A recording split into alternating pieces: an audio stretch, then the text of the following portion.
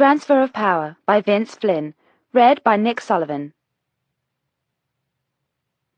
Out of respect for the United States Secret Service and the security of the President, certain facts regarding the layout of the White House and Secret Service tactics have either been changed or omitted. Chapter 1. Washington, D.C. A fine mist fell from the darkening spring sky as the black limousine turned off of E Street. The armor-plated car weaved through the concrete and steel barricades at a speed suggesting urgency.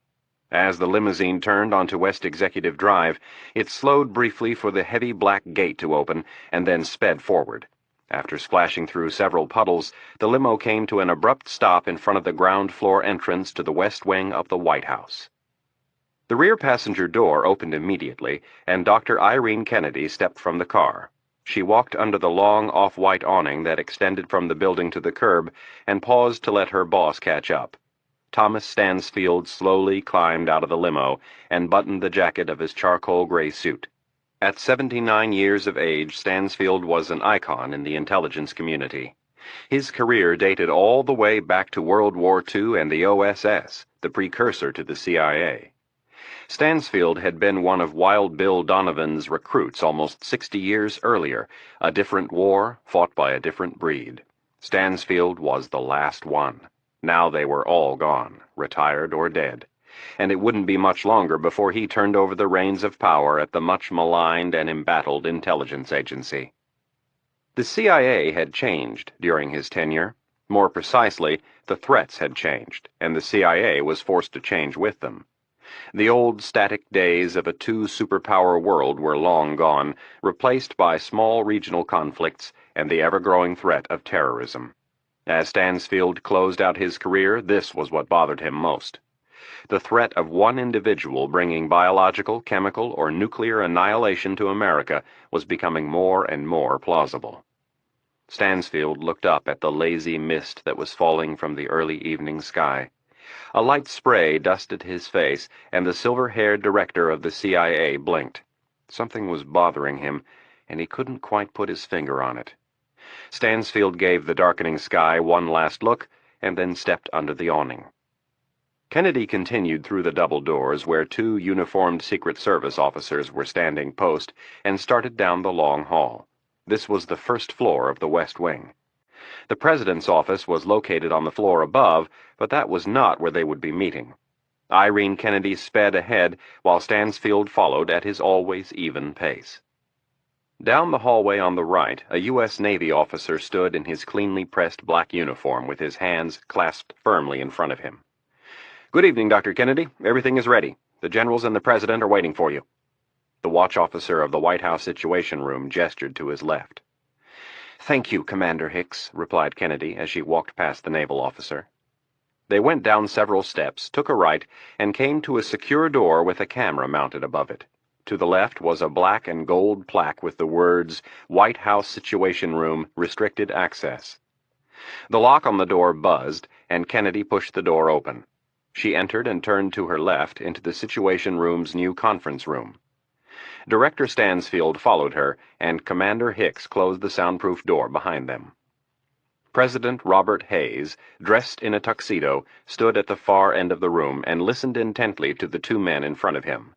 The first, General Flood, was the chairman of the Joint Chiefs. Flood was 6'4" and weighed almost 270 pounds. The second man was General Campbell, a half-foot shorter than his superior and 100 pounds lighter. Campbell was the commander of the U.S. military's Joint Special Operations Command, or JSOC. Before taking his most recent job, he had proudly commanded the famous 82nd Airborne Division and the 18th Airborne Corps. President Hayes had been in office for only 5 months, and thus far had a decent working relationship with both the Pentagon and the CIA. Before being elected president, Robert Xavier Hayes had served as both U.S. congressman and senator. The Democrat from Ohio had been elected to the highest office in the land, largely because he had a very clean personal life and was seen as someone who could mend the ever-deepening divide between the two parties. The previous administration had been rife with scandal, so much so that the American people had overwhelmingly picked someone whose personal life could pass the rigorous scrutiny of the press. Hayes was happily married and had 3 children in their 30s, all of whom had managed to stay off the tabloid covers and live relatively normal lives. Kennedy set her briefcase on a chair near the end of the long table and said, "If everyone will be seated, we can get started." She felt rushed. Things were coming together at a frantic pace. Director Stansfield greeted the 2 generals and the president. No one was in a talkative mood. The president worked his way around to the opposite end of the table and sat in his high-backed leather chair. All 4 walls of the room were covered with dark wood, except a square section behind the president.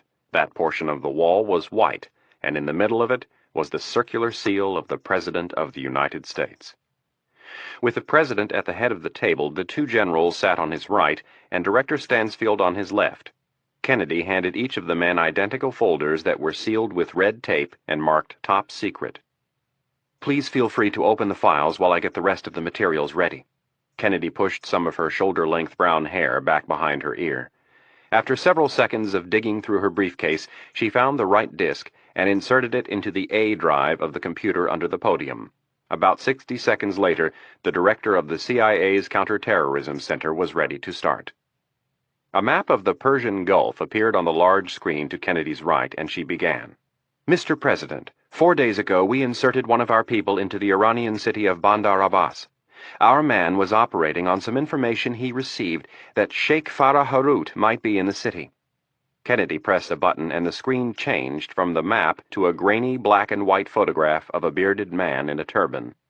"Farah Harut, shown here in this 1983 photograph, is the religious leader of the militant Islamic group Hezbollah.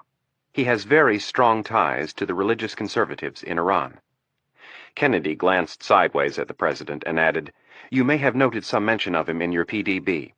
Kennedy was referring to the president's daily brief, an intelligence summary given to him every morning by the CIA. The president nodded. "I recall the name." Kennedy pressed a button, and a new photo appeared on the screen, this time of a much younger, clean-shaven, and handsome individual. "This is Rafiq Aziz. It was taken in the late 70s, when Aziz was obtaining a degree in electrical engineering from American University in Beirut." The president nodded reluctantly and said, "I am definitely familiar with this individual." Kennedy nodded. "Well, you might not be familiar with this most recent development." The doctor pointed to the screen at the front of the room, and a series of photos played out showing charred buses and grotesque bloody bodies. "These bombings have all been linked to the fundamentalist Palestinian group Hamas. Hamas has stepped up its attacks recently in an effort to derail the Middle East peace process. Hezbollah and Hamas have done very little to help each other's causes." Kennedy looked down the long table and added, "That is until recently. Aziz and Harut have been looking for a way to continue their fight as things have calmed in Beirut. They found their opportunity after Israel assassinated Hamas leader Yahya Ayash in 1996. Hamas turned even more militant, stepping up its efforts to drive Israel from the West Bank and Gaza Strip.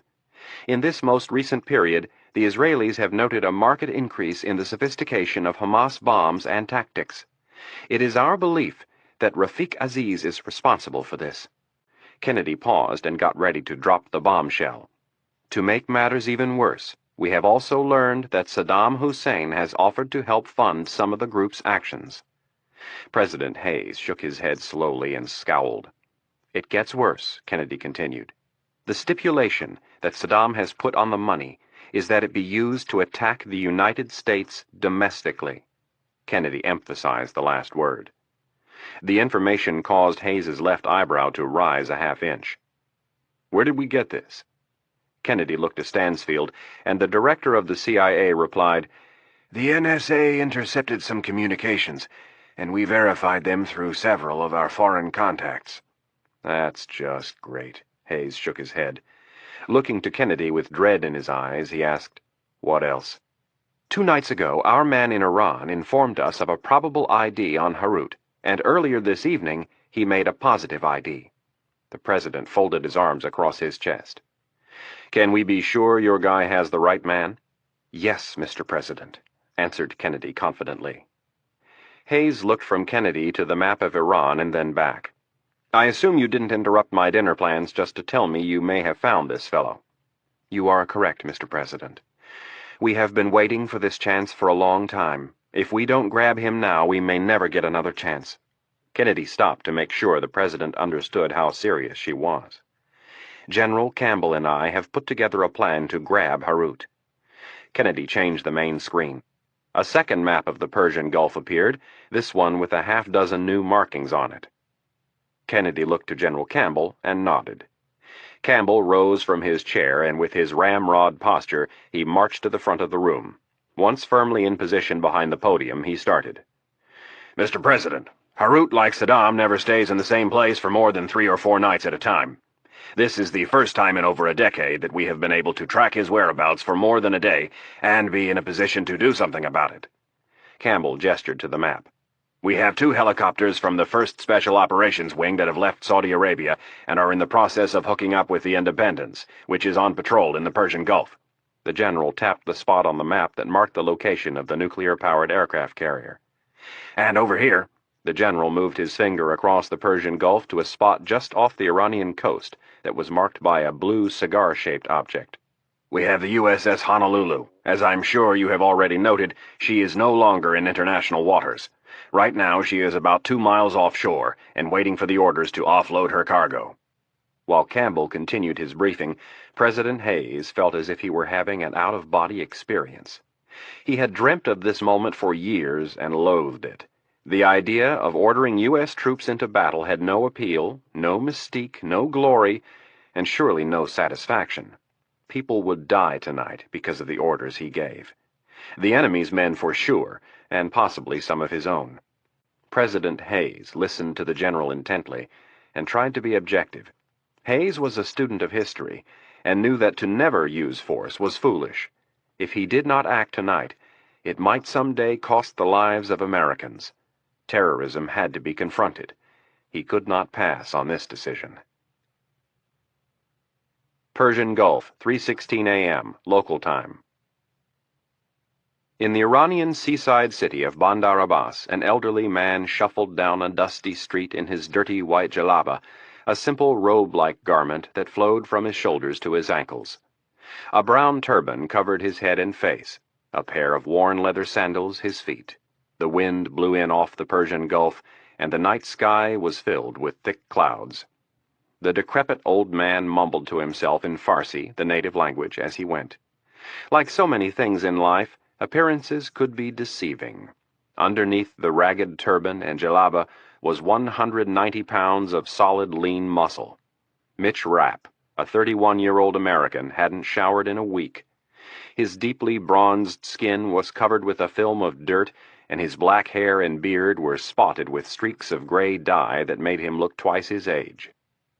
During the late mornings and early afternoons, the American had slept in a tiny apartment.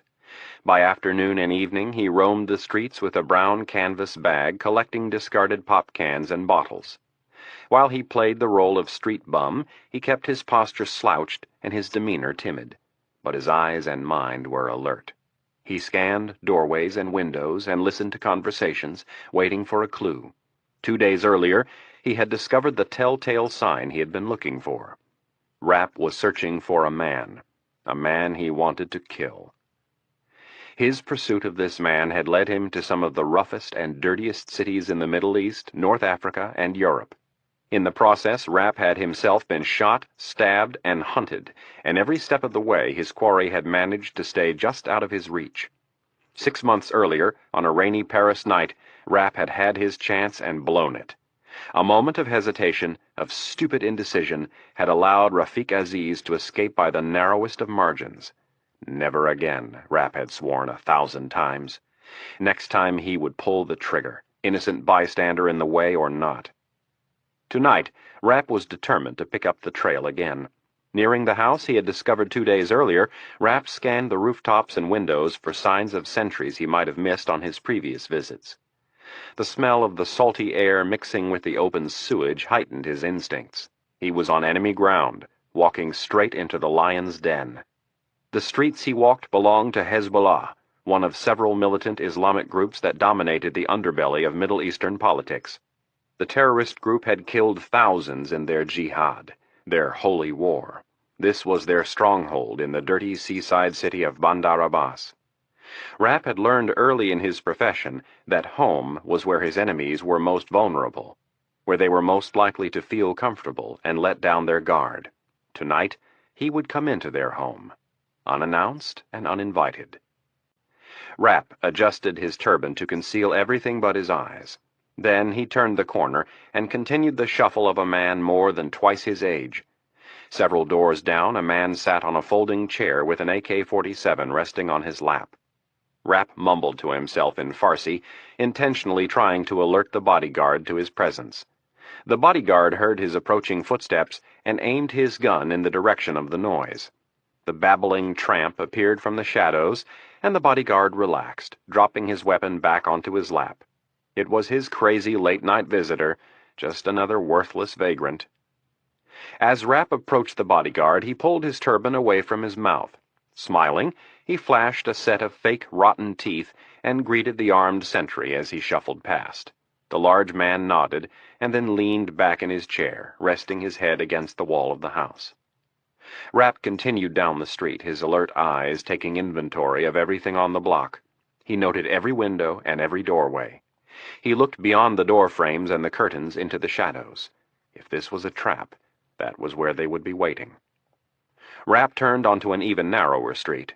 60 feet down, the American ducked into an alley that had been built long before cars were envisioned. The tunnel-like passage was 4 feet wide and enclosed in darkness. Slowing his pace, Rapp stopped in the second alcove on his left and closed his eyes. He set his canvas bag of bottles and cans down and listened intently while squeezing his eyelids tighter, trying to speed up the process of adjusting to the near-total darkness. White House Situation Room. General Campbell finished the mission briefing and stood at the far end of the room with Kennedy.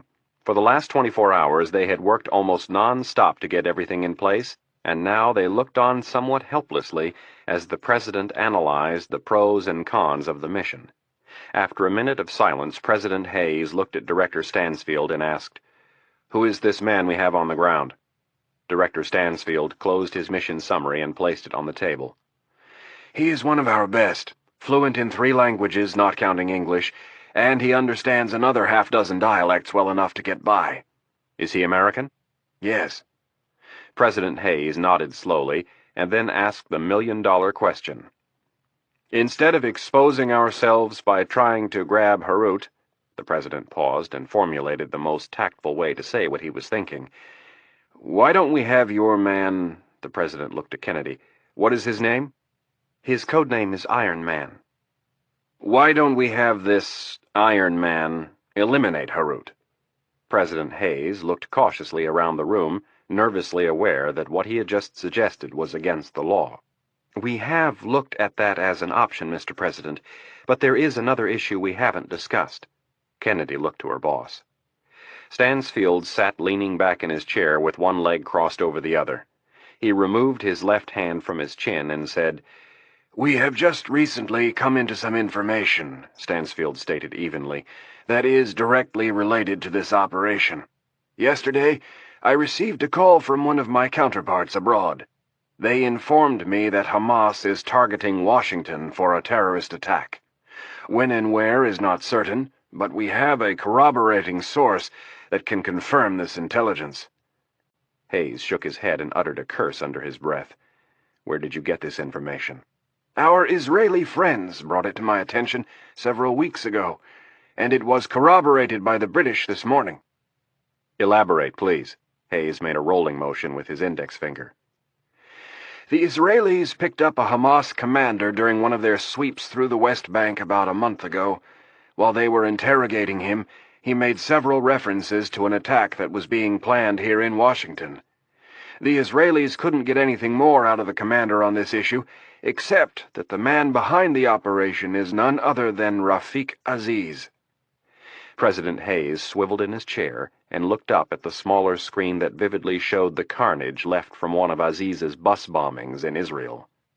The mere thought of the same thing happening in Washington, D.C. caused the President's blood to boil.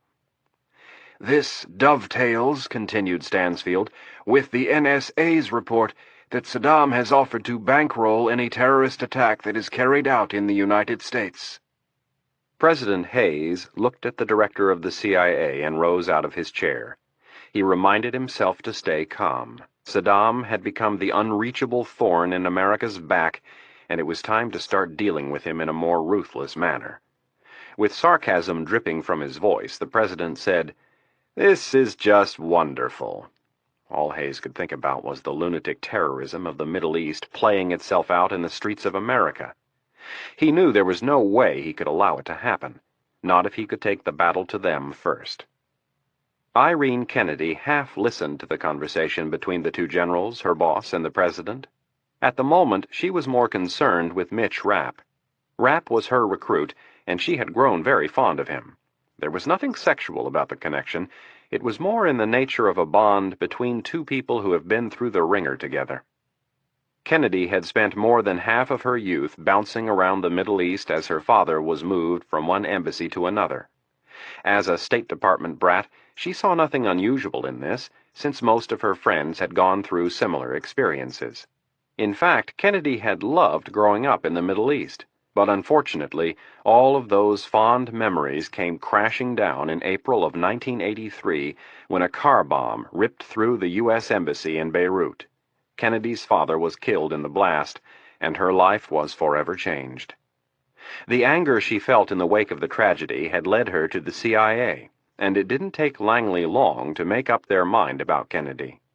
She had spent 12 years of her life growing up in the Middle East. She had a doctorate in Arabic studies, and she was motivated. Kennedy was earmarked from the very start for counterterrorism. Now, some 16 years later, she was running the show at the Counterterrorism Center.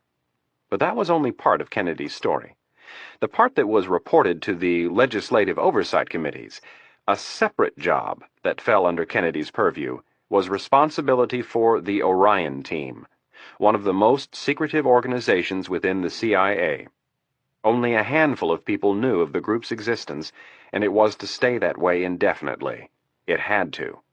The group had been formed by Director Stansfield in response to another terrorist incident: the downing of Pan Am Flight 103 over Lockerbie, Scotland in December of 1988.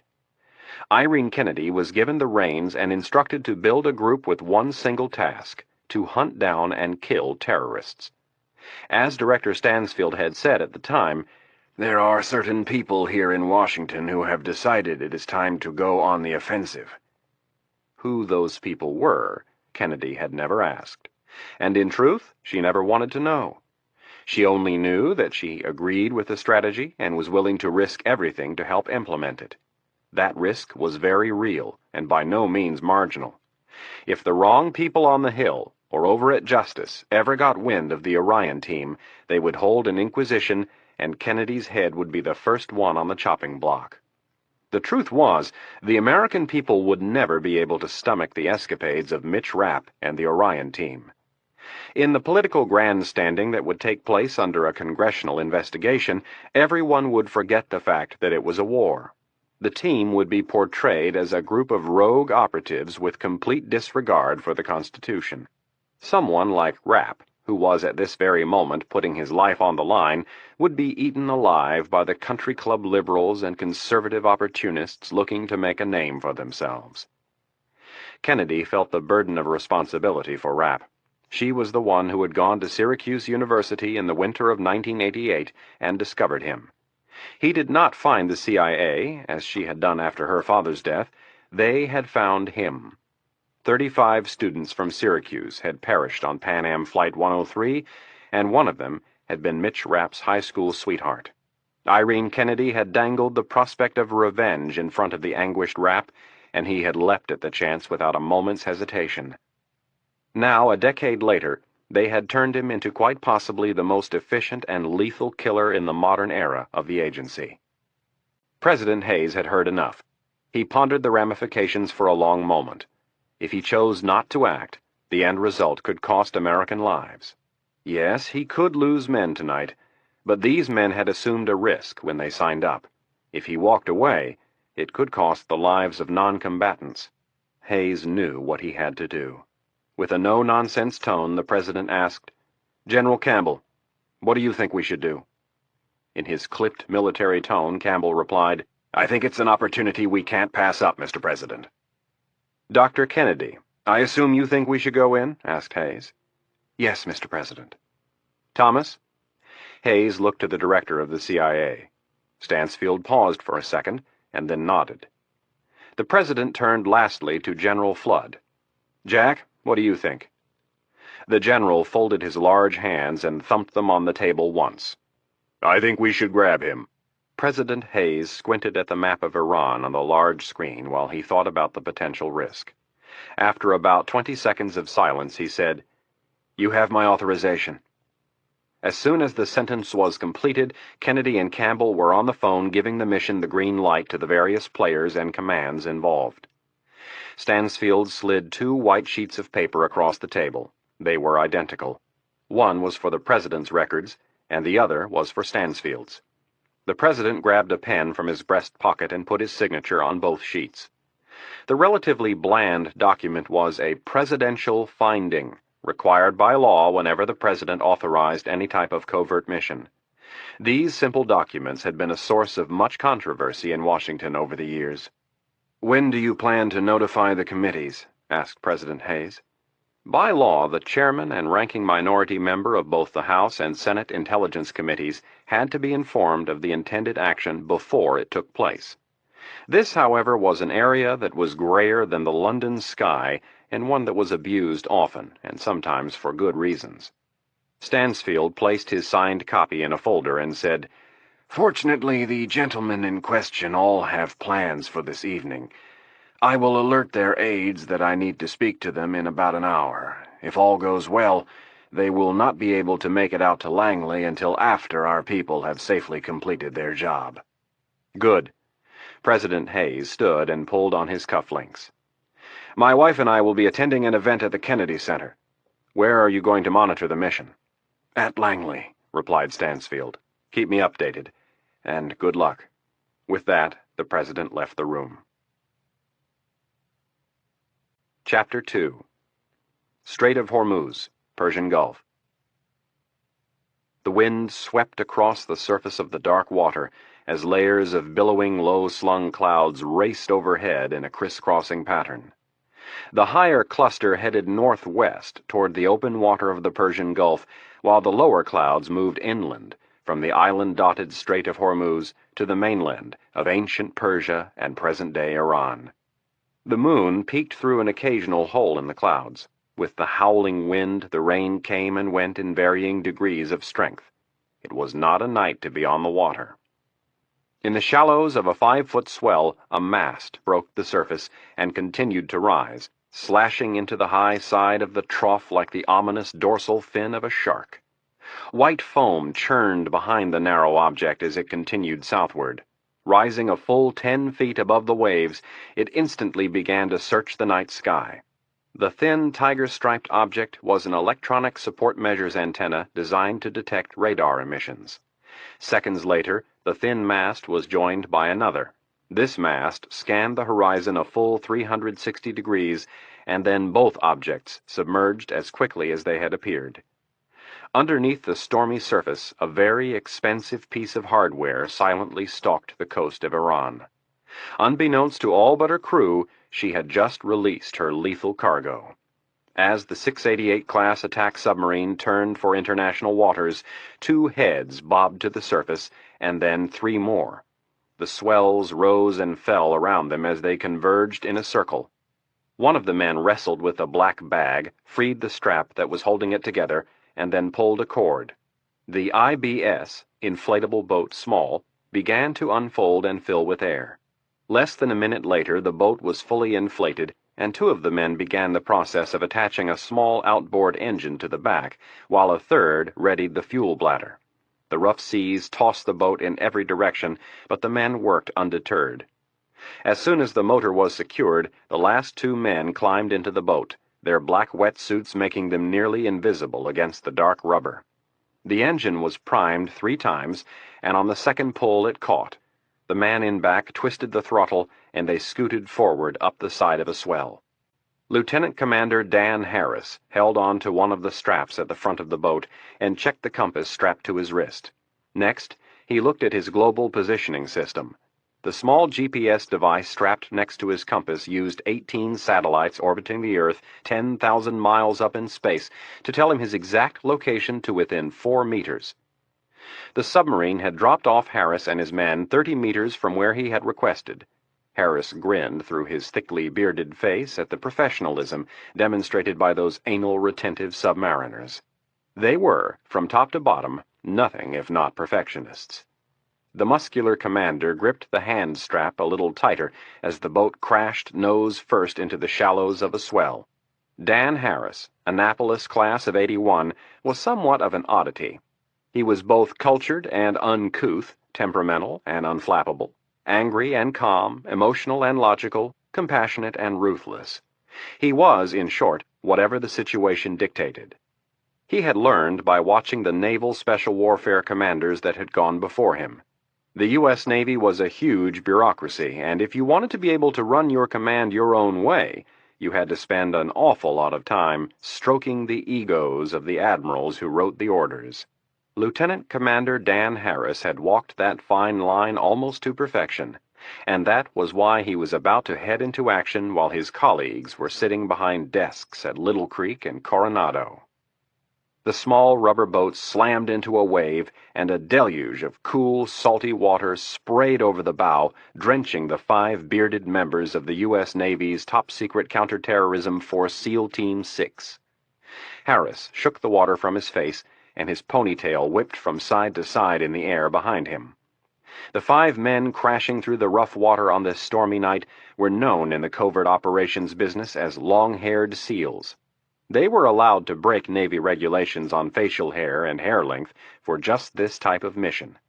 They were the best shooters in the business, and hence given the most clandestine and often roughest missions. The men possessed many similar traits, but at first glance, the most notable was their dark features.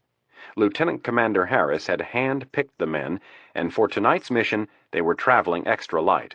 Harris had brought along his best. There would be no room for mistakes. Bandar Abbas, Iran. A large wave crashed to the beach, its back end sending a spray of salt water into the air. Mitch Rapp adjusted his turban and wiped the salt water from his face. He looked up and down the coast, checking to make sure he was alone. Walking toward the pier to the north, he stopped, picked up a pop can, and dropped it into his canvas bag. He continued his hunched shuffle. When he reached the wood pier, he walked underneath and checked the other side. Next, he walked back under the pier and up the incline of beach to check the small recesses where the wooden structure was secured to its concrete foundation. For the next 10 minutes, Rapp methodically checked every part of the structure to make sure it was unoccupied. He had picked the landing zone, and it was his responsibility to make sure there were no surprises. Rapp checked his watch while the wind whistled through the tangled web of wood pilings that supported the pier. Everything was on schedule. Rapp had given up almost 10 years of his life for this moment, and he was not going to let it slip away. Persian Gulf. The nuclear-powered aircraft carrier USS Independence pounded through the stormy waters. She and her battle group of 12 ships and 2 submarines had been on patrol in the northern part of the Gulf for the last 23 days. Late the previous evening, the group had been ordered to proceed on a sweep to the south and east, back toward the Strait of Hormuz. Just 3 hours earlier, under the cover of darkness, the large gray carrier had taken on 2 U.S. Air Force helicopters, which now sat just amidships of the carrier's island structure. Both helicopters were painted a flat tan with stripes of a slightly darker brown. They belonged to the 1st Special Operations Wing, the people in charge of getting American commandos in and out of the hairiest places on Earth. The first and larger of the 2 helicopters was an MH-53J Pave-Low. With a price tag of close to $40 million, the Pave-Low was considered the most advanced military helicopter in the world. It took a crew of 6 to fly this large and complex helicopter, and its navigational system rivaled those of the most advanced fighter bombers in the U.S. arsenal. The Pave-Low was equipped with the Air Force's Enhanced Navigation System, or ENS. Using 20 separate systems, such as Doppler navigation, automatic direction finders, attitude director indicators, GPS, and a bevy of compasses and gyroscopes, the ENS told the pilots exactly where they were at all times. This system was what allowed the highly trained aviators of the 1st Special Operations Wing to fly hundreds of miles at treetop level in the worst of weather conditions and land exactly on a target within seconds of their stated extraction or infiltration time. Which, in the business of special ops, could mean the difference between success and failure, or more pointedly, life and death. It took an unusual aviator to handle this large, complicated helicopter, and the Air Force made sure that only the most qualified pilots were given the controls of these technological marvels. The second helicopter was only 2/3 the size of the hulking Pavelo. The MD 5300 Pavehawk was equipped with a reduced version of the Pavelo's enhanced navigation system. The smaller, more agile helicopter would be riding shotgun for tonight's mission. Inside both crafts, the pilots and flight crews were methodically running down their pre-flight checklists. There would be no room for mistakes. The slightest mistake could result in death, and if it happened over land, worse, an international incident. Iranian coast. Lieutenant Commander Dan Harris held a pair of night vision binoculars up to his eyes and tried in vain to search the landing area. Even though they were only several hundred yards offshore, he could barely see a thing. The boat was being thrashed in and out of the stormy sea, which made it impossible to hold the binoculars steady. Just when he had an area framed, the boat would shift, and he'd end up staring at the back of a wave 10 feet in front of them. Harris secured the night vision binoculars in a waterproof pack and stuck his right hand into the neck of his scuba suit. The commando retrieved the earpiece of his secure Motorola MX300 radio and cupped it next to his left ear. Above the din of water and wind, he shouted, "Iron Man, this is Whiskey 5. Do you read? Over." Harris's throat mic picked up his words and broadcast them. The crackled reply came over the earpiece. "Whiskey 5, this is Iron Man. I read you loud and clear. Over." Harris turned his back to the wind in hopes that he could hear better. "We are in position, Iron Man. What's the status of our LZ? "Everything is secure." "Roger that. We'll see you in 5. Harris pulled at the neck of his wetsuit with his left hand and stuffed the headset back inside. Turning to his men, he shouted, "Grab your gear and let's get moving." Each man checked his swim pack and put on his fins and dive mask. When everyone had given the thumbs-up sign, Harris gave the order to go over the sides. Once in the water, the SEALs unsheathed their K-bars and punctured the sides of the rubber boat. Musty air hissed its way free. After 10 seconds, the weight of the motor began to pull the deflated boat under the surface and to the bottom. Seeing the pier from the boat was hard enough.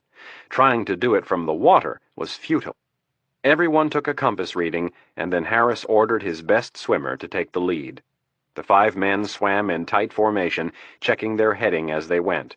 After several minutes of rough swimming, they neared the pier, maneuvered around the south side of the structure, and lined up to catch a wave. In unison, the 5 SEALs rode a wave in on their bellies. One by one, they gently landed on the beach, and like alligators, they scurried their way along the wet sand until they were safely out of sight under the pier. Without being ordered, each man moved into a defensive position of cover, their Heckler & Koch 10mm MP-10 submachine guns already extracted from their waterproof packs and ready to fire. Attached to the threaded barrels of the weapons were thick, black water technology sound suppressors that made the weapons extremely quiet.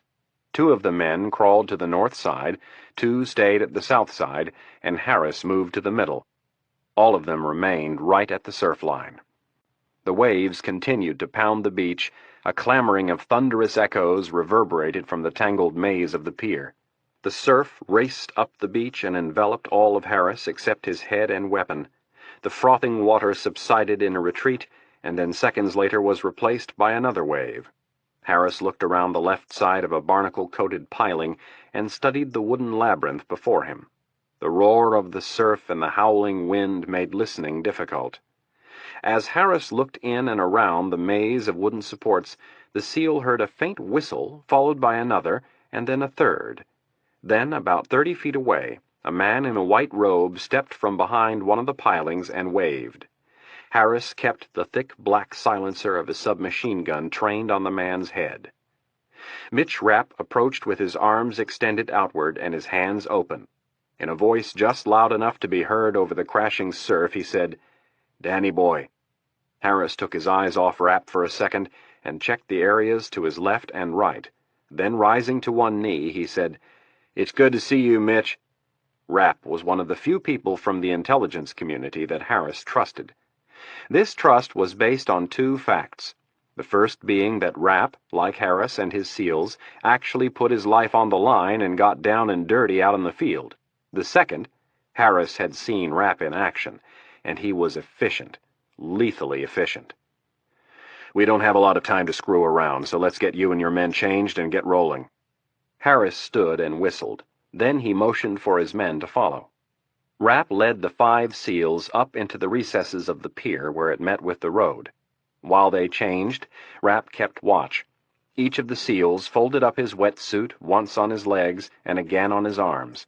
Then they pulled jalabas, sandals, and turbans from their packs. Within minutes, they were in disguise and ready to go. Rapp pulled the group into a tight circle. He had worked with all of the SEALs on previous missions and greeted them individually. Harris had brought along 4 of his best.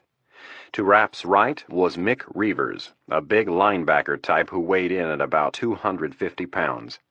Next to Reavers were Tony Clark and Jordan Rostein, both medium-built demolition experts who had been swim buddies since they went through basic underwater demolition school, or BUDS as it was known in the SEAL community.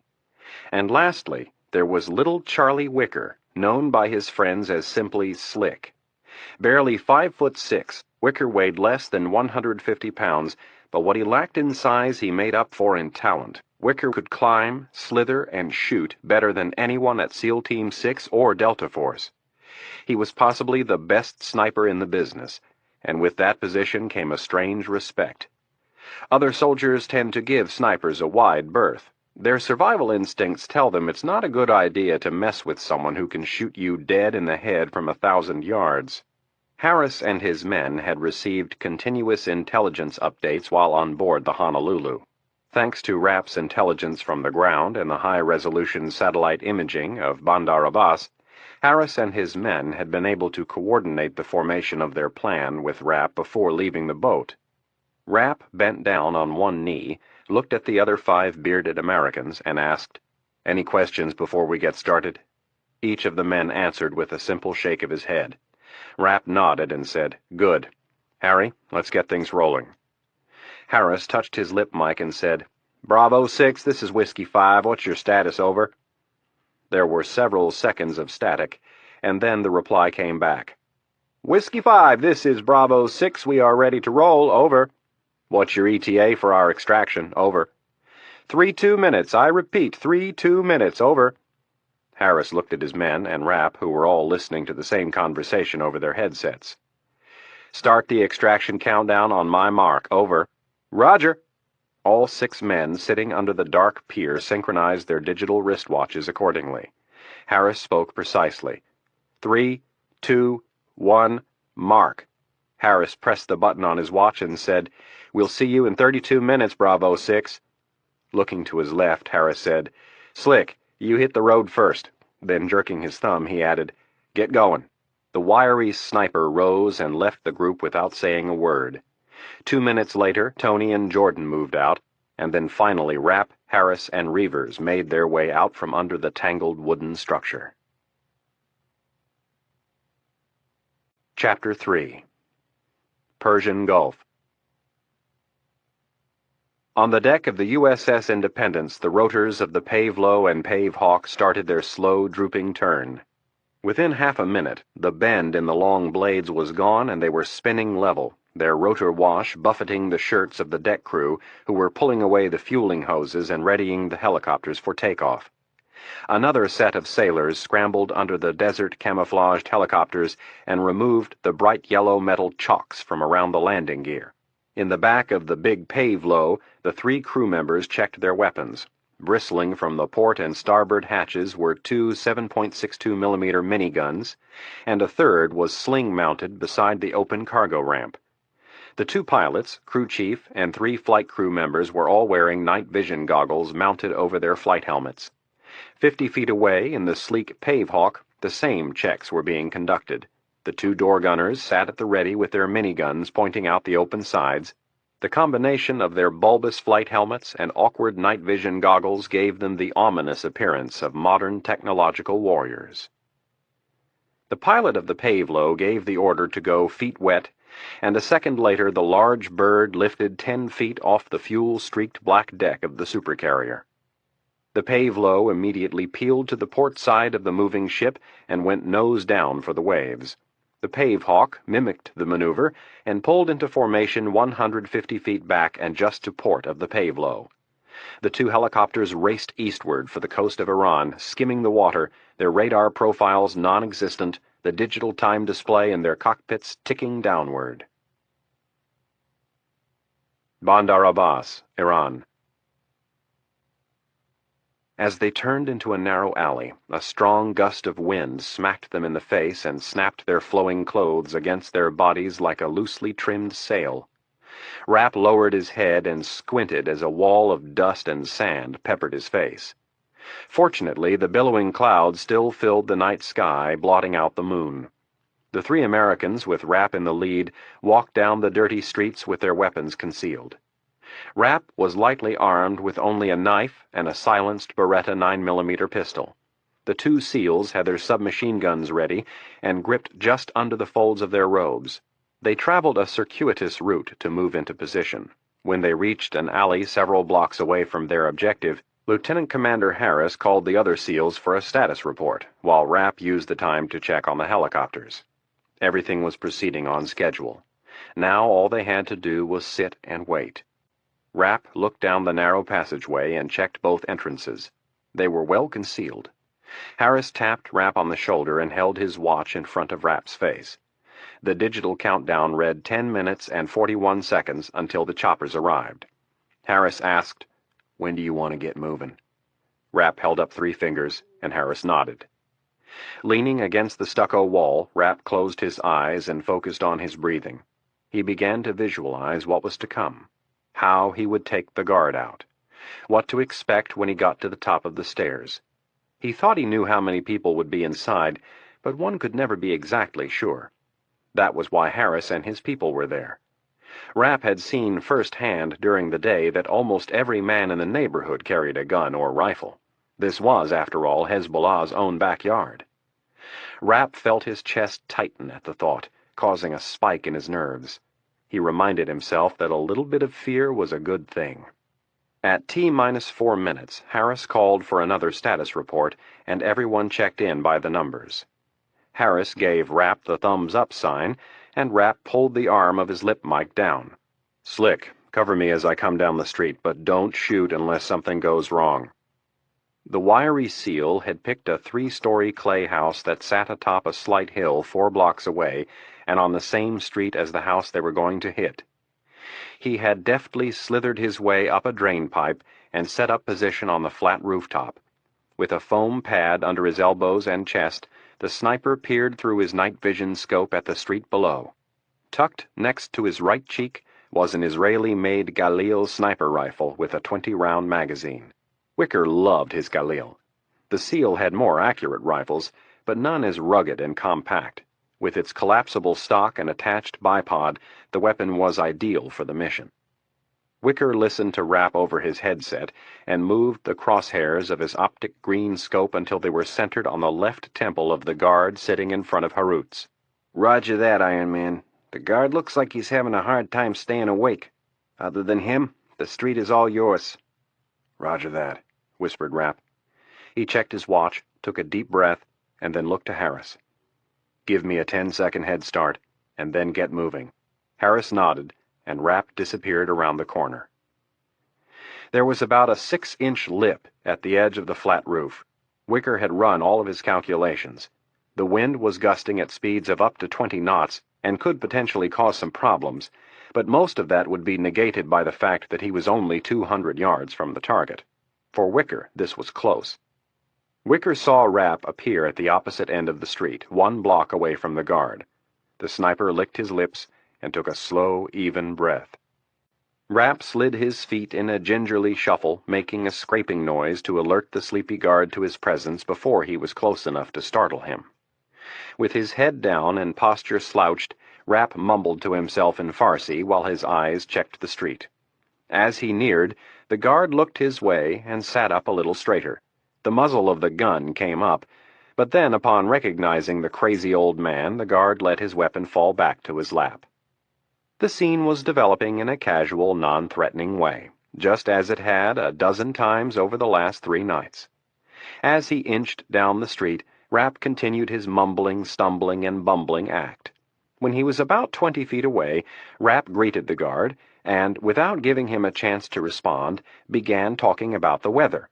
Deftly, Rapp noted the large man's weight location on the chair. His legs were stretched out in front of him, and his balance was back. He was in no position to spring to his feet. At first, it looked as if Rapp was going to pass right by. He gave no sign of slowing until he was right in front of the guard. Drawing closer, as if to ask a question, he zeroed in on the Iranian's eyes and pointed down the street with his left hand. At the same time, his right hand slid underneath his robe in a smooth, almost undetectable motion. Gripping the hard rubber handle of his matte black knife, Rapp extracted the weapon and stepped forward. In one fluid motion, the sharp blade of the knife sliced deep into the neck of the guard just under the jawline. Rapp cupped his left hand over the man's mouth and drove the knife upward into the base of the brain. Then, with a quick twist of the handle, the guard's entire body went from rigid to limp in one convulsion as his brain stem was severed. Rapp propped the dead man against the wall and extracted the bloody knife. Looking over both shoulders, he wiped the knife on the guard's brown robe and covered the wound with the dead man's turban. Silently, Rapp ducked into the doorway and crouched. A narrow hallway of worn wooden steps proceeded to the second-story apartment.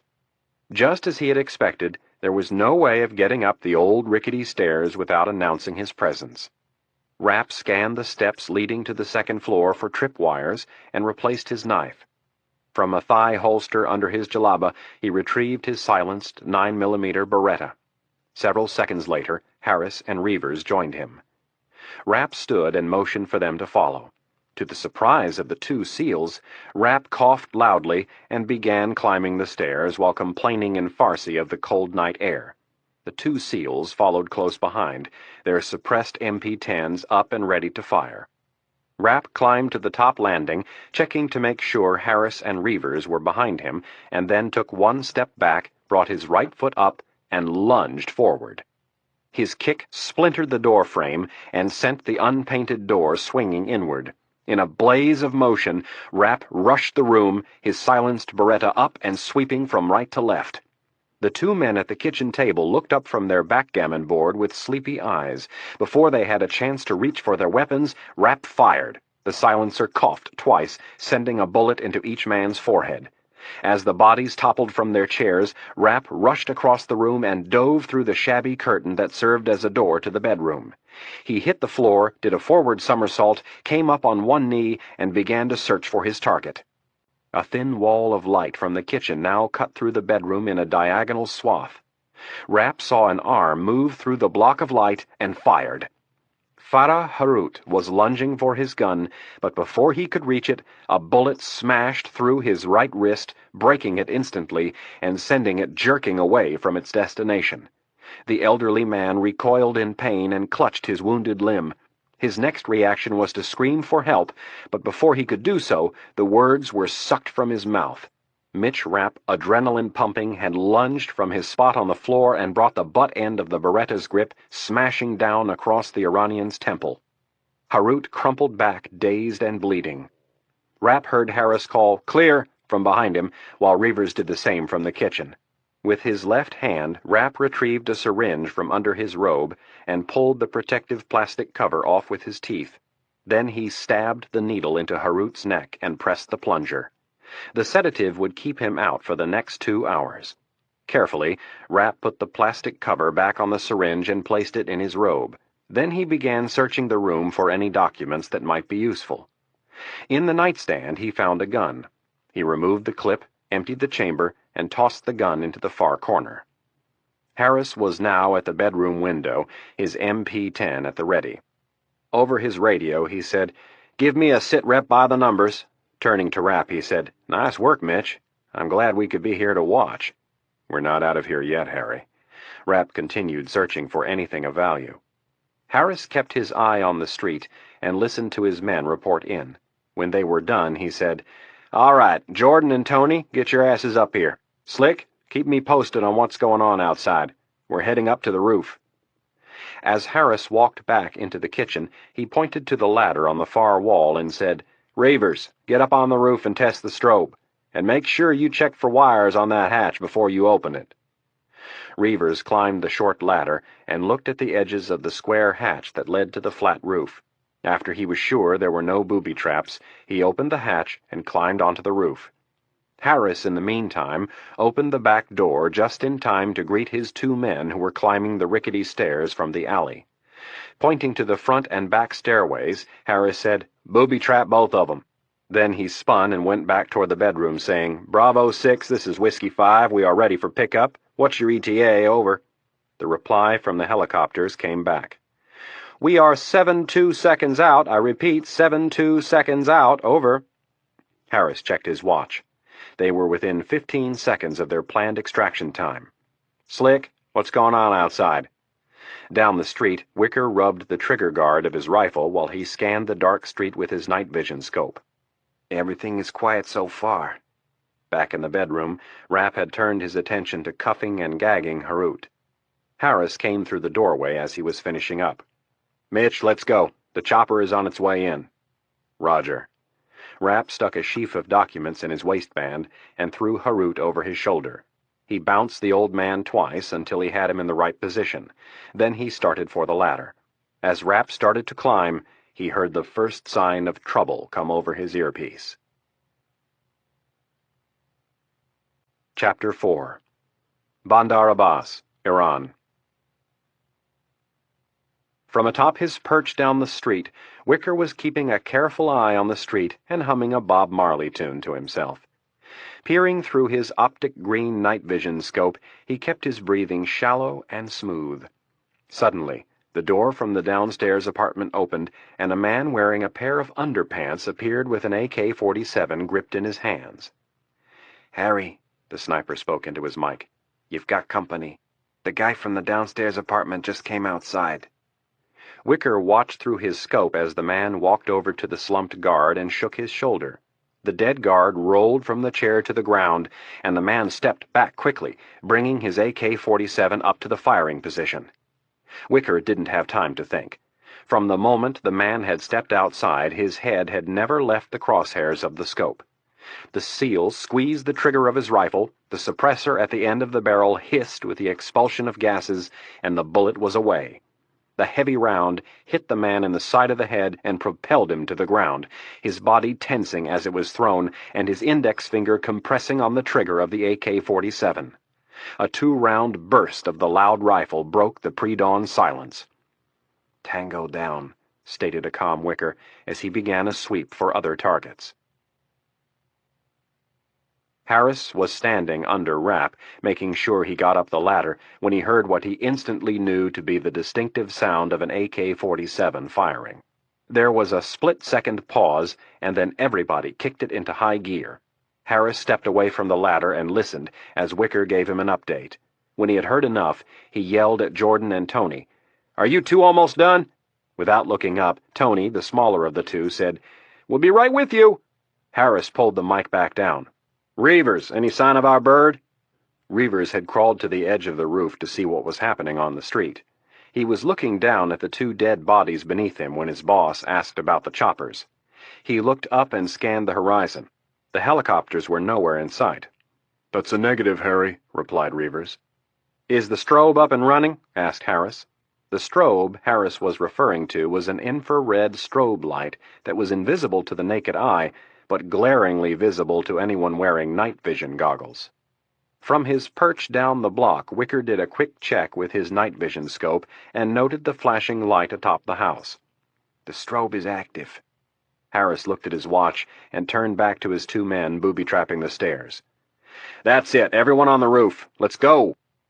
The two men connected one last grenade and then scooted up the ladder. Harris followed them up and rolled onto the dirty flat roof. With his MP-10 in one hand, he closed the hatch. Spinning to check where his men were, the commander grabbed his night vision binoculars and looked to the northwest, scanning the sky for the choppers. As he searched the horizon, he heard Wicker call, "More tangos on the move." Wickers peered through his scope as two men, and then a third, appeared from the house across the street. All three were armed. Wicker maneuvered the scope and said, "Everybody stay down. I can handle it." As the first man approached the bodies of the dead men on the street, Wicker centered in on the side of his head and squeezed off around. He slid the Galil to the left just a touch and framed up the second man, who was now standing in shock while he watched the man in front of him crumple to the ground. Wicker squeezed the trigger again and moved on. The third man was backpedaling for the door, waving his arms and screaming. He never made it. Harris dropped to his belly and quickly crawled to the edge of the flat roof. With his MP-10 up and ready, he looked over the edge at the bodies in the street. The SEALs were already deployed around the perimeter of the roof, 2 covering the alley and 2 covering the front. Rapp kneeled over the unconscious body of Harut and searched the sky for the helicopters. "Boys," barked Harris, "shoot anything that moves." The co-pilot of the Pavlo spotted the strobes when they were about a mile from the beach and alerted the rest of the crew. They had been directed to hit the northern strobe first. The Pavlo alerted the pilots of the Pavehawk, which was flying in formation at just under 150 miles per hour and hugging the deck. Simultaneously, the 2 helicopters broke formation. The larger Pavlo banked to the left and began to slow, while the agile Pavehawk broke to the right and began a full-speed run to the south. Right about the time Harris detected the noise of the incoming helicopters, the night sky blew open.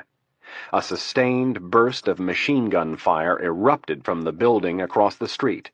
All but 2 of the 20-some rounds flew wildly over their heads. The 2 that hit the lip at the edge of the roof sent chunks of clay flying. Lying on his side, Harris said, "Bravo 6, this is Whiskey 5. We are under fire. I repeat, under fire. The LZ is hot." "Roger that, Whiskey 5, came the reply from the Pavlo. "Where is the fire coming from?" "Directly across the street to our west." "Roger, Whiskey 5, we have your position marked, and will be on top of you in about 20 seconds. Harris stayed flat on the roof. Another burst of machine gun fire rang out with more of the rounds crashing into the side of the roof, and then a second and a third gun joined in. "Slick," the commander called out over the radio, "can you get these guys off my ass?" "That's a negative, Harry. The angle is wrong." Harris rolled onto his back as shouts were heard from below and another volley of bullets rang out. "Ravers," yelled Harris. "I'll draw their fire and you bag 'em." While lying on his back, Harris held his MP-10 over the edge and squeezed off 4 bursts at the house across the street. A second later, Reavers popped up, saw a muzzle flash in the second-story window, and zipped the target with 3 shots to the chest. Reavers quickly ducked back down as a flurry of return fire rang out. Wicker chimed in from his spot down the street.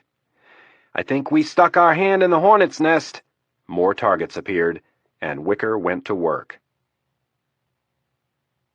The Pavlo came in much slower than a Hollywood director would have liked, but these big flying buses didn't stop on a dime. The roar of its powerful 3,900 horsepower turbine engines and churning rotors was deafening. As soon as he had targets in sight, the starboard gunner opened up with his 7.62 millimeter minigun, hosing down the building across the street. The Pavlo stopped just on the other side of the strobe, but did not touch down. Within seconds of coming to a stop, the smaller Pavehawk appeared from the south and passed directly overhead, her guns blazing. Rapp grabbed Harut, threw him over his shoulder, and ran up the ramp of the Pavlo. Harris crouched at the foot of the ramp and picked up the strobe. He counted each of his men by slapping them on the ass as they ran up the ramp. When they were all in, Harris bounded into the chopper and gave the tail gunner a thumbs up. 1 second later, The helicopter rose 10 feet and began lumbering above the rooftops, all 3 gunners laying down suppressive fire as they moved out. Wicker continued to search for targets right up to the last second, but there were none to be found. The miniguns from the helicopters had cleared the street. As the Pavlo neared his position, the sniper saw the escort come screaming down the street for another pass. Wicker grabbed his gear, and as the ramp of the Pavlo neared, he jumped up and into the back of the cargo area. The second the pilots heard the last man was on board, they twisted the throttles to the stops and headed for sea. 20 excruciating seconds later, they were feet wet, hugging the water of the Gulf, the Pave Hawk back in formation, heading for home. Washington, D.C., midnight. The plush room was located on the southwest corner of the 10th floor. It was one of the Washington Hotel's finest rooms. A faint gray light from the street below spilled through the windows and reflected off the white ceilings and walls. The sole occupant stood in front of an ornate mirror and stared at his reflection, his fingers gently probing the tender areas around his eyes and then his jaw. He was a handsome man, strikingly so. Even more so since the surgical changes had been made. The more rugged features had been smoothed and refined. He had been looking at this new face for almost a month and had yet to grow accustomed to it. Pulling the cigarette from his mouth, he turned his head to the right and studied his profile. The red scar tissue had healed, but was still sensitive in the areas where the skin was thin. The cheeks were more sallow, partially from the surgery, but also because he had lost 20 pounds. He was pleased with the results. They were not perfect, but they would be good enough. Exhaling a cloud of smoke, he stepped away from the mirror and turned. Through the haze of smoke, he looked out the large window at the city before him. His posture was erect. His dark skin and short black hair stood out starkly against the handmade white dress shirt he was wearing. To his left, the stoic Washington Monument jutted into the night sky, marking the center of the National Mall. Beyond that, the curved dome of the Jefferson Memorial shone just above the trees, while further to the west, marking the end of the mall, were the beautiful alabaster pillars of the Lincoln Memorial, and directly across the street lay the expansive Treasury Department. None of this, however, interested him. What did sat just on the other side of the Treasury Department. He inhaled, and then extracted the cigarette with a slow, even motion, letting his hand and the cigarette come to rest at his side. As the dark-eyed man took in the historic landscape, the corners of his mouth turned upward ever so slightly. It was an ominous smile. Rafiq Aziz hated everything before him, with more passion than any American could ever understand. The monuments and buildings before him were all symbols of America's imperialism, greed, corruption, and arrogance, the very things that had corrupted his homeland and pitted brother against brother. There were even those who were talking about peace with Israel, the Zionists, who, with the aid of the mighty America, had plunged his Beirut into a hell on earth. It was time again, time for another revolution. It was time to ignite the jihad. Chapter 5. Washington, D.C., 6:55 a.m. The majority of the United States Secret Service's 5,000-plus agents were assigned to field offices around the country and focused their attention on catching counterfeiters. But the better-known role of the agency was that of protecting politicians, and, more specifically, the President of the United States. The Secret Service's presidential detail carried a roster of approximately 200 special agents at any given time, and their positions were arguably the most competitive and sought-after jobs in all of law enforcement. Secret Service agent Ellen Morton was one of the lucky few. Morton walked through the executive mansion and stopped at the detail's down room located on the ground floor of the White House. The tiny, cramped room was officially designated staircase, the name derived from the room's location, which was underneath the stairs that led to the first family's private residence on the second and third floors of the mansion. Morton poked his head through the open doorway. "Morning, Ted. How'd the night go?" The agent leaned back and clasped his hands behind his head. With a yawn, he gave his one-word answer. Quiet." In order to give the first family a certain amount of privacy, the Secret Service did not venture up to the second and third floors of the mansion unless called. They instead relied on a series of pressure pads installed in various areas beneath the carpet to track the president's whereabouts on the floors above. "Is he up?" asked Morton. "Yep, the steward phoned down and said he's putting on a suit." On most mornings, President Hayes went straight over to the West Wing at 7, but there were times, usually after he had been traveling, when he liked to work out in his private gym on the third floor and then walk over to the office at around 8. The agents on the detail usually had no idea what to expect until the Navy steward called down to tell them the president was wearing either workout clothes or a suit.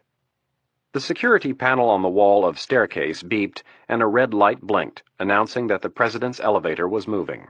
Morton nodded to the other agent and raised her hand mic to her mouth. "Horsepower from Morton. Woody is on his way down." Horsepower was the designation for the Presidential Detail's command post located under the Oval Office. The Presidential Detail's chief concern and focus was the president, while the actual security of the White House compound was handled by the Secret Service's Uniformed Division. There was a second command post located on the 5th floor of the Executive Office Building across the street from the White House that coordinated and monitored the two groups' activities. It was called the Joint Operations Center, or JOC, and was built in the wake of an unauthorized attempted landing on the South Lawn by a single-engine airplane in 1994. JOC monitored the movements of both the uniformed officers and the special agents. The doors to the elevator opened, and President Hayes emerged wearing a dark suit, white shirt, and paisley tie. The president looked at the familiar face before him and said, "Good morning, Helen." "Good morning, sir."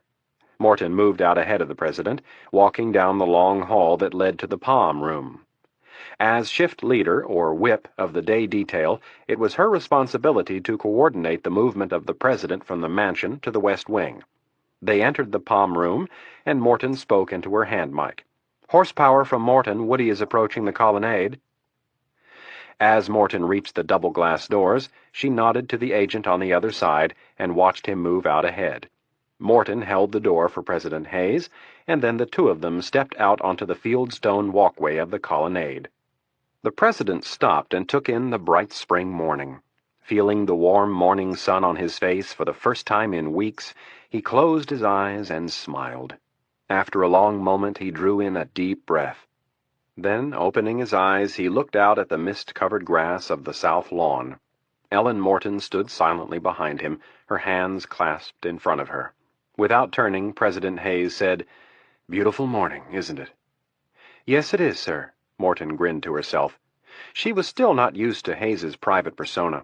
With all of the security and pomp and circumstance, it was easy to forget that he was a real person, a husband, a father, and a grandfather. "It makes me wish I was on the golf course." Hayes shook his head. "Well, it's off to the daily grind." With that, he started down the stone walkway. Morton followed a step behind as they headed past Jefferson's Pillars. When they reached the doors that led to the West Wing by the White House press room, they took a left, continuing past the French doors of the Cabinet Room, and then around to the right. As they rounded the corner, Morton looked ahead at the agent by the Oval Office. He was getting ready to insert a key into the door. Over her earpiece, Morton heard the agent say, "Horsepower from Cali. Authorized break on the Oval Colonnade door."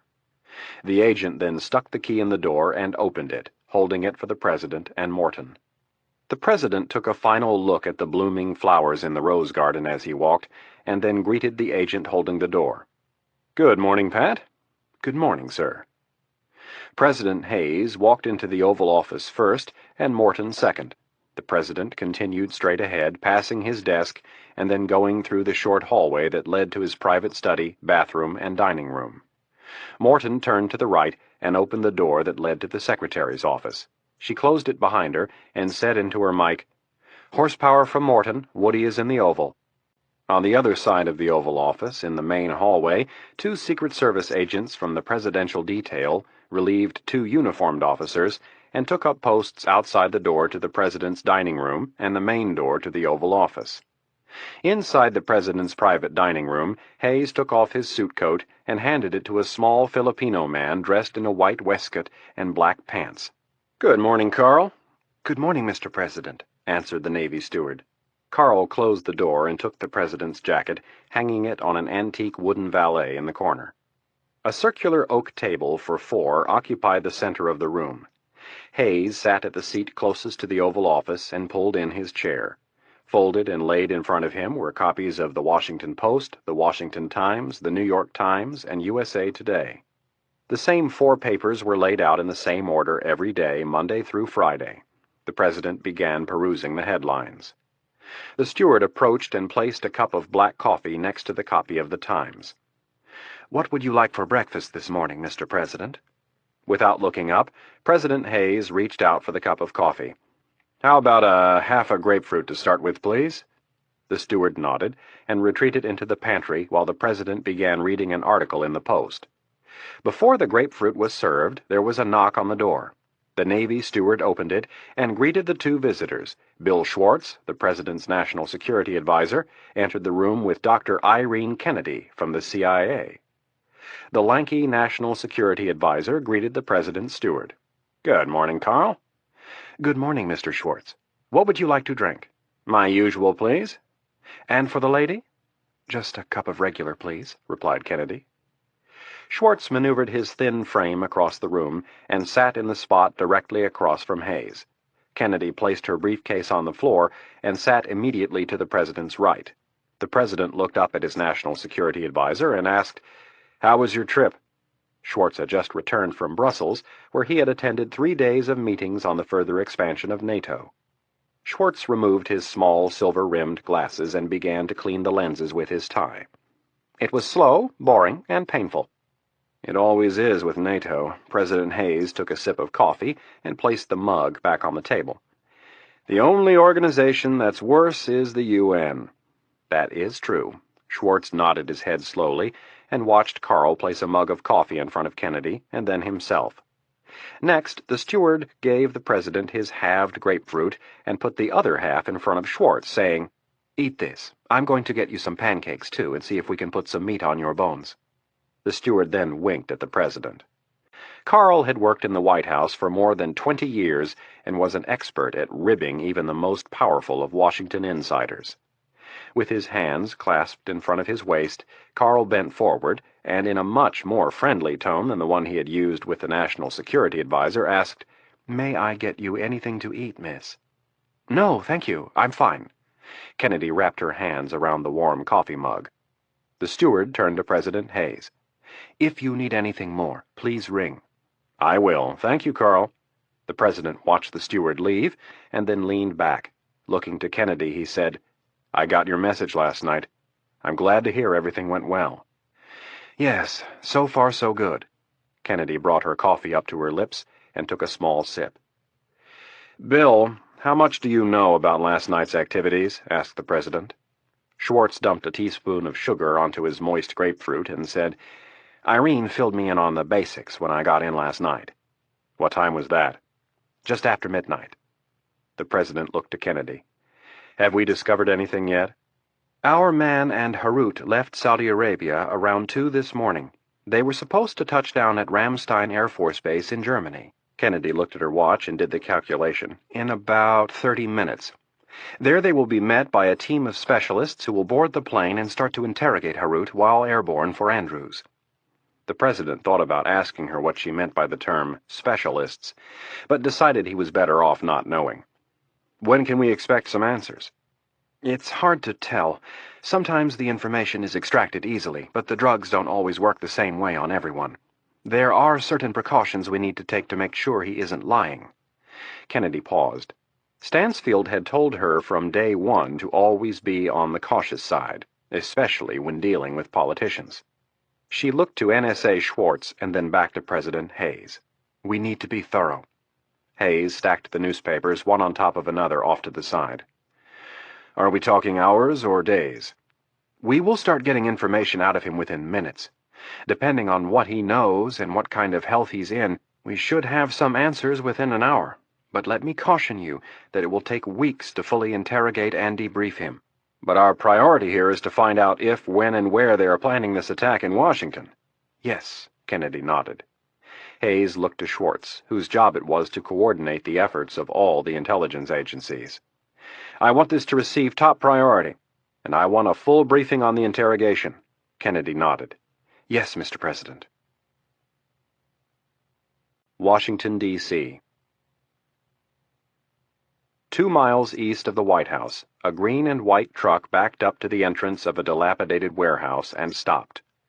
Plastered in large white letters across the green side of the cargo area were the words, White Knight Linen Service. 2 men in blue coveralls came out of the warehouse and hefted the rusting garage door up, its casters screeching as metal scraped on metal. The driver put the truck in reverse, and the 2 men guided the boxy vehicle through the narrow door with hand signals. When all of the truck was inside, the door was closed. A hazy light filtered through the dirty windows near the roof of the building.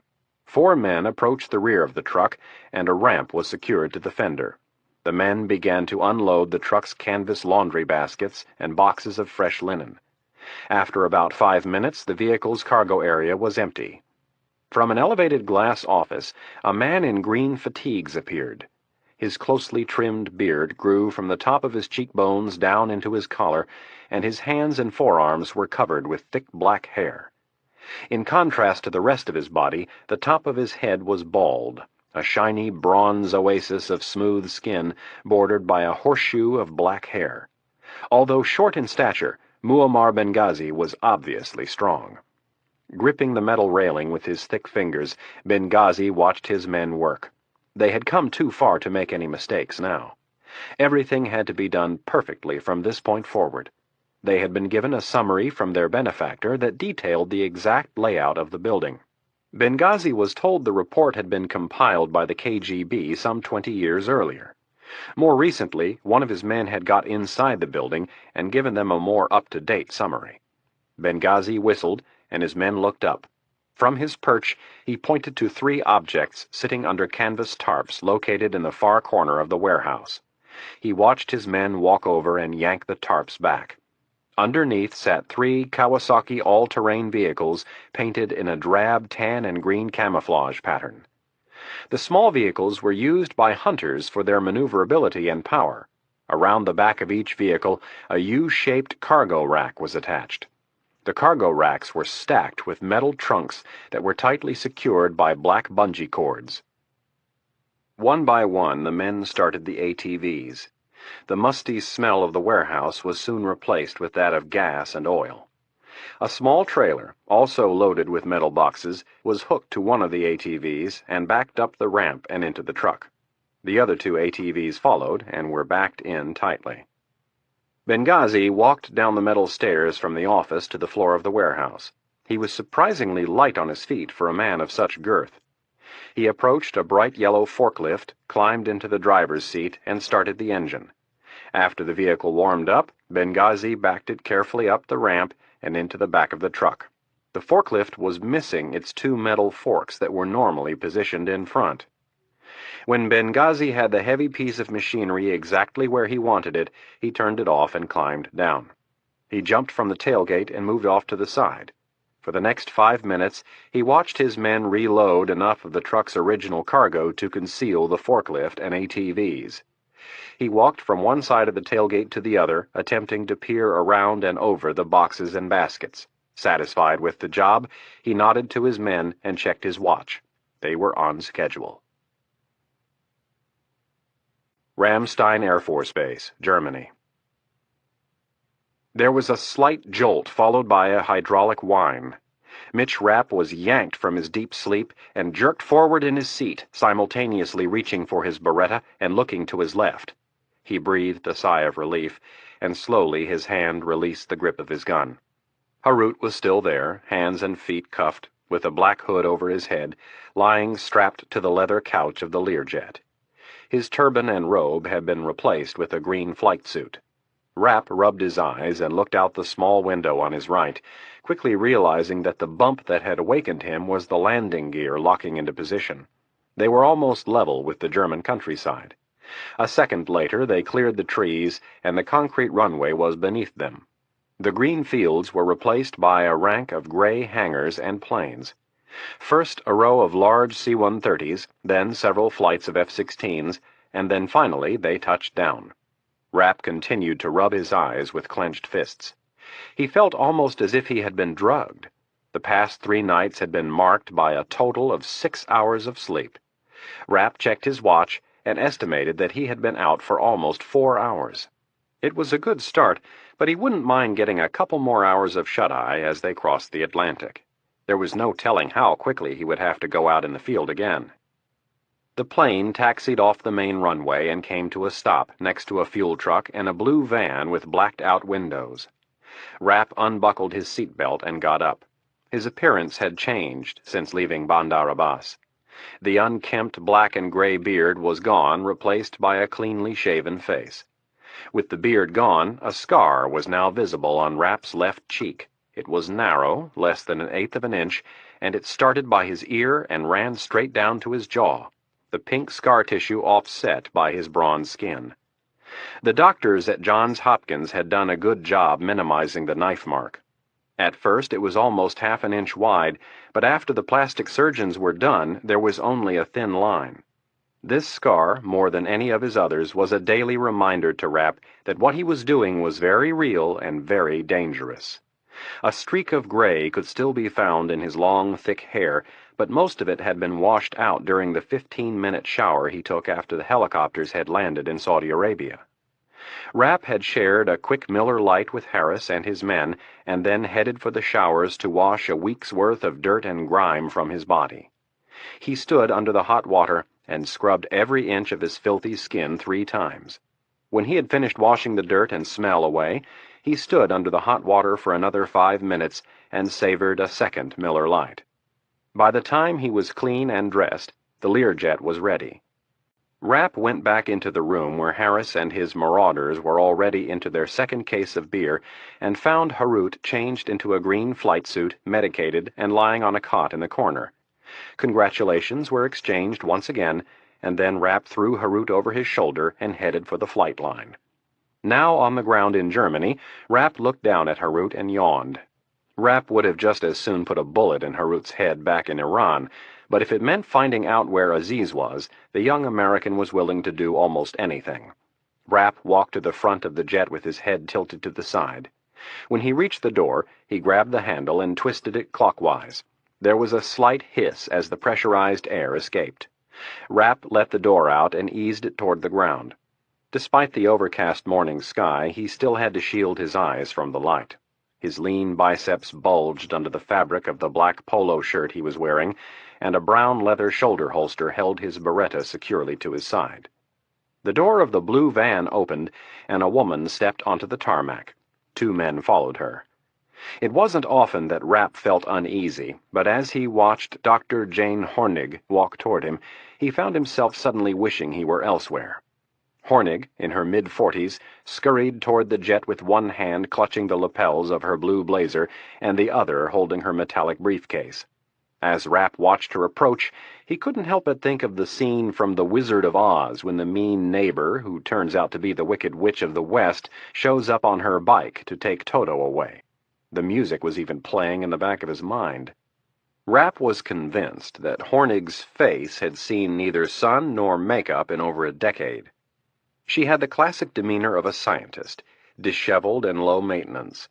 Clothes and appearance didn't matter to Hornig, only her work did. Standing just a touch over 5 feet tall, she still wore her hair in a bun and dressed as if she had never found her way out of the 60s. On the one occasion that Lieutenant Commander Harris had met Dr. Hornig, he had, in his typical smart-ass way, dubbed her Dr. Strangelove, after the hilariously abused character played by Peter Sellers in the 1964 Cold War spoof. Hornig, for all of her eerie qualities, was far more than just a psychologist.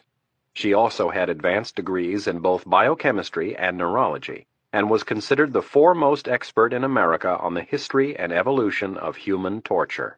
She had an interesting business relationship with the CIA.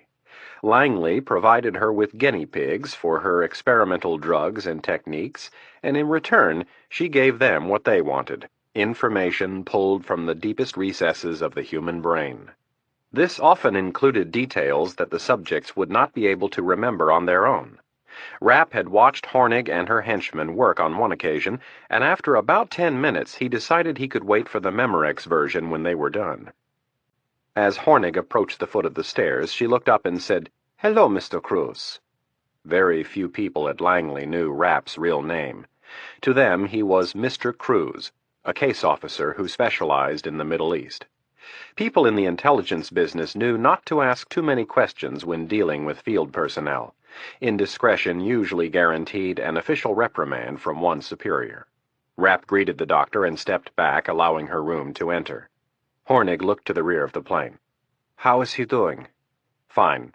I gave him the exact doses you prescribed." "Good." The doctor set a silver ballistic briefcase on the nearest seat and turned to the door. "These are my assistants, Sam and Matt." Rapp looked at the two men and nodded. Both were carrying two larger silver ballistic briefcases. "There is a bedroom at the rear of the plane," Rapp pointed. "It's probably the best place to get set up." Hornig agreed, and she and her two assistants continued single file toward the rear of the jet. Rapp watched them move Harut into the bedroom and decided it would be a good time to get some fresh air. As he stepped down onto the tarmac, he felt the rare urge to smoke a cigarette. It was a nasty little habit he had picked up while working undercover, and from time to time he still found himself craving one. He looked to his left, where an airman was busy refueling the plane. Rapp almost made the stupid mistake of asking the man for a cigarette, but he saw the flammable insignia on the side of the green truck. Rapp stood awkwardly next to the plane and looked to his left and then right. The low gray skies and rows of sterile military hangars gave the morning a depressing and dirty feeling. Rapp sensed the oncoming downturn in his emotions and fought it. There was the tinge of self-pity, triggered by either the dreary surroundings or the arrival of Hornig, or probably both. These little mood swings had become more and more frequent over the last year. Rapp thought he knew what was causing them. When you spent as much time alone with your thoughts as he did, self-diagnosis became as normal as eating.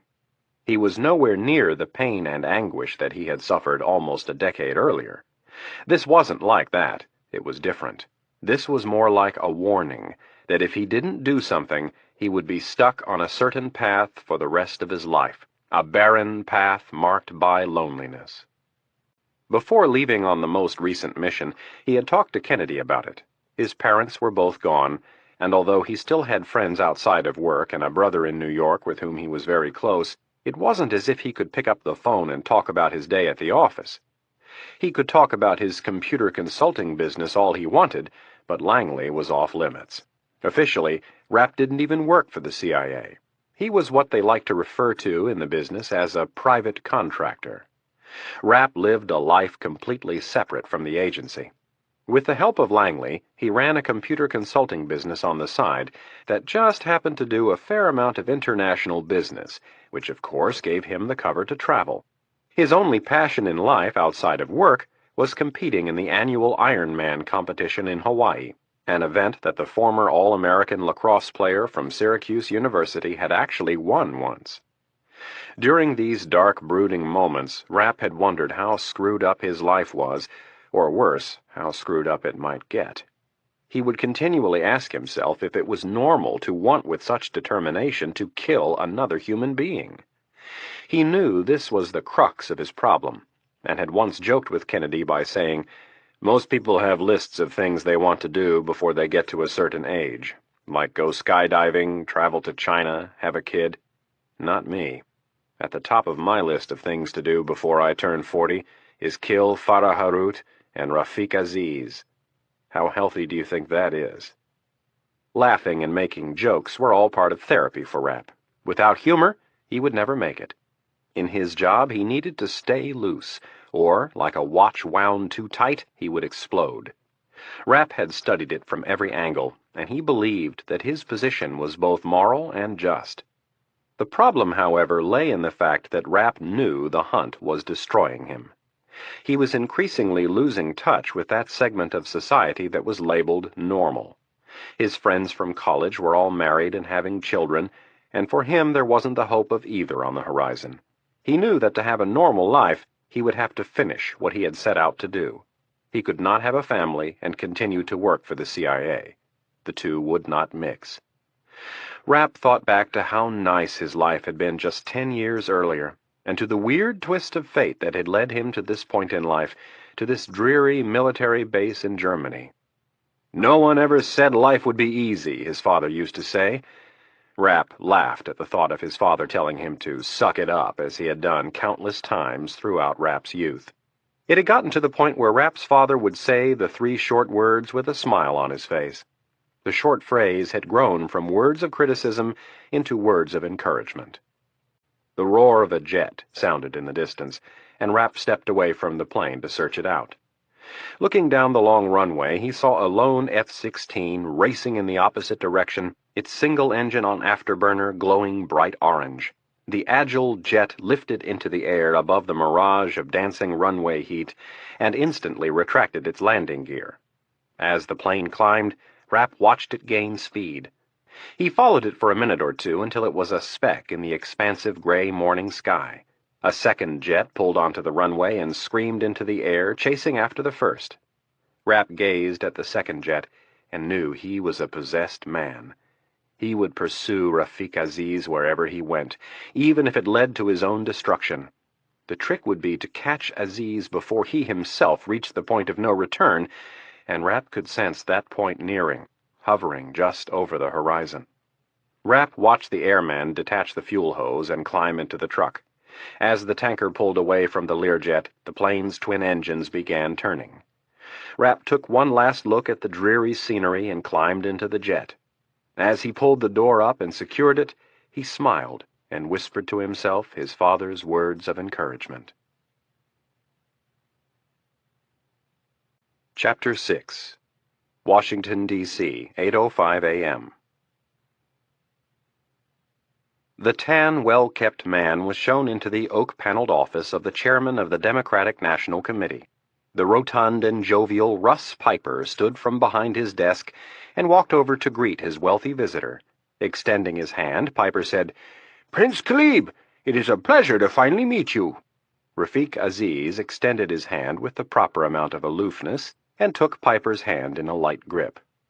"How was your flight?" asked Piper. Aziz looked around the room, gazing at the framed photos hanging on the paneled walls. "Fine." Aziz planned to keep conversation to a minimum. The real Prince Khalib was a recluse, and the characteristic fit his needs perfectly. "I understand you're en route to the Mayo Clinic to visit your father." "That is correct," Aziz nodded. "How is the Sultan doing?" "He is fine." Aziz extracted a gold cigarette case from his jacket pocket. "The doctors at the Mayo Clinic are the best in the world." Aziz lit the cigarette with a matching gold lighter, exhaled a cloud of smoke, and walked over to the window. Piper watched his guest light up with his mouth slightly agape, words of admonishment ready to spill forth. The chairman almost informed his royal guest that smoking was not allowed in the building, but after a moment he thought better of it. Piper ran his hands down his tie and checked to make sure it was straight. "Yes, we've treated many of our own presidents there," added Piper, getting back to the conversation. Aziz continued to look out the window at the large rotunda of the Capitol. Then, turning slowly, he said, "I assume you had no difficulty in arranging our meeting." "No difficulty whatsoever," Piper said proudly. "The President and I are very close." "Good." While holding his cigarette with one hand, he reached into his jacket and pulled out a long blue check. "As per your instructions, I had this written to your party through one of my American corporations." Piper grabbed the check with both hands and looked at the all-important box on the right side. The chairman of the Democratic National Committee smiled at the large number. "This is greatly appreciated, Your Highness." Aziz nodded benevolently. "I can promise you that I will do everything within my power to help your country obtain the proper defensive weapons that you seek." "Kingdom," corrected Aziz. "Yes, kingdom." Piper nervously rubbed his hands together. "My apologies." Looking at his watch, he said, "Well, we should probably get going. I have a limousine waiting downstairs to take us to the White House. We don't want to be late to see the President." "No, we don't," Aziz grinned. I've been looking forward to this day for a long time.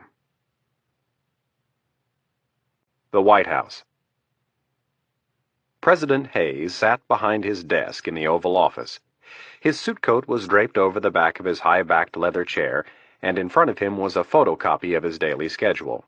The schedule was typed, but his 9 a.m. meeting had been crossed out, and his chief of staff had written something in the margin. The president squinted at the handwriting and tried to make out the small cursive letters. Hayes picked up the paper and decided it wasn't his eyes that needed help, it was his chief of staff's handwriting.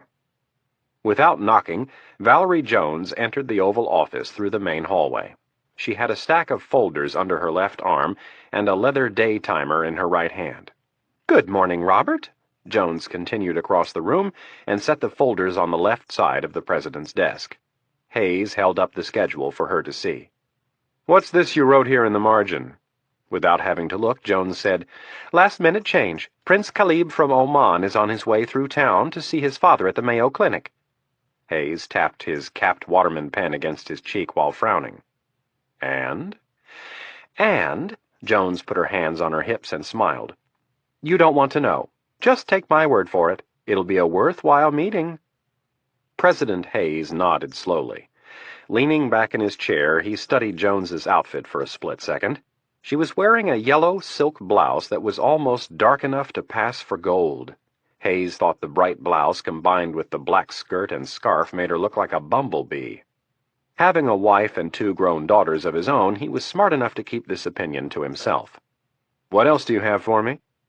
"The First Lady left Andrews about 15 minutes ago and will be on the ground in Columbus just before 10. Which reminds me." Jones stepped to her left and placed both hands on the surface of the desk. "I still think you should go to Columbus. You can fly out tomorrow afternoon and make the party with no trouble at all." The president's 5th grandchild and his namesake, Robert Xavier Hayes, was celebrating his 1st birthday tomorrow. Hayes shook his head. "I'm going to see little Robert in 2 weeks, and I'll celebrate his birthday then." "I think you should go tomorrow," persisted the chief of staff. "I'm not going. It costs a lot of money to fly everybody over there just for the evening." "Fine." At the insistence of the First Lady, Jones had given it one more try. The chief of staff grabbed one of the folders she had brought and opened it. "I need your signature on about 30 documents. Some of them you'll want to glance over, and others you can just sign." With a sigh, Hayes began working his way through the stack of papers. Washington, D.C. The white night linen truck pulled up to the cobblestone entrance of the underground parking garage at the Treasury Building. A uniformed Secret Service agent stepped out from his guard booth and smiled at the driver, saying, "How are you, Vinny?" "Good, Tony." The driver stepped down from the cab. "You staying awake this morning?" "Just barely." The officer handed him a clipboard and asked, "Did you watch the game last night?" "Of course. I hate those stinking Yankees. I think I hate the Yankees more than the Red Sox." Abu Hassan took the clipboard and signed his fake name, Vinny Vitelli. Hassan had been working for the White Knight Linen Service for almost 8 months. White Knight was in the middle of its 4-year contract with the Treasury Department. Getting a job with the company had been easy, and passing the FBI background check had proved even easier. The only hard part was getting rid of the previous driver. The old driver had come down with an incapacitating case of food poisoning the day after he had dined with Hassan about 5 months ago. Hassan had conveniently stepped in and covered the man's route until he was better. 2 weeks after that, when the man was killed in an attempted robbery near his apartment, Hassan was right there to step in and take over the dead man's route. Hassan handed the clipboard back to the Secret Service officer. "I have 2 extra tickets to the Indians-Orioles game on Saturday if you want them."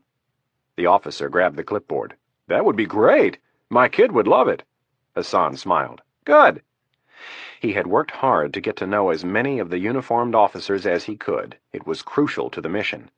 If they couldn't get the truck into the garage without being inspected, the entire plan would fail. "Are you working tomorrow afternoon?" asked Hassan as he turned to go back to the truck. "Yep." "Good. I'll bring them by." "Thanks, Vinny. I appreciate it." The guard tugged on the brim of his cap. Hassan climbed back up into the cab and released the emergency brake. As the heavy steel gates opened, the terrorist looked to his left at the fence that separated the White House from the Treasury Department. He grinned and bit down hard on his tongue, fighting back the urge to smile as he looked beyond the gate at the most famous house in the world. Hassan put the truck in gear, drove through the gate, and down the ramp. Washington, D.C. The taxicab continued south down Pennsylvania Avenue and crossed the intersection at 17th Street. The driver pulled in between two large circular concrete planters, turned to the left, and stopped. Only a block away from the White House, the road ahead was closed to all motor traffic. Anna Reilly sat in the back seat and looked out at the barricades the Secret Service had constructed in the wake of the Oklahoma City bombing. A row of concrete planters extended from each curb and stopped, leaving just enough room for a guard booth and a huge steel barricade with the word "Stop" emblazoned in white against a red background. The steel barricade was hydraulic and could be lowered to allow authorized vehicles to proceed to the next checkpoint. Reilly paid the driver and got out of the back seat. She had a large black bag over one shoulder and a smaller purse over the other. While she adjusted the large bag, she looked up at the Gothic-looking executive office building and frowned. Reilly tried to decide if she liked the building or not. She studied the ominous structure and brushed her shoulder-length dark brown hair back behind both ears. It was beautiful in its craftsmanship, but seemed out of place among the rest of Washington's architecture. The young reporter was wearing pleated black dress pants and a matching jacket that were offset by a white silk blouse. Wanting to savor every moment of this achievement, she took in the whole scene. Her skin was aglow in the early morning sunlight, and Reilly beamed with pride as she approached the guard booth. "Hello, I'm the new White House correspondent for—" The uniformed Secret Service officer behind the bulletproof glass pressed a button on his panel and said, "Ma'am, I only check motor traffic at this gate. You may proceed down another block to the northwest gate where they can check you in to the White House." Reilly thanked the guard and walked in between two of the planters. As she continued down the middle of Pennsylvania Avenue, she noticed the Blair House on her left, the president's unofficial residence when he could not stay at the White House because of construction or some other problem. Reilly continued walking, taking it all in. At the next block, she stopped at another guard booth, identical to the first. Anna Reilly proudly presented her credentials to the man behind the blue-hued bulletproof glass. She had finally made it to the big leagues after serving as a reporter and weekend anchor for the NBC affiliate in Chicago for the last 5 years. NBC had picked her to be their new White House correspondent. Reilly looked around while she waited for the guard to run her through his computer. On the other side of the fence, she could see all of the tripods and equipment that the networks left on the White House lawn for their live shots. Some were sitting under tarps, and others were just laid out and covered with morning dew. Reilly couldn't begin to count how many times she had imagined herself standing in that exact spot, giving the nation the inside story on what had just happened at the White House. Since her first journalism class at the University of Michigan 12 years earlier, she had dreamed of this day, covering the White House, the center of politics, important issues that affected world events. No more boring chit-chat about the weather, fronts coming off of Lake Michigan. Sports, weather, and murders were 99% of the broadcast in Chicago. Reilly smiled briefly as she thought of her life there. She would miss her brothers and parents dearly, but flights to Chicago were cheap and frequent. The uniformed Secret Service officer looked at Reilly through the glass and asked, "First day on the job?" Reilly smiled, showing a set of dimples. "Yep." The agent placed her ID and a badge in the metal trough under the glass and slid them to her. Through the speaker he said, "Please wear this badge at all times while in the compound. You may proceed down the street here," the guard pointed, "to that white awning on the left. They'll tell you where to go from there." Reilly thanked the man, and she was buzzed through the first gate and then a second. She continued down West Executive Drive to the awning. As she stepped onto the curb, a limousine pulled up. Its back door opened, and she heard a familiar voice call her name. Reilly turned and saw Russ Piper, the former mayor of Chicago, struggling to get out of the back seat of the limo. Piper had one hand on the door and the other on the doorframe. The majority of his weight was in his belly, so he had to draw himself to the very edge of the seat before he had the leverage to stand. Really, somewhat surprised, said, "Russ." She stepped forward and met Piper's hug. Piper squeezed her tight and then stepped away, still holding her by the shoulders. "Dorothy just told me last night you were coming to town, but I had no idea it would be this fast." Reilly's face twisted. "I didn't even know I was coming until 2 days ago. How did your wife find out so fast?" "My guess would be that your mother told her, which of course means half of Chicago knows by now that you're the new White House correspondent for NBC. Piper gave her a big hug again. "Congratulations, Anna. I know how hard you've worked for this. I think it's just fantastic." He kissed her on the forehead. Reilly's mother was very active in Chicago Democratic politics, and her parents had been close friends with the Pipers for as long as she could remember. Piper released her again, and with a frown asked, "When were you planning on calling us?" "I just got in last night." "Where are you staying?" Piper's brow furrowed. "I hope you're not staying at a hotel. Dorothy will be really upset if you don't stay with us." Anna tilted her head. "Russ, I'm not on spring break." She looked away from Piper as a second man stepped from the limo. She noted that he was probably a foreigner, and one with a lot of money, judging by the clothes he was wearing. Piper followed Reilly's gaze to his guest and said, "Oh, I'm sorry. Prince Khalib, I would like you to meet a very good friend of mine, Ms. Anna Reilly." Aziz looked at the stunning woman before him and was immediately drawn to her green eyes. Extending his hand, he took hers and bent forward, kissing the back of Reilly's soft hand. Standing straight, he said, "It is a pleasure to meet you." Reilly retracted her hand, feeling somewhat uncomfortable with the forward gesture. "Likewise." "Anna is the new White House correspondent for NBC. "Congratulations." Aziz canted his chin, and while doing so, noted the 2 guards by the door. "Thank you." Piper looked at his watch. "Anna, the president is squeezing us in, so I don't want to be late. Do you have plans for dinner?" Reilly shook her head while she thought about it. "No." "Good. Call Dorothy and tell her we're on." Reilly smiled. "I'll call right away." "Good. We'll see you tonight." Piper and Aziz walked under the awning and through the double doors that led to the ground floor of the West Wing. A uniformed Secret Service officer who was sitting behind a desk watched a monitor as they passed through the door. The monitor was connected to an X-ray machine and a metal detector that were built into the wood-framed doorway. The officer rose to his feet. "Good morning, Chairman Piper." "Good morning, Dick. I have one guest, and I'll vouch for him personally." The officer checked his list and saw that Piper's office had called late the previous evening and scheduled a meeting with the president. "Is this Prince Khalib?"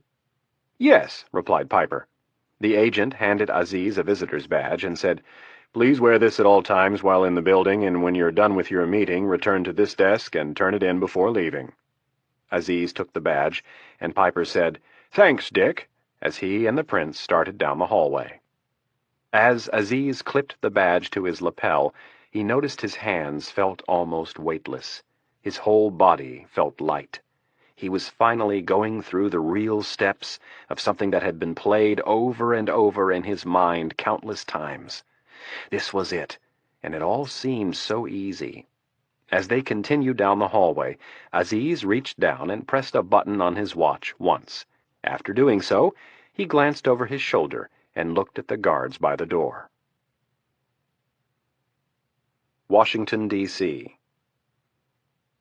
1 block east of the White House, a slight man in a white jacket and black pants was vacuuming the hallway on the top floor of the Washington Hotel. The man paused for a moment and looked out the French doors that led to the rooftop patio. Across the street he could see the roof of the Treasury building, and then just beyond that the White House. From this elevated position, he could clearly see the guard standing watch on the roof of the Executive Mansion less than 200 yards away. The guard was wearing blue coveralls and a matching baseball cap. A pair of binoculars were slung around his neck, and from time to time he used them to scan different areas. On the far side of the roof was a small white guard booth. Salim Roussan had looked out these doors 5 days a week for almost 3 months and watched the movements of the Secret Service. The guard on the roof would be easy to take care of. The young Palestinian shifted his eyes to the far end of the south lawn where the rose garden ran up to the edge of the colonnade just outside the Oval Office. A Secret Service agent was on post, not one of the uniformed officers. That meant the president was in the West Wing, where he was supposed to be. The agent by the Oval Office would be first, and the guard on the roof would be second. That had been Aziz's decision. Aziz had decided everything, every last detail. The pager on the young Palestinian's hip vibrated, and he jerked at the awkward feeling. Aziz was inside the White House. It was going to happen. Russan started for the closet at the end of the hallway, licking his lips and noting the tightening sensation in his chest. It was time to get ready. Chapter 7. 30,000 feet, Eastern Atlantic Ocean. They were airborne and sailing smoothly westward through clear skies. Rapp looked out the window at a blanket of cottony clouds that seemed to stretch forever. The young Virginian never tired of looking at the sight beneath him. It was always different. Every cloud always had its own distinct pattern. Rapp had taken up flying a half-decade earlier. It had not been his idea, but part of his continued training with Langley. He quickly found that nothing could clear his mind and relieve stress like flying. He would be asleep in minutes. As Rapp settled into the comfortable chair, he heard a muffled scream from the rear of the plane. It was followed by what sounded like 3 long grunts. Rapp looked back at the small door to the bedroom, and then leaned one ear against the bulkhead and covered the other with his hand. It did no good. He could still hear Harut's screams of pain.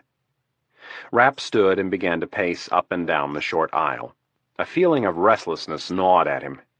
Near the forward bulkhead, he found the previous week's issue of Newsweek and started flipping through the advertisement-laden front section until he found the Periscope page.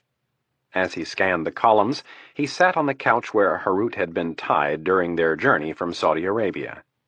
There were more strange noises from the bedroom, and Rapp tried to drown them out by focusing on the magazine. He moved on to the comics, and then flipped to the last page, hoping to find a column by George Will. Instead, it was Meg Greenfield's week. Rapp read the first 2 paragraphs and lost interest. He began flipping through the magazine in reverse, reading various articles that grabbed his attention. Suddenly, the door to the bedroom opened, and Dr. Hornig appeared with a panicked look on her face. "Mitch, you'd better get in here." Washington, D.C., 8:58 a.m. The white night linen truck eased its way down the long cobblestone ramp and into the parking garage of the Treasury building. The truck turned to the right and pulled into the loading area. Abu Hassan put the truck in park and let it idle. He looked out the front window and then checked the side mirrors. No one was in sight, but he knew from his previous visits that 3 security cameras monitored this area of the garage. Hassan fumbled with his clipboard and tried to look busy until the signal was given. Hassan looked in his rearview mirror at a nondescript gray metal door. The door marked the entrance of the Treasury tunnel, which led into the basement of the White House. Hassan had learned on his late-night visit to the White House that the door was referred to as the Marilyn Monroe door. The name derived from a certain president that used it to sneak women in and out of the executive mansion. Hassan had handled his part of the mission brilliantly. Besides getting a job at the linen company, he had befriended someone that worked inside the White House. Hassan had moved into the man's neighborhood. He had followed the administration official closely, bumping into him at the grocery store, the athletic club, and the corner bar. Hassan had found out the man was a college basketball nut, so he became one.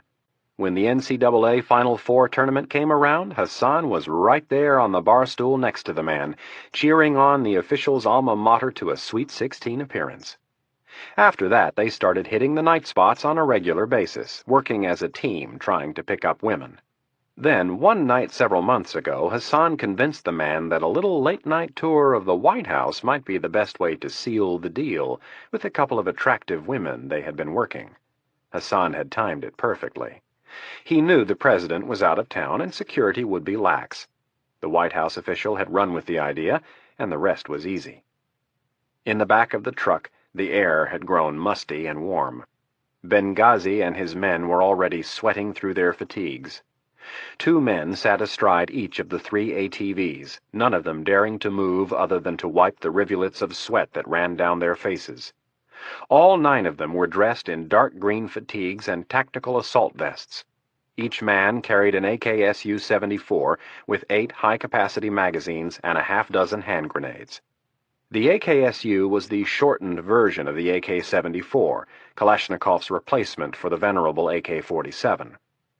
The thickly bearded Benghazi sat atop the forklift and checked his watch. He looked around the cramped confines of the cargo area and decided it was time. He nodded to the only 2 men who were standing, and they went to work. Moving slowly so as not to shake the truck, they shifted the boxes and laundry baskets to the side and created a path for the forklift and the ATVs. When they were done, Benghazi turned and nodded to one of his men sitting on the back of an ATV. The man carefully popped the clasps on the trunk to his left and swung open the lid.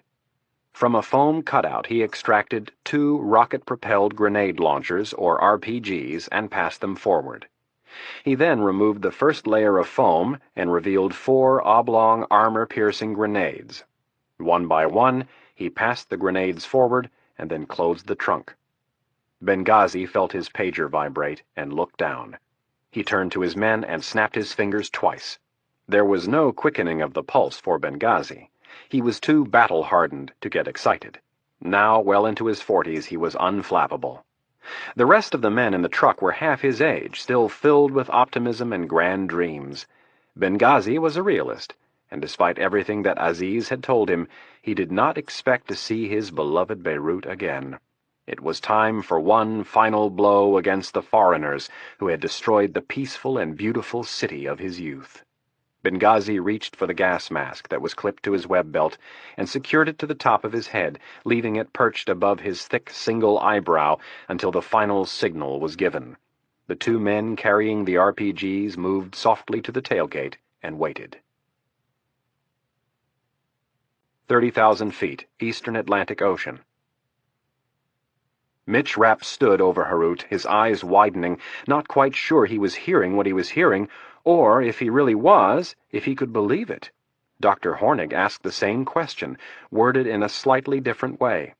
Harut, his eyes glassed over, mumbled the same answer, an answer that seemed to stop time. Rapp was absolutely shocked, frozen with indecision as his mind tried to absorb the unbelievable. He finally turned to Hornig and asked the only question he could think of. "Is he telling the truth?"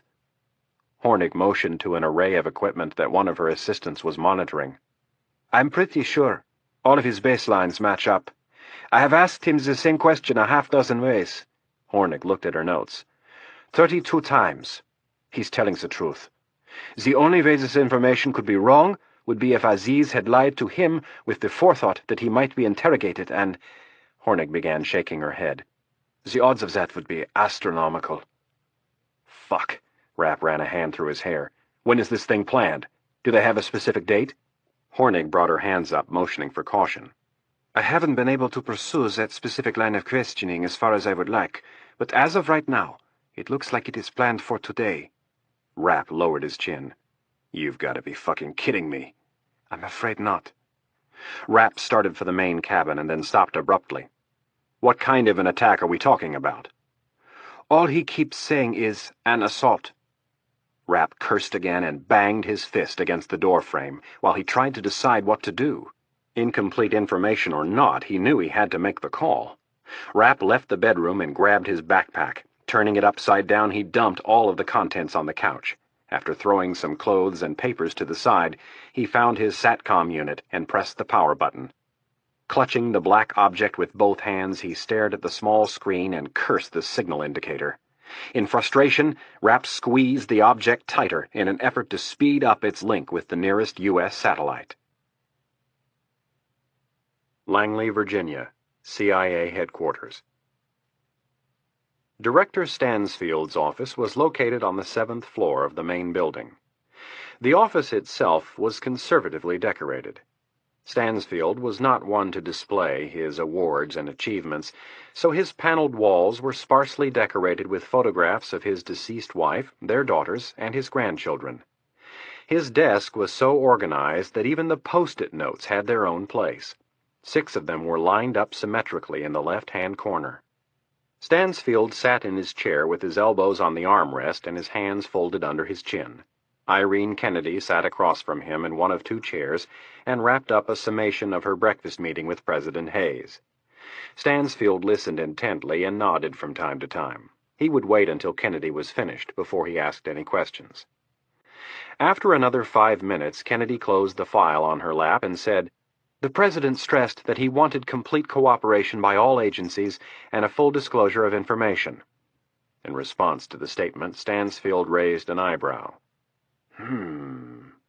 How do you want me to handle it?" Stansfield lowered his hands and thought about it. Use your best judgment. I'm all for sharing information, as long as our sources and operations aren't compromised in the process. "And, of course, as long as we get something in return," Kennedy smiled. The right side of Stansfield's mouth turned ever so slightly upward. Yes. Kennedy nodded and handed her boss a red plastic folder. The white label on the cover was adorned with the requisite letters, or, as agency insiders like to say, alphabet soup. This particular string of letters told the director that the file contained signal intelligence and keyhole or satellite imagery. The TS and SCI notations also told him the file was top secret and compartmentalized. As director of the CIA's Counterterrorism Center, Kennedy was responsible for keeping Stansfield informed on all of the various threats against the U.S. On this particular morning, the subject was North Korea. She had barely made it through the first page of the briefing when Stansfield's phone rang. Kennedy paused to see if he would answer it. The director grabbed the handset and said, Stansfield.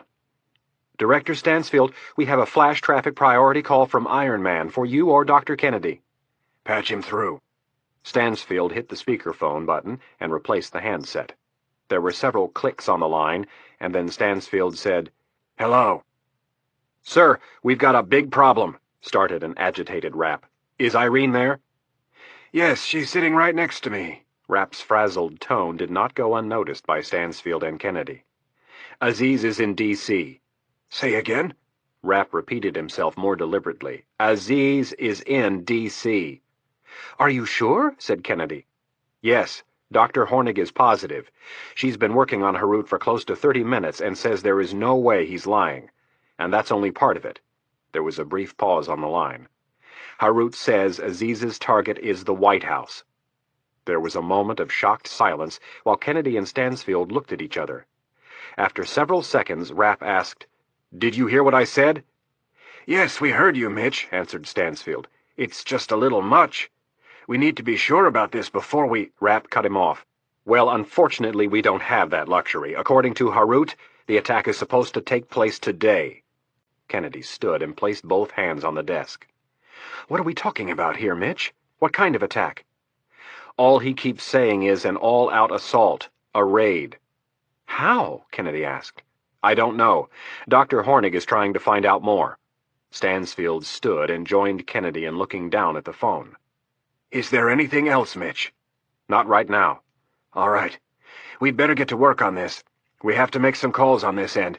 Call us back the second you find anything else out. "Roger." Stansfield punched the button and disconnected the call. He and Kennedy were face to face, leaning over the desk. Stansfield looked out the window briefly and then back to Kennedy. Call Jack Warch and tell him we have a strong reason to believe there is a terrorist attack planned against the White House, and tell him we think it's planned for today. "What about the President?" Call Warch first.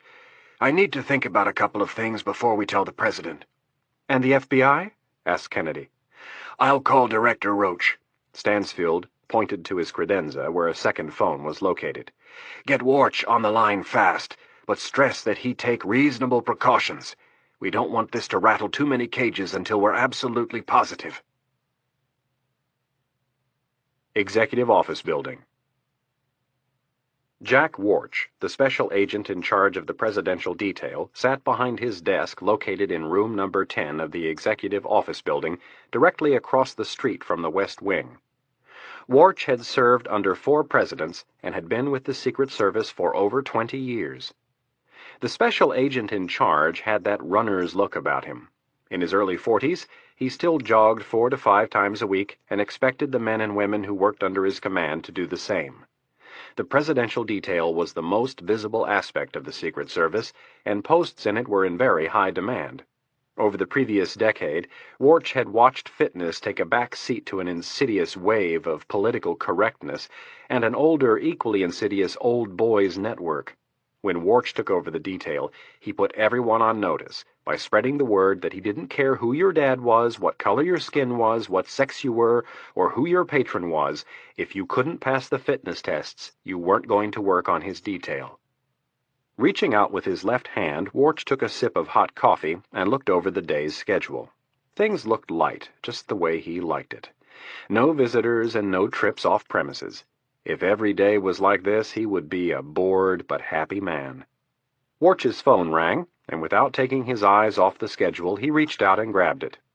Special Agent Warch speaking. Jack, it's Irene Kennedy. Warch had sat in on dozens of briefings with Kennedy over the years, and knew her well enough to know from the tone of her voice that she had something serious to say. Hello, Irene. What's the problem? I've got some bad news, started Kennedy. We've just learned that there is a possibility that the White House will be the target of a terrorist attack. Kennedy paused to give Warch a second to digest the information before she dropped the other shoe. And we think the attack is supposed to take place today. Warch closed his eyes and squeezed his forehead with his free hand. Say again? Kennedy repeated herself, and then added, Jack, we don't want you to overreact, but we've received this information from a very reliable source. What are we talking about? A car bomb? A plane? What? Kennedy cleared her throat. We were told an assault. That's all the information we have, and we are trying to get more. Warch pushed his chair away from his desk and stood. What? He asked incredulously. An assault? That's impossible. They'd need a tank if they wanted to breach our outer perimeter. Jack, I don't know how they plan on doing whatever it is that they are going to do, started Kennedy in a calming voice, and I'm sorry I can't give you anything else at this point, but the bottom line is we are taking this very seriously. For obvious reasons, Director Stansfield wanted me to call you first. We suggest that you tighten things up over there without alerting the press, and as soon as we find more out, we will let you know. Warch continued to squeeze his forehead. Today. You think it's planned for today? Yes. Warch looked at his watch. It was almost 9 a.m. I've got to get moving. He grabbed his digital phone from the desk. If you hear anything more, call me on my mobile. He gave Kennedy the number and then hung up. Warch, who was more entrusted with the president's life than any other person in the Secret Service, took every warning, no matter how small, very seriously. And a warning from the CIA's lead official on terrorism ranked about as serious as it could get. Leaving his office in a hurry, he walked quickly down the hallway and started to run through a mental list of options. As Warch moved toward the exit, his mind fixed on the question of what type of assault could be planned. The Secret Service made it a priority to practice defending against different attacks on the president. They spent millions of dollars running their agents through their training center in Beltsville, Maryland on a monthly basis. They practiced motorcade tactics, rope-line tactics, Air Force One and Marine One evacuations, almost every scenario one could think of. The analysis was in on truck bombs. With the barriers that were set up around the grounds, it would be impossible for a truck to get close enough. There would be a lot of broken glass, but the president would be safe. A plane, Warch thought. In every scenario they covered, an attack by a plane loaded with explosives represented the most lethal threat to the president. As Warch walked out the door and onto West Executive Drive, he raised his hand mic to his mouth and said, "Horsepower from Warch. Tell Hercules to look sharp and tell them I want the stingers out and ready." Hercules was the call sign for the part of the detail that handled the rooftop. Warch hesitated for a second. He was tempted to put the entire White House detail on full alert, but decided he should consult the president first. Hayes didn't like surprises, and despite Kennedy's intensity, This would not be the first time the Secret Service had been given a false alarm. Chapter 8. The White House. Anna Reilly poked her head into her new basement office. The windowless room was smaller than the kitchen of her not very roomy one-bedroom apartment back in Lincoln Park. There were 3 desks against 3 of the walls, and barely enough room for all of the chairs in the middle. A handsome man in his early 40s, whom Reilly recognized from TV, stood to greet her. "You must be Anna Reilly," the man extended his hand. "I'm Stone Alexander, ABC's White House correspondent. We've been expecting you." Reilly shook his hand and looked dejectedly at her new office. Alexander read the disappointment on her face and said, "It's not quite what you expected, is it?" "No. I mean, I didn't expect the Taj Mahal, but this is ridiculous." "Don't worry. Look at the fringe benefits." Alexander grinned and held his arms out. Reilly eyed his sculpted hair, handsome face, and waxed eyebrows. "And what would those be?" Alexander smiled, showing a perfect set of bleached white teeth. "You get to work with me." "Really?" said Reilly.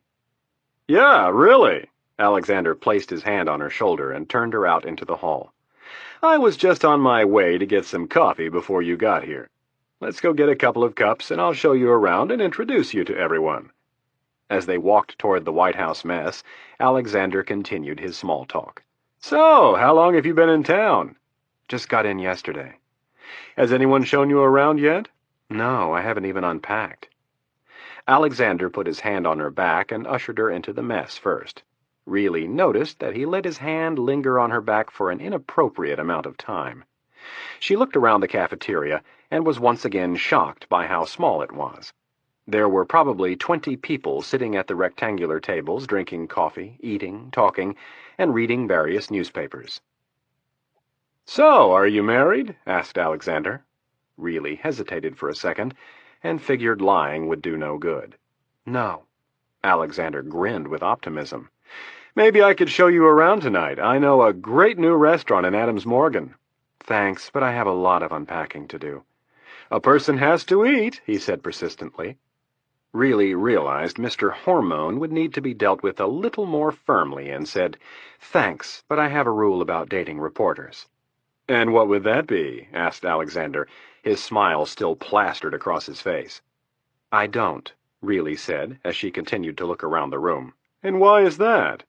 Reilly turned around and with a sarcastic grin replied, "I don't trust them." Alexander laughed. "Are there any other rules I need to know about?" "Yeah, I don't like to date men who are prettier than I am." "This is the Roosevelt Room. It is called that because of the 2 portraits that hang on its walls." Piper stepped into the room and motioned to the 2 paintings. Aziz strained to remain calm as Piper stopped at every painting, statue, and room on the way to the Oval Office. Acting his part as a West Wing tour guide, Piper babbled on about the history of the building, and Aziz nodded politely. "You'll notice that the portrait of Franklin Delano Roosevelt hangs above the fireplace mantel, and the portrait of Teddy Roosevelt hangs over here to our right. It has become a tradition at the White House that whenever the sitting president is a Republican, Teddy's portrait hangs over the fireplace, and when a Democrat is in office, the portraits are switched, and FDR's portrait hangs in the position of honor." Piper folded his hands in front of his robust midsection and smiled at the rendering of his party's icon. While Aziz feigned interest in the artwork and historical rooms, he had marked and counted the exact position of every Secret Service officer and agent they had passed. It all seemed so easy as he casually walked among them. He was a welcome and honored guest in a place he did not belong. All of the fences, high-tech security, and heavily armed Secret Service agents were there to stop him, and not a single one of them had the slightest clue that within their midst walked their greatest fear. Piper rubbed a hand along the long, shiny surface of the Roosevelt Room's conference table. "A lot of our guests get this room confused with the Cabinet Room. That, however, is across the hall and on our way to the press room. I'll show you those when we're done meeting with the President." Piper walked to the fireplace and stopped. "I almost forgot." Gesturing to a small bronze sculpture on the mantel, he said, "This is something we are very proud of. Our previous First Lady, also a Democrat, I might add," Piper beamed with pride, "had this bust of Eleanor Roosevelt added to the room. She felt that the room was too much of a boys' club and felt that a woman needed to be added to the mix." Aziz looked at the small statue and said, "In my country, such an idea would be ludicrous." He turned and walked to the open doorway to his right. As he looked across the hall, Aziz felt both a wave of elation and tension rising up from within. He knew from studying the floor plans of the White House that the door in front of him was one of 4 doors that led to the Oval Office. It was open, and from where he was standing he could clearly see the rich blue carpet and furniture arranged in front of the fireplace. He was so close. Standing next to the door was a very large and serious-looking Secret Service agent. The agent's sandy brown hair was cut short around his ears, and his neck bulged underneath his white shirt and tie. Aziz did a quick inventory as his eyes met the agent's and slid downward. Before turning back to Piper, Aziz noted that the agent was left-handed. The bulge on the agent's left hip was caused by his Secret Service standard-issue Sig Sauer handgun. Piper joined Aziz in the doorway and said, "Are you ready to meet the President?" Aziz nodded and willed himself forward at Piper's side, his legs feeling rubbery as the adrenaline began to pump through his veins. Aziz stepped into the hallway, and for a split second he wondered if it could be a trap, if they might know who he really was. But before he could worry any further, they were at the door, and Piper was knocking on the frame. Piper stepped into the executive office first, and Aziz followed. The chairman of the DNC stopped abruptly just inside the room and looked at the president, who was on the phone. President Hayes placed a hand over the mouthpiece and said, "Take a seat. I'll be with you in a minute." Aziz stood teetering on the balls of his feet, caught in complete indecision. He swallowed once to try to quench his quickly drying throat, and then looked to Piper, who was whispering something to him. Slowly, Aziz took his focus off the president. Piper motioned to one of the couches by the fireplace, and in a hushed voice said, "Let's have a seat over here. He'll be with us in a minute." Aziz followed Piper to the couch and calculated his chances of rushing the president. The door they had just come through was still open, and he knew that there were agents posted outside 2 of the room's other 3 doors. Aziz had also guessed that the president had security measures in and around his desk. With only a small composite knife as his weapon, he couldn't risk alerting the agents posted outside the office until the president was within reach. But he was so close. Aziz calculated that he could cover the 20 feet to the desk in 2 seconds at the most. It would take the agents almost that long to draw their weapons. Think fast, he told himself as a film of sweat began to form on his skin. Piper plopped down on the couch and patted the seat next to him. Aziz nodded and stepped past Piper. It was time to sit or move. Aziz looked across the room at the president, who had just swiveled in his chair and turned his back to them. Hayes was looking out the window while he talked on the phone. His head was all that could be seen above the back of his black leather chair. In that split second, Aziz decided to move. He checked the underside of his belt to make sure the knife was there, and then brought his left hand up toward his chest. Aziz looked down at the watch and selected the correct button that would send out the signal to the men waiting in the truck. He was about to make history, about to strike a blow for all of Islam. Piper said something from behind him, but Aziz did not hear the words. His attention was elsewhere. Slowly, he brought his other hand up to the watch. Aziz brought his gaze down to his wrist to make sure he pressed the right button. His heart was pumping so fast he felt his temples begin to throb. A layer of sweat on his skin glistened, and his hands were clammy. So moist were his palms that he stopped short of pressing the button and decided to wipe the sweat from his palms one last time. He ran his opened hands up and down the thighs of his pants twice, reminding himself while he did how difficult it was to hold the small knife. When his palms were as dry as he could get them, he brought the watch back up and went to press the button. His right index finger poised over the button, Aziz sensed movement and stopped everything. He looked up. From the door to the right of the president's desk, a woman in a bright yellow blouse came walking quickly forward. She continued around the nearest side chair to where the president was sitting and deposited a stack of papers on his desk. Aziz exhaled a deep breath, his body trembling in a release of energy as he did so. Piper said something again, and Aziz turned around to face him. "Sit down, Prince Khalib." Aziz looked back toward the president and the woman, and then sat. A bead of nervous sweat ran down his forehead, and he wiped it away with the back of his hand. "Are you feeling all right?" asked Piper. "You look a little warm." Aziz turned and smiled. "It is a little warm in here, but nothing compared to my country." "That's a good point." Slowly, Aziz began to regain his composure. He reminded himself of how far he had come, and of how close he was to obtaining everything he had struggled for. He needed the president to come to him. He needed to be patient. Aziz had waited this long. Another minute would be nothing.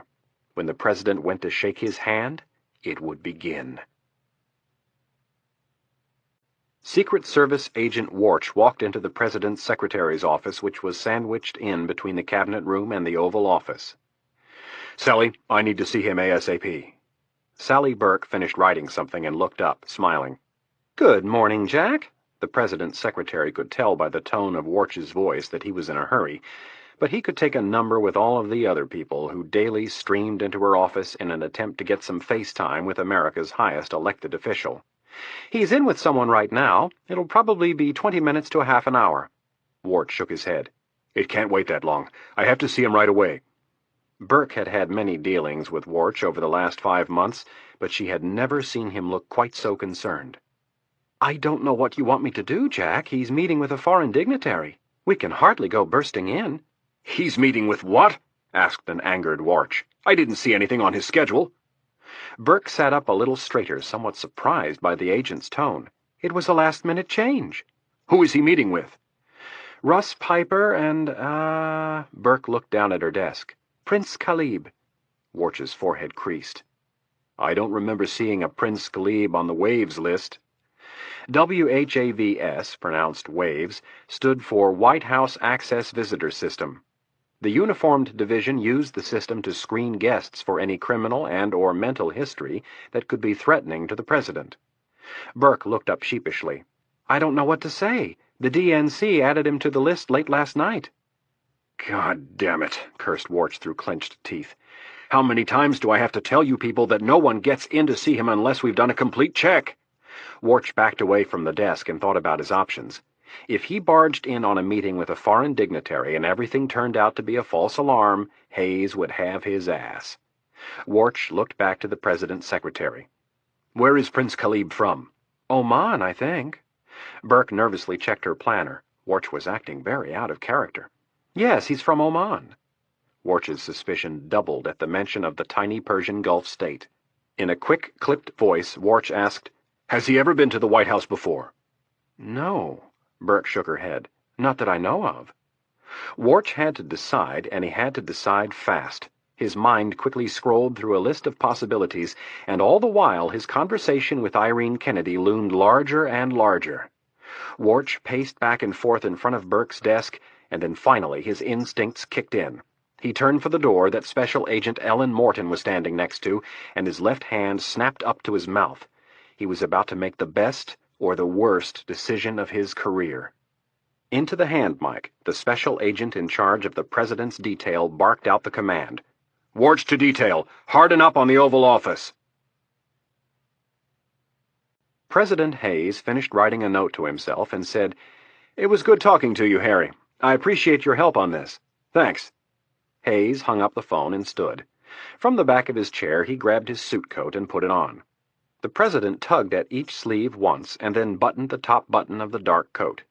Smiling, he stepped out from behind his desk, and with Valerie Jones at his side, he said, "Prince Khalib, it is an honor to finally meet you."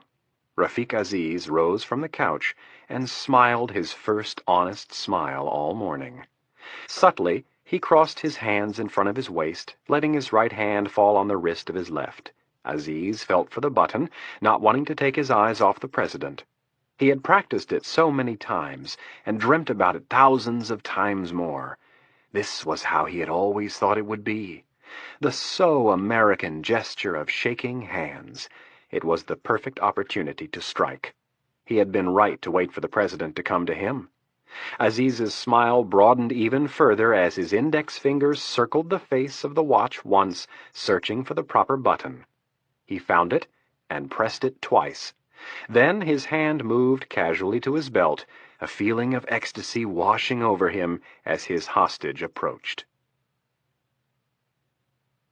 The Treasury Building. In the cab of the white night linen truck, Abu Hassan felt the vibration on his hip and tossed his clipboard onto the floor of the cab.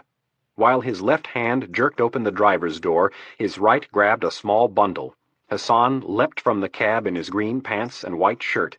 As he hit the concrete pavement of the parking garage floor, he heard a roar erupt from the cargo area of the truck as the forklift and ATVs were fired up.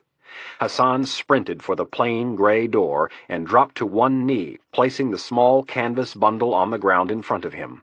He opened it and threw the thick sheets of cotton to the side, grabbed the preformed piece of plastic explosive and attached it to the door. Hassan smacked the gray clay-like material with the side of his fist twice to make sure it was secured, and then stuck a blasting cap into the explosive material. Grabbing the reel of yellow primacord, he ran along the same wall for 20 feet and hunched down.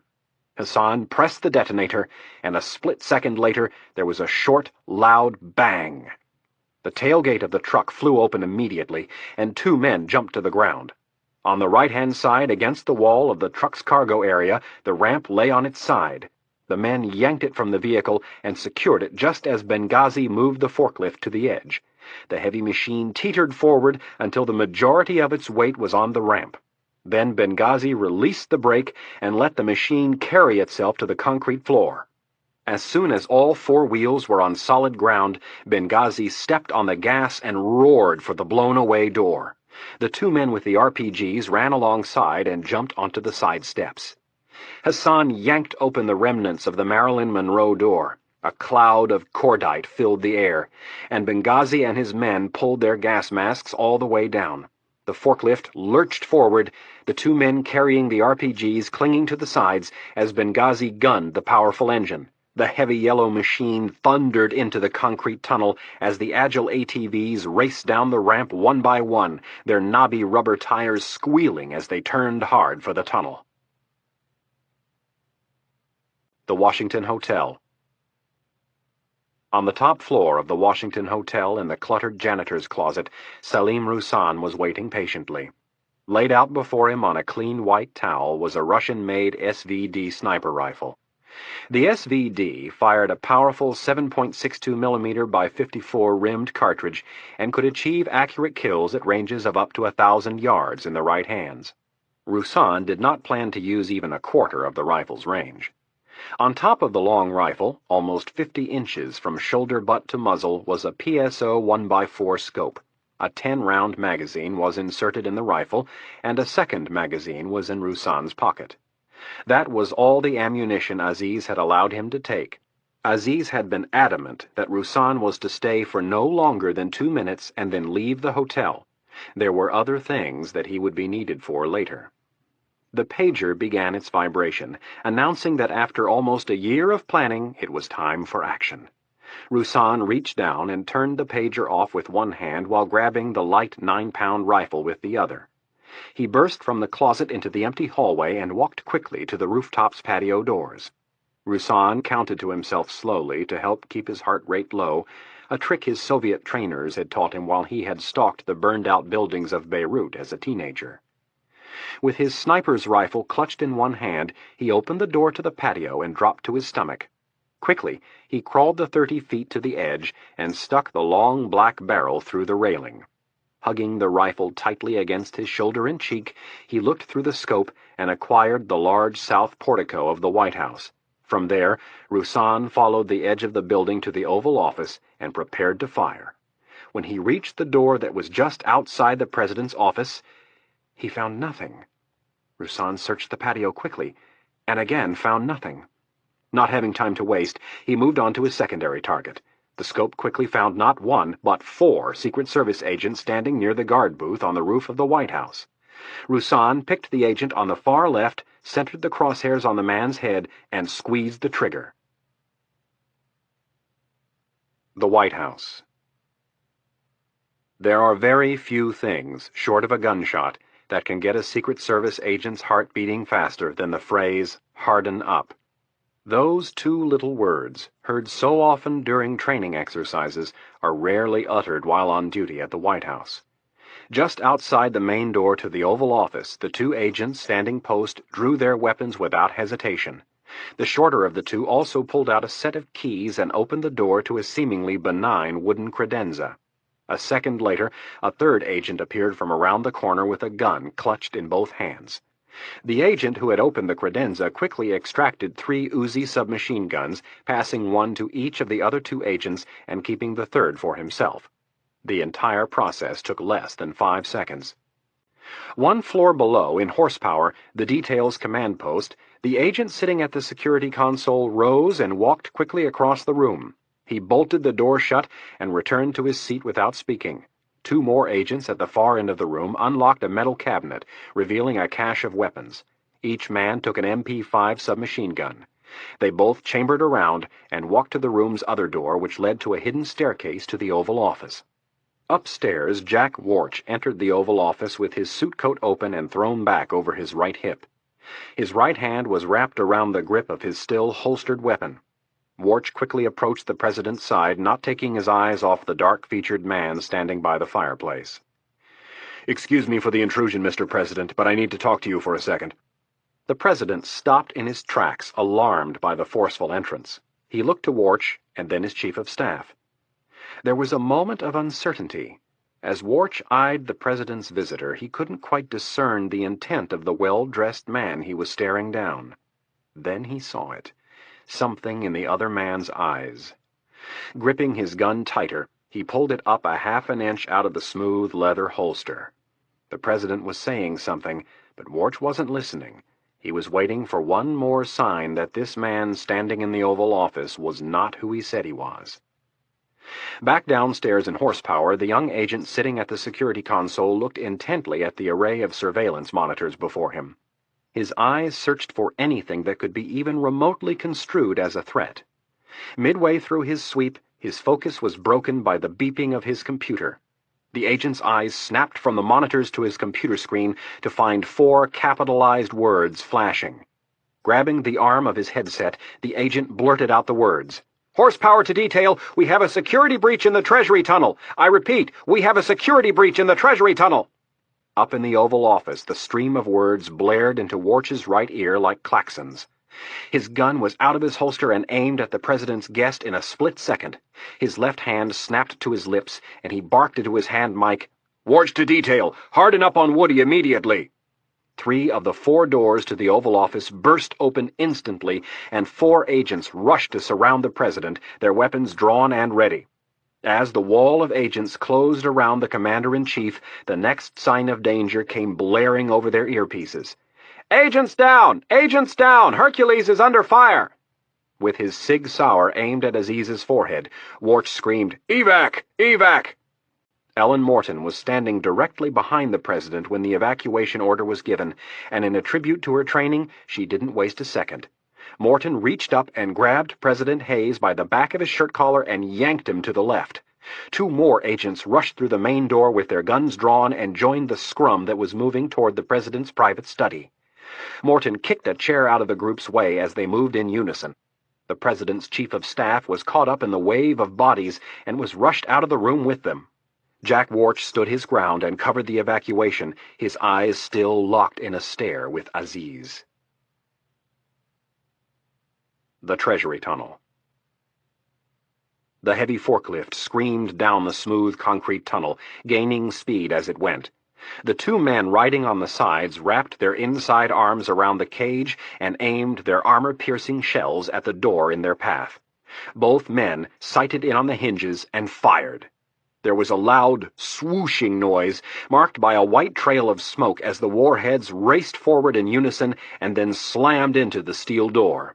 The ensuing explosion was deafening as debris, smoke, and fire erupted back down the throat of the narrow passageway. Benghazi closed his eyes and kept the accelerator to the floor. The forklift maintained its speed, passing through the bright showering debris and then into total darkness. There was a moment of silence, and then a foundation-cracking collision as the forklift thudded into the steel door, knocking it off its twisted hinges and lurching to a stop inside the basement of the White House. The collision had jolted Benghazi forward, knocking his foot from the gas pedal and sending his two men flying from the vehicle. His ears were ringing from the explosion, and he couldn't see past the cage of the forklift due to the thick smoke and dust.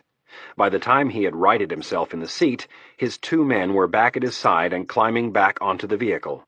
Benghazi pressed the gas pedal to the floor, the engine roared, and the forklift lurched forward. The heavy machine continued through the thick smoke, finding its way down the main hallway of the White House's first basement.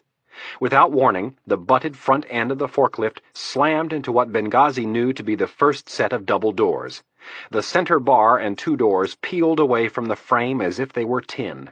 On the other side of the double doors, there was no smoke. Benghazi's men immediately opened up with their AK-74s on full automatic as three uniformed Secret Service officers rushing to head off the security breach in the Treasury tunnel were caught in the open. The bullets cut them to the ground instantly, and what little life may have been left in them was squeezed away as the forklift rolled over them. The White House. Warch stepped backward to cover the president's retreat. With his gun still leveled on the man across the room, he listened to the frantic radio traffic coming over his earpiece and tried to decide where to take the president. A decision had to be made. Either evacuate him from the compound via the South Grounds limo or stash him in his new bunker. Right as Warch reached the doorway to the study, the building was rocked by an explosion. Aziz had been waiting for the explosion and sprang. Taking a quick step to the side, he grabbed Chairman Piper around the throat with one arm and drew his knife with the other. Aziz stuck the tip of the knife into Piper's throat, breaking the skin and drawing blood. Careful to keep his head shielded behind Piper's, Aziz yelled, "Order your men to stop at the evacuation, or I will kill him!" The request fell on deaf ears. Warch's primary, immediate, and only concern was the president. Nothing else mattered, especially not the political operative who had brought this snake into the White House. Warch took one final step backward into the study and closed the door to the Oval Office. Seconds earlier, Special Agent Morton had pressed a hidden button in the short hallway. There was a hydraulic hiss, and an entire section of the wall lurched inward, revealing a hidden staircase. Morton started down the steep stairs first, followed by two agents who had the president sandwiched in between them. Valerie Jones, caught up in the human freight train, was grabbed by one of the last two agents and thrust forward. Warch was now at the top of the stairs yelling, "Bunker! Take him to the bunker!" Warch then stepped into the hidden passageway and sealed the wall behind him. As he started down the stairs, he raised his hand mic to his mouth and said, "Horsepower from Warch. We are moving Woody to the bunker. I repeat, we are moving Woody to the bunker." The group clambered down to the first landing. Waiting for them at the bottom were two Secret Service agents who had just come out the side door of Horsepower. They had already opened the heavy steel door to the tunnel that ran underneath the rose garden and over to the mansion. One of them took the lead and started down the next flight of stairs, while the other one waited to cover from the rear. The caravan, now totaling 11 people, continued into the tunnel. The wide passageway was covered with an ugly brown carpeting. The group raced ahead at full speed, the agents almost carrying the president. When they reached the far end, they had two choices. They could proceed either up a set of stairs and into the first basement of the mansion, or down a short set of stairs on the right. The lead agent hustled down the steps on his right. He came to an abrupt halt at a riveted steel door and punched an access code into the control panel. As soon as he heard the metallic release of the lock, he threw his shoulder into the door and burst into a large anteroom. The first two agents into the room fanned out to the left, and with their guns leveled, they covered a second door to the 20-by-10-foot anteroom. As soon as the last agent had cleared the tunnel, the door to it was closed and locked. Jack Warch pushed his way through the group, grabbing the president firmly by the upper arm. The two large agents who had been glued to Hayes on the way down the stairs and through the passageway moved forward, staying with their charge. A dazed President Hayes looked to Warch and asked, "What in the hell is going on?" Orch decided not to answer the obvious and proceeded forward. At the opposite end of the anteroom, Orch approached a large, smooth vault door. The special agent in charge of the presidential detail flipped open the cover to the control panel and punched in a 9-digit code. There was a brief moment of silence, and then a hissing noise as the rubber airtight seal on the door contracted. Next, the locking stems retracted, and an electric motor began to whine as the 2-foot-thick solid steel door swung open, revealing the president's newly completed bunker. The White House Mess. Anna Reilly was standing near the center of the White House mess, holding a paper cup of black coffee and listening to Stone Alexander explain why the room was called a mess instead of a dining room. Apparently it had something to do with the U.S. Navy. She was only half listening to Alexander as he rambled on. 2 men in dark suits sitting at a nearby table had caught her eye. They had a police officer look about them that was common to most of her father's friends and more than one of her brothers. Almost simultaneously, the 2 men brought their hands up to their ears and held them there. Reilly guessed from the gesture that they must be Secret Service. She was about to turn her attention back to her tour guide when the 2 agents abruptly stood and raced across the room with their weapons drawn. Oblivious to what had just transpired not more than 20 feet away, Stone Alexander continued with his oral dissertation on the West Wing. Being new to the job, Reilly wasn't sure if what she had just witnessed was normal, but common sense told her that law enforcement officers didn't draw their weapons unless there was a good reason. Reilly looked around the room and concluded from some of the faces she saw that she wasn't the only one who had noticed the brandishing of firearms. Reilly set her coffee down and looked at Alexander. "I think there's something going on." Alexander looked down at her and smiled. "Don't worry, I have that effect on a lot of women. You'll get used to it."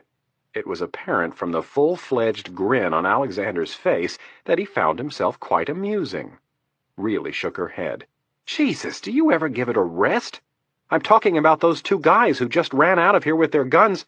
An explosion rumbled from somewhere in the building and stopped the young reporter in mid-sentence. The noise was so startling and out of place that Stone Alexander flinched and spilled half of his coffee down the front of his shirt. The next brief moment seemed like an eternity. Everyone in the White House mess froze with the same wide-eyed look, and then the silence was shattered by loud cracks of gunfire. The Executive Mansion.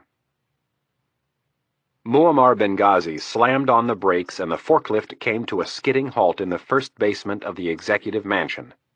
He could hear the higher pitch of the ATV's engines not far behind. Benghazi swiftly jumped to the ground and ran through a door to his left. Bounding up the stairs 2 at a time, he kept his AK-74 aimed upward as he climbed. The 2 men who had fired the RPGs followed close behind. When they reached the first landing, the door above them opened, and 2 uniformed Secret Service officers rushed into the stairwell with their pistols drawn. Benghazi unleashed a quick burst of bullets, striking both men in the chest and sending them backward. The fallen officers blocked the door from closing, and as Benghazi reached the last step, he rolled a smoke grenade and then a fragmentation grenade into the hallway. The double explosion was followed by a chorus of screams and falling debris. Benghazi and his men burst from the stairwell through the thickening gray smoke and began firing their weapons in all 3 directions. With their gas masks secured, they moved unhindered by the smoke toward the south portico. Benghazi grabbed another grenade from his vest and yanked the pin. 50 feet ahead, directly down the hall, was the Palm Room, the same room the president walked through every morning on his way to the Oval Office. Benghazi threw the grenade forward and ducked into an alcove on his right, while his men took shelter in a doorway on the left. There was a clinking noise as the grenade hit the tile floor, and then a glass-shattering explosion as it detonated. Benghazi rushed forward again. Every second was precious. As he reached the Palm Room, he turned the corner and almost tripped over a bloody Secret Service officer who lay dying on the floor, his body eviscerated by shards of glass. Benghazi looked through the shattered window panes out onto the south lawn and saw 4 black-clad men running toward him, their machine guns searching for a target. They belonged to the Secret Service Uniformed Division's Emergency Response Team, or ERT, and they had been expected. Benghazi raised his weapon to take aim at the lead man, but before he had a chance to dispose of him, the officer was struck by a high-velocity round that separated a large chunk of his head from the rest of his body. Within seconds, the other 3 Secret Service officers were all lying on the ground, either dead or dying. Benghazi was happy to see that Salim Roussan was doing his job. From his spot on the roof of the Washington Hotel, Roussan was to cover Benghazi and the others as they broke out into the open for the West Wing. Benghazi yelled over his shoulder, "RPG!" While he searched the south lawn for more targets, one of his men stepped to his side with a rocket-propelled grenade launcher steadied on his shoulder and dropped to one knee. The man sighted in on the double doors at the other end of the colonnade. The clicking of the trigger was followed by a low, swooshing noise and another deafening explosion. Benghazi broke into a full sprint along the colonnade, his AK-74 aimed at the burned and smoking entrance to the West Wing.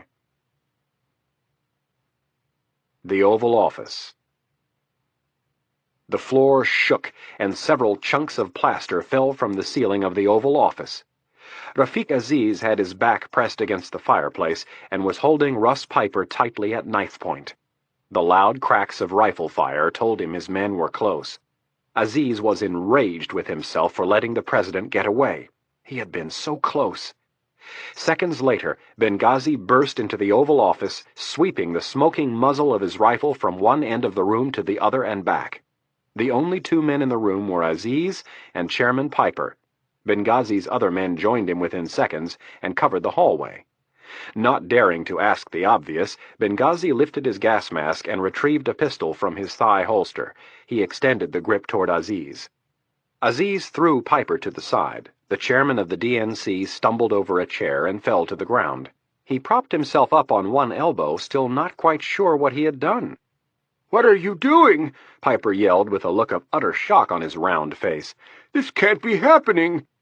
Without hesitation, Aziz pointed his weapon at Piper and squeezed the trigger. The bullet struck the chairman right between the eyes and sent his heavy head thudding to the floor. A pool of crimson blood flowed from Piper's head and began to work its way across the plush blue carpet and onto the presidential seal.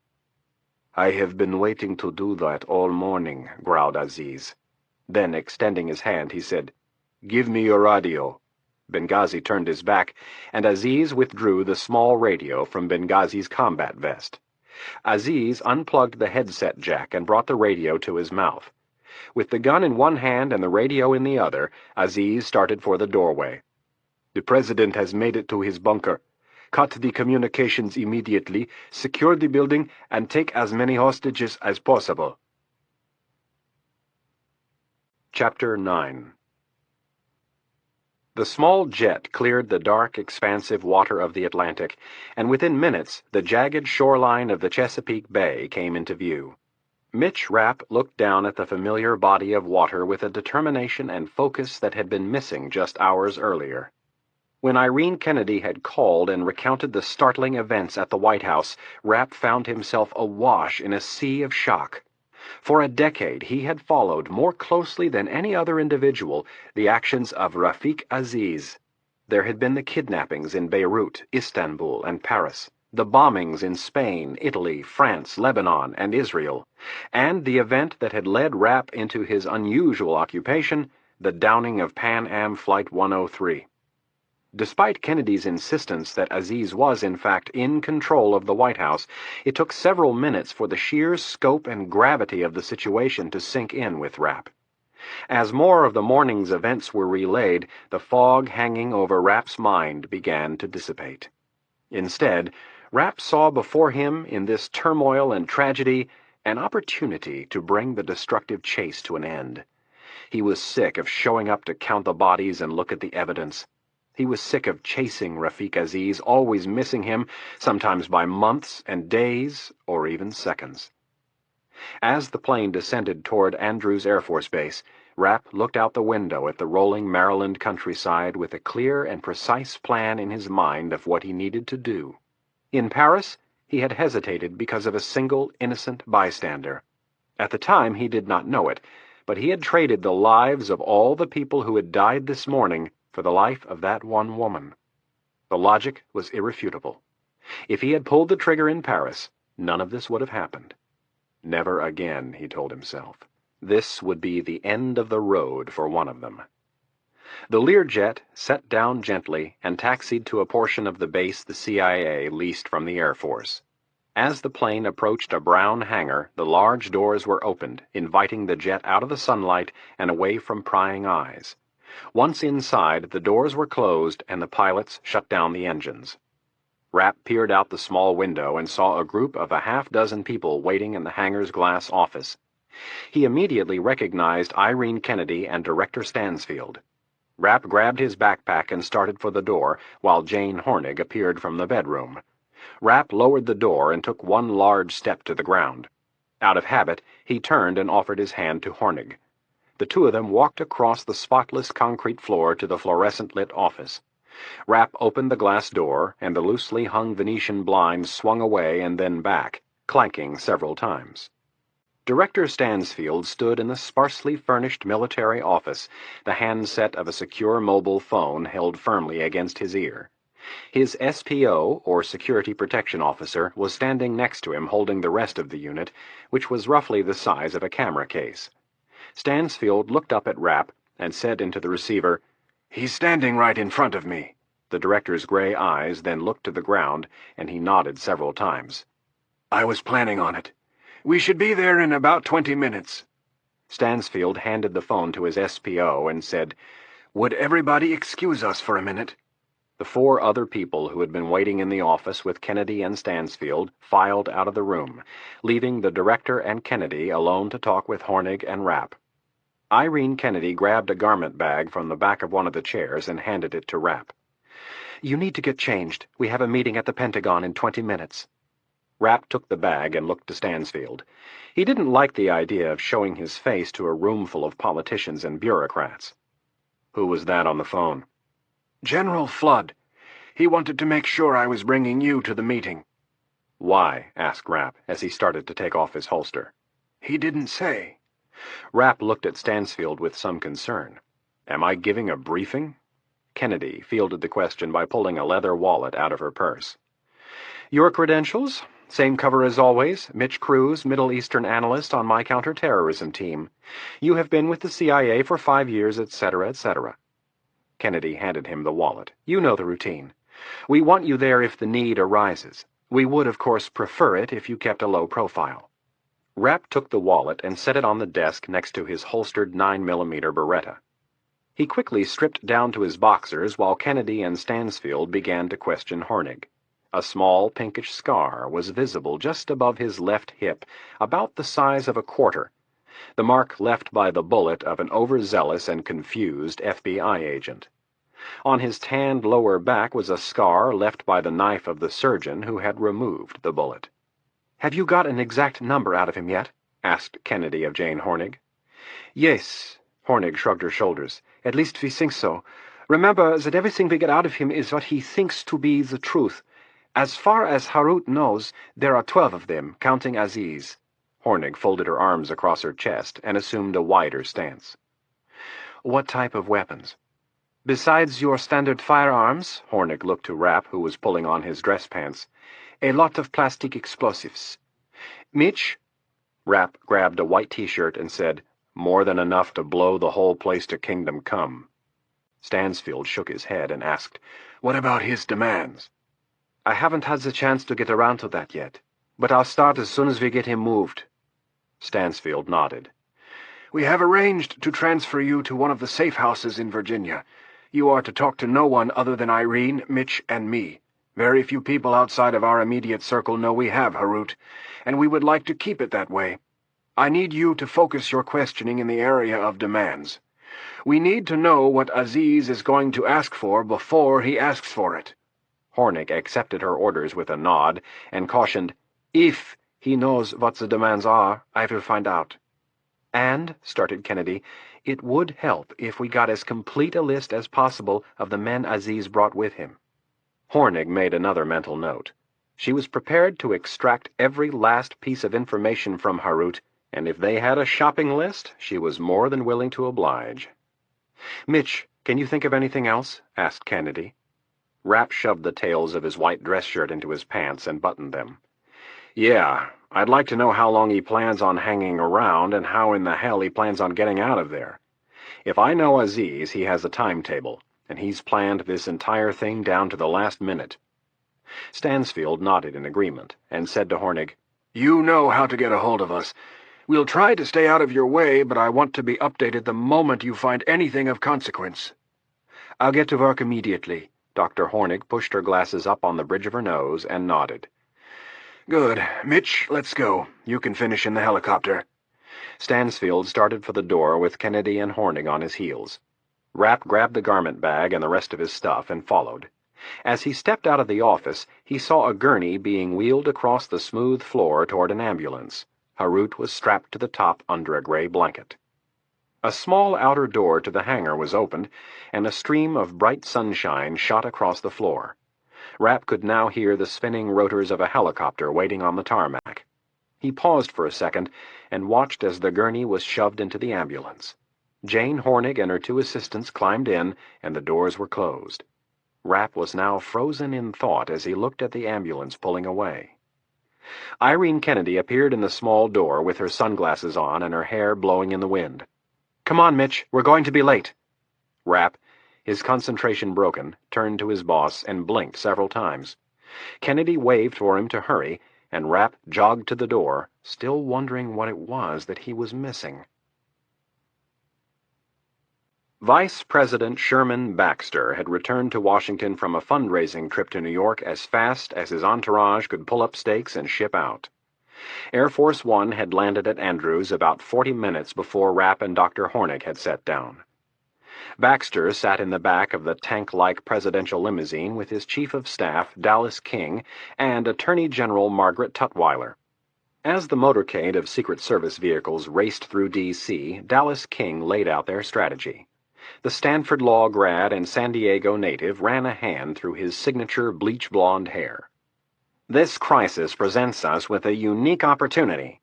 King paused for emphasis, and then looked at Attorney General Tutwiler. "Your job in this is going to be crucial, Marge.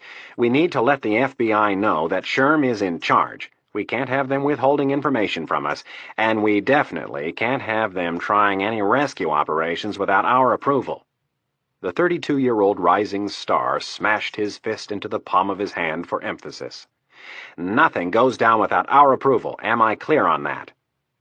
Marge Tutwiler was just starting to get used to Dallas King's ambitious style. Vice President Baxter's lapdog was a charmer. He had good looks, a sharp mind, and a good sense of humor.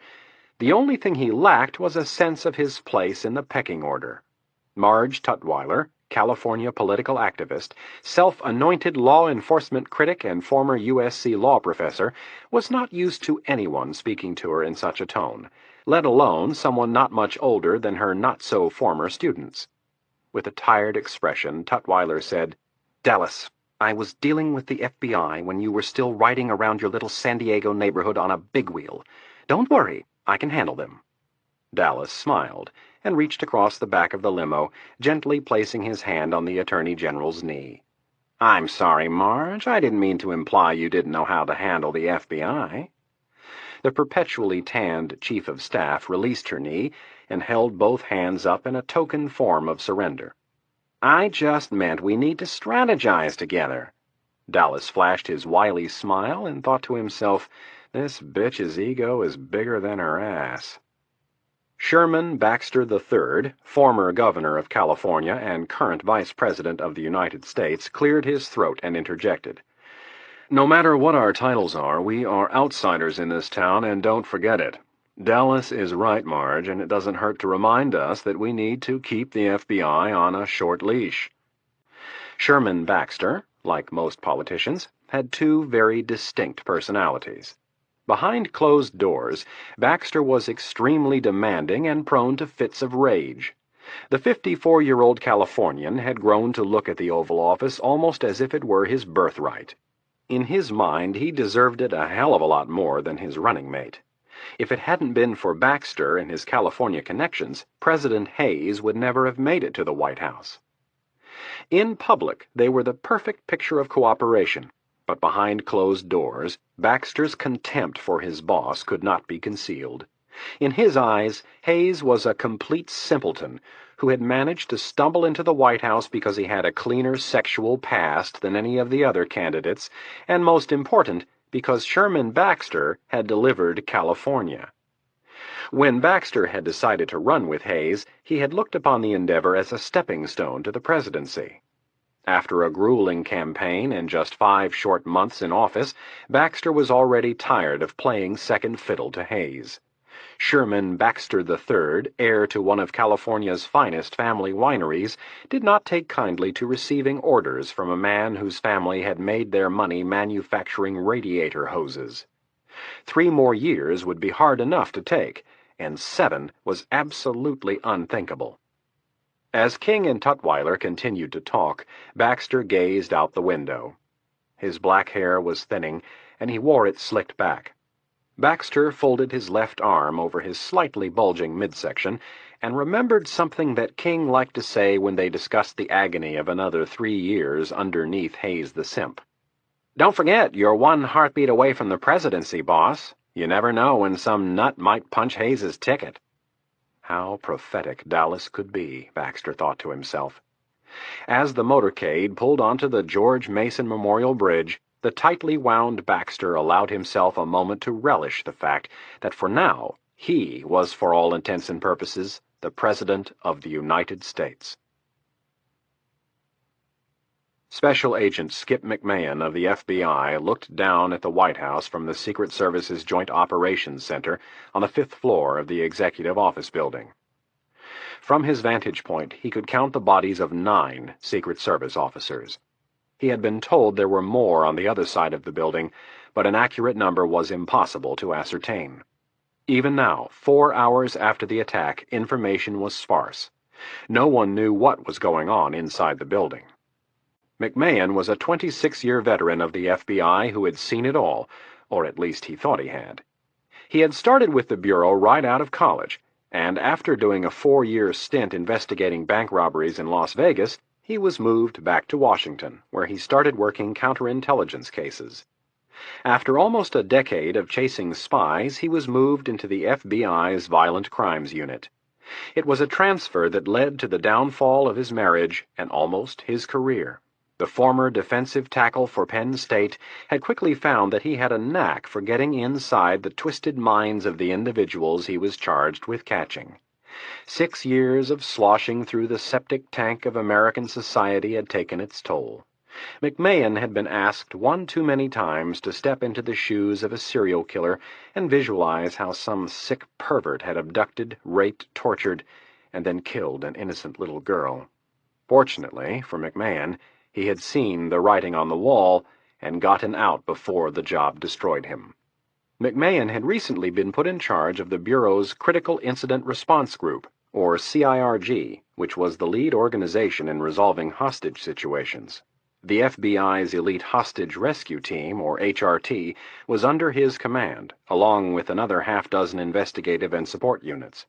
But not once in the hundreds of meetings that McMahon had attended on urban terrorism had he ever heard someone postulate that the White House was vulnerable to a full-scale assault.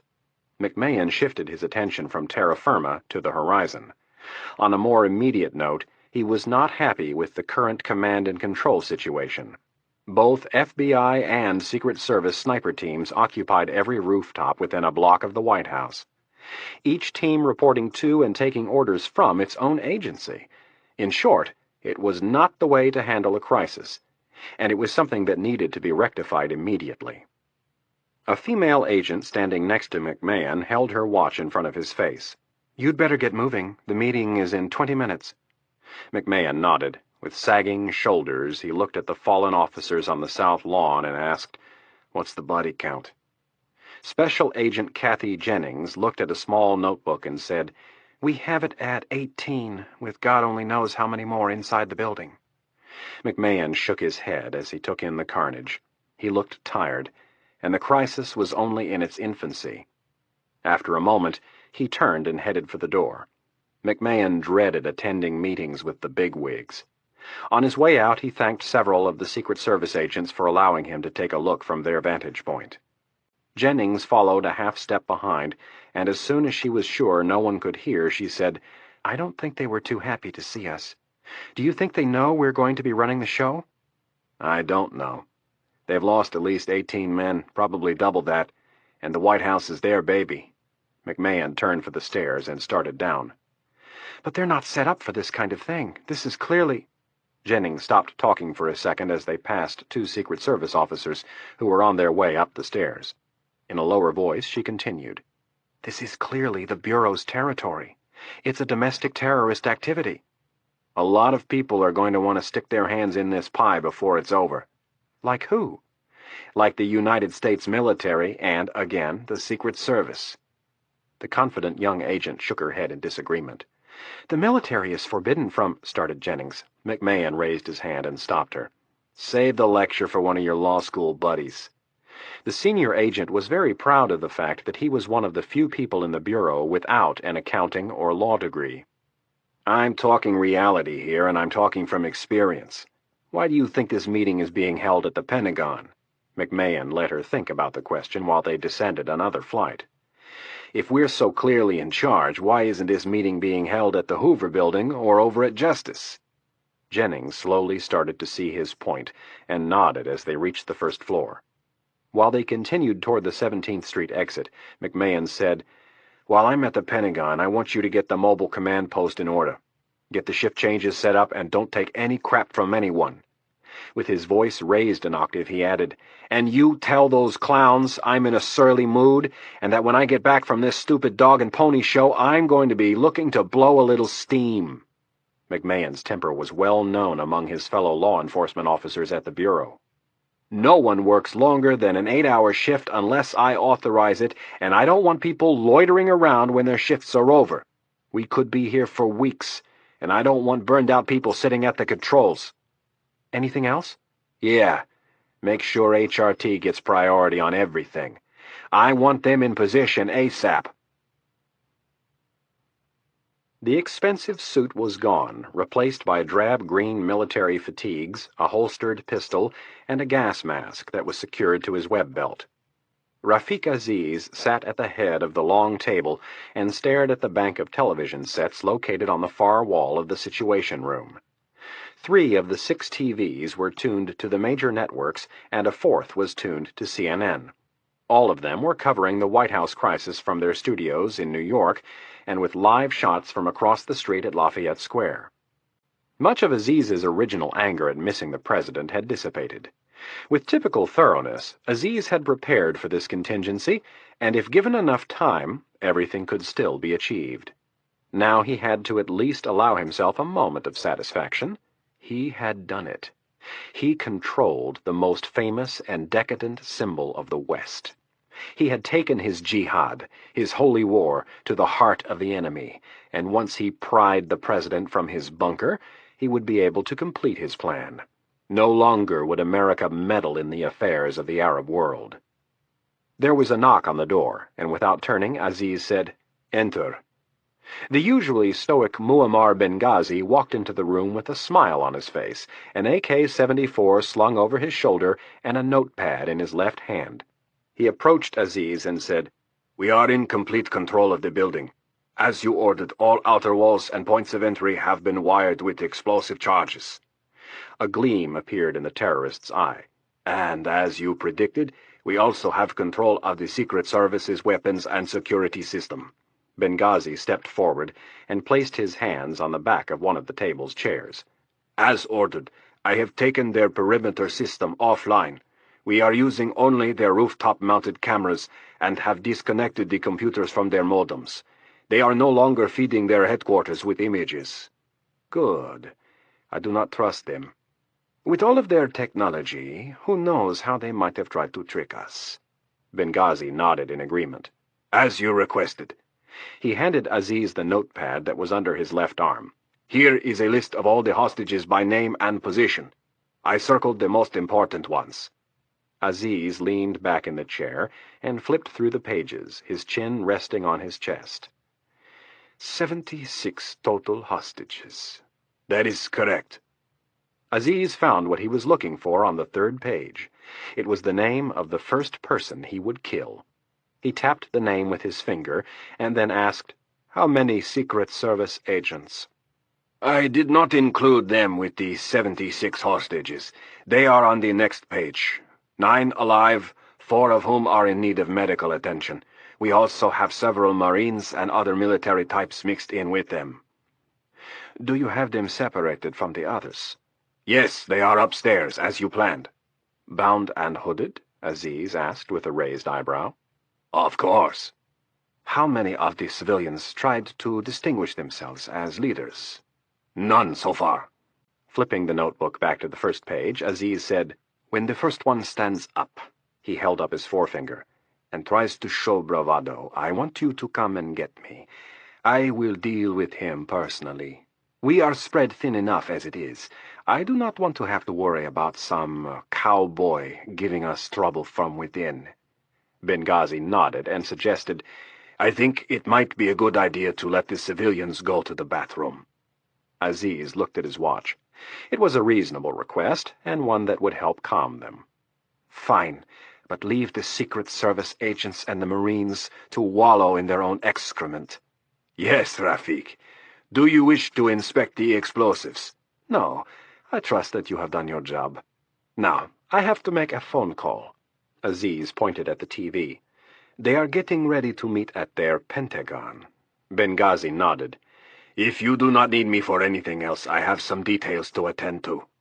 "One more thing," said Aziz, as he tilted his chin upward. "How is our little thief coming along?" "All of his equipment is in place, and he has started work." With a shrug, Benghazi added, "He tells me he is on schedule." "Good. Keep an eye on him." Aziz lowered his chin. "He is, after all, not one of us." "I told him not to go anywhere other than the bathroom unless he calls me first," Benghazi said with a smile. "I told him there are booby traps everywhere, and I wouldn't want him to accidentally set one off." With a smile, Aziz placed a flat hand on his radio and said, "If I need anything, I will call." He watched Benghazi start for the door and said, "Muammar, relax. They will not be coming tonight. The politicians are in charge right now. They would keep the FBI at bay until we are ready." Benghazi nodded. "I know. You told me how things would proceed. But the time for them to attack would be now, before we get settled in. The hostages are still strong and fresh. They could give us trouble. In 3 days, we will have them weakened and confused. If I were them, I would attack now." Aziz grinned at his friend. "You have to understand how Washington works. The military will advise to move quickly and with overwhelming force, but the politicians will want to move with caution." "What about the FBI?" "They will stay in the middle and take orders like they always do." "Relax, my friend. They will not be coming for a while." With a look of amusement, Aziz added, "In fact, I will probably have to provoke them into attacking." Benghazi raised his thick eyebrows. "When the time is right." "Precisely.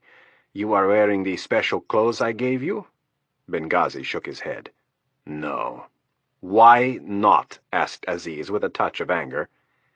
"I don't feel right abandoning the other men if it comes to that." "The plan will not work if everybody is in on it, Muammar. I am ordering you to put them on. If the Americans come, it is our only chance." Benghazi nodded reluctantly and then left. Aziz watched him go and thought about his plan for escape. It had a chance of working. Some things had to go their way, but at the very least it gave them a fighting chance. If he could just get his hands on the president, none of it would matter. Aziz returned his attention to the TVs where the networks were now talking to their Pentagon reporters.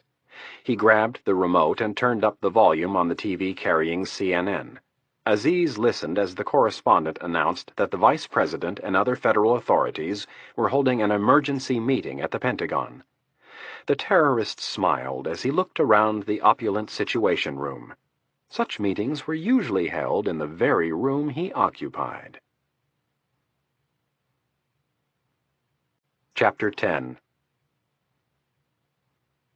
The Joint Chiefs briefing room is located in the inner sanctum of the monolithic five-sided building that houses the United States Department of Defense, the E-Ring.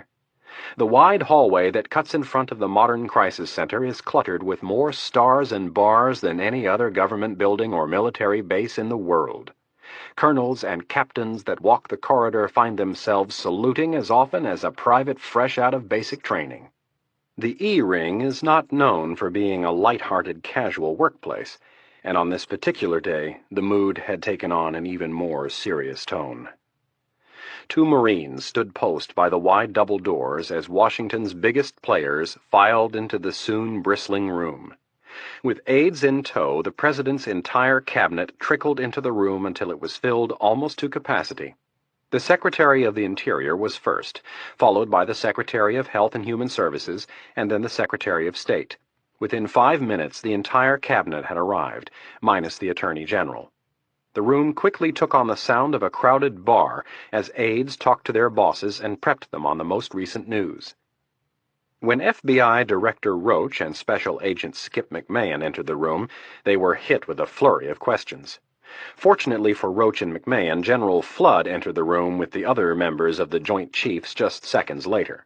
Flood walked to the far end of the table and placed a large black ceramic coffee mug on the table. Everyone take a seat. Flood's commanding voice carried through the large room, and the talking was instantly reduced to a trickle. Let's go, people. Flood clapped his hands together and pointed at the chairs arranged around the 40-foot rectangular conference table. We have a lot of work to do. As the attendees took their seats, Vice President Baxter entered the room with Attorney General Tutwiler and Dallas King. The three of them proceeded to the opposite end of the table from General Flood, where chairs had been saved for them. The Secretary of State, a close friend of President Hayes, leaned over and immediately began asking Baxter just what in the hell was going on. While he was doing so, CIA Director Stansfield entered the room with Irene Kennedy and Mitch Rapp. Flood pointed to 3 seats near his end of the huge table, and then motioned for one of his aides to close the doors. An Army major walked over to the tall double doors and swung them closed with a finality that let everyone know the meeting was started. People, announced Flood, I'm not going to pussyfoot around on this. There are a lot of rumors going around about what happened over at the White House this morning. Some of them scratch the surface, but most of them are way off base. Here is what happened. At approximately 0900, a group of terrorists attacked and took control of the White House. Before Flood could continue, the room erupted in a series of fragmented conversations and expletives. People, bellowed Flood, restoring order. We have a lot of ground to cover, so keep a lid on it. Flood angrily eyeballed the group, daring someone to defy him. After making sure everyone understood implicitly that his patience was thin, the general continued. As I was saying, this group is in control of the White House and holds an unknown number of hostages. The only good news we have in all of this is that President Hayes was safely evacuated to his bunker during the raid. Communications have been cut, but we know the President is safe. This brings us to our first point of order. It is obvious that President Hayes is not in a position to discharge his duties as Commander-in-Chief. So, according to the 25th Amendment, the powers of the President of the United States have been transferred to Vice President Baxter until such time as President Hayes may resume his duties. I have been informed that the majority of the Cabinet have agreed to this, and I apologize to those of you who could not be reached earlier, but things have been rather hectic. The general brought his hands together and clasped them tightly in front of his chest. Let us be clear about this. For the time being, Vice President Baxter is the acting President and Commander-in-Chief of our armed forces. Flood again looked around the substantial table, giving the group a moment for thought, and then added, However, for reasons of clarity, we will continue to refer to him as Vice President Baxter. Are we all clear on this? General Flood waited a brief moment to see if anyone was crazy enough to draw his ire, and then looked to his left at the Director of the Secret Service. Director Tracy is now going to give us the specifics on what transpired this morning. Again, hold all questions until he is done. A solemn-faced Director of the Secret Service stood and walked to the podium located at General Flood's end of the table. Alex Tracy was a squat man with a sizable head and the standard amount of intensity required to run one of the world's finest law enforcement agencies. Tracy walked toward the podium with the enthusiasm of a man being sent to the gallows.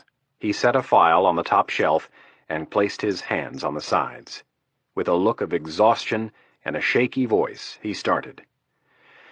Late last night, DNC Chairman Piper called over to the White House and obtained a meeting with the President. That meeting was scheduled for this morning at 9. White House staff broke with Secret Service policy and granted Piper and his guest a meeting without giving us time to run a background check on the chairman's guest. We now know that guest to be Rafiq Aziz, the world-renowned terrorist. Tracy looked up at no one in particular and then continued. It appears that Aziz approached the Democratic National Committee under the assumed identity of a Prince Khalib of Oman. Aziz gave a $500,000 check to the party and in return requested that he meet with the president personally. This time, when he paused, the director focused his look more precisely on the group of politicians at the far end of the table. Almost every cabinet member was a Democrat, and a murmur broke out as they shot each other anxious looks. This little nugget of information had "Congressional Investigation" written all over it. Tracy continued after about 6 seconds. Aziz and Chairman Piper arrived at the White House this morning at about the same time that we received a tip from the CIA that the White House was targeted for a terrorist attack. While Aziz and Piper were entering the White House, a locally contracted linen truck arrived at the Treasury building as it does every morning, Monday through Friday. In a complete breakdown of security, the truck was allowed admittance into the underground parking facility by a uniformed Secret Service officer without being properly inspected. Tracy forced himself to straighten his posture. Out of sheer embarrassment, he paused and looked down at his notes. Aziz getting into the White House could be blamed on Chairman Piper, but the truck was the Secret Service's fault. It appears the back of this truck was loaded with an unknown number of terrorists and equipment that was used to breach the security of the Treasury tunnel. This was a major breakdown on the part of my agency, and we have already started an internal investigation. Tracy looked down the length of table at Vice President Baxter. We will have a preliminary report ready by this evening. Looking back to his notes, he continued. After receiving the tip from the CIA, Jack Warch, the special agent in charge of the President's detail, left his office in the EOB and went over to the West Wing to consult with President Hayes. When Warch arrived, Piper and his guest were already in the Oval Office. As soon as Warch found out about the unauthorized visit, he entered the Oval Office to check on the President. After that, things happened very fast. A sniper on the roof of the Washington Hotel opened fire on the Secret Service officers posted on the roof of the White House. Within seconds, the outer door to the Treasury tunnel was breached, and Warch ordered the President's evacuation to his bunker. As many of you know, the old bunker at the White House dates back to World War II and is really nothing more than a reinforced tunnel. Construction of a new bunker, located in the third basement of the mansion, was completed this past January. The Army Corps of Engineers did the work. They used the standard military design that has been incorporated into all of our command and control centers. Excuse me. Tracy turned his head to the side and coughed. This new facility is not, however, fully operational. The actual construction of the bunker is completed. Its biological, chemical, and radioactive filtration systems are in place and operational, but its communications package has not been installed. That was to take place this summer. The bunker has been stocked, however, with rations and other necessities. Tracy was slowly gaining back some of his normal confidence. We know with 100% certainty that Special Agent Warch succeeded in evacuating President Hayes, Valerie Jones, and 8 other Secret Service agents to the White House's basement bunker. Up until approximately 9:15, we were in contact with the bunker via our encrypted radios, and then all communication was severed.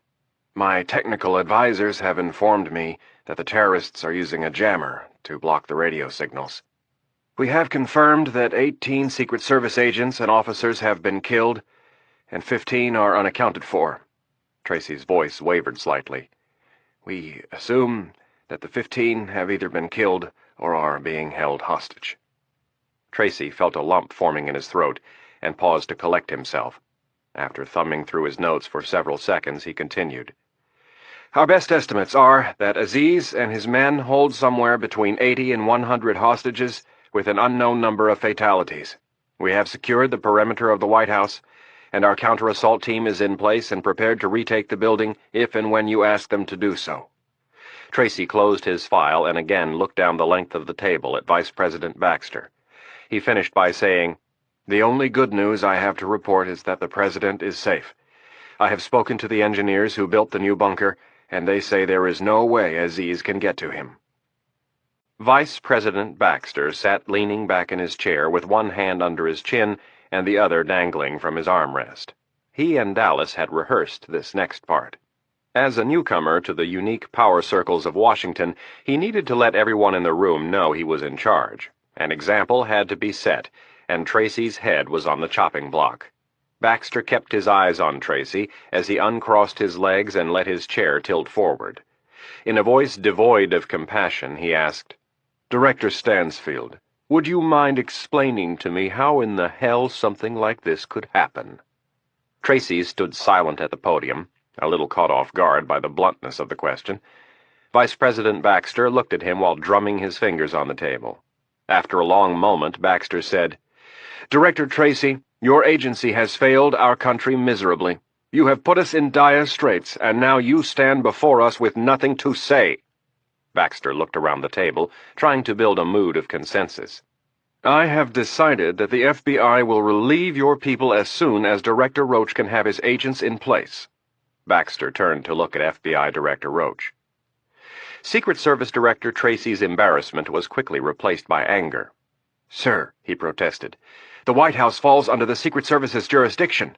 We are—" Baxter raised his voice and cut Tracy off. "I have been advised by the Attorney General that although the White House normally falls under the purview of the Secret Service, it is still a federal building, and that makes it the FBI's territory." "But my men have an intimate knowledge of the building and its grounds," stated Tracy in earnest. "We have agents that are being held hostage." Baxter shook his head vigorously. "Director Tracy, the Secret Service had its chance, and they have failed. Miserably, I might add." The humiliating public rebuke caused Tracy's cheeks to flush. He couldn't believe it was happening. He had worked in Washington for 29 years and had seen countless others thrown to the lions in situations far less serious than this. He should have seen it coming, but everything had happened so fast.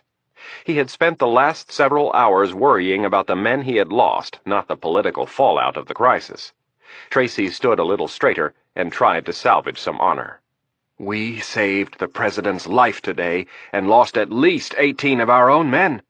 I would hardly—" Baxter slammed a fist to the table, and with a rage no one in the room had witnessed before, other than King and Tutwiler, he cut Director Tracy off in mid-sentence. "You have lost the White House, and you have embarrassed the entire country!" Baxter glared at Tracy a moment longer, and then sat back in his chair. After taking a deep breath, he reined himself in a notch and continued in a quieter but equally firm voice. "I have consulted with Treasury Secretary Rose and have decided I want your resignation on his desk before I address the nation tonight." Shaking his head, Baxter added, "It is entirely beyond me how you could have let this happen." Rather than cowering, the tenacious director stood his ground. The combination of the murder of his people and becoming the sacrificial lamb to satisfy the media sent Tracy's blood pressure shooting upward. Baxter had no idea what it was like to devote one's life to the pride-sucking job of guarding men such as him, some of whom had fewer scruples than a pimp. Tracy's complexion reddened as he stared at Baxter.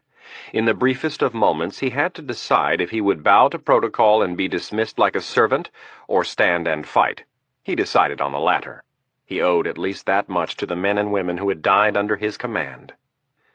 "I'll tell you how it happened. It happened because you and all of your esteemed colleagues have ignored every request the Secret Service has made for increased security since I have taken over the agency." Tracy raised his voice.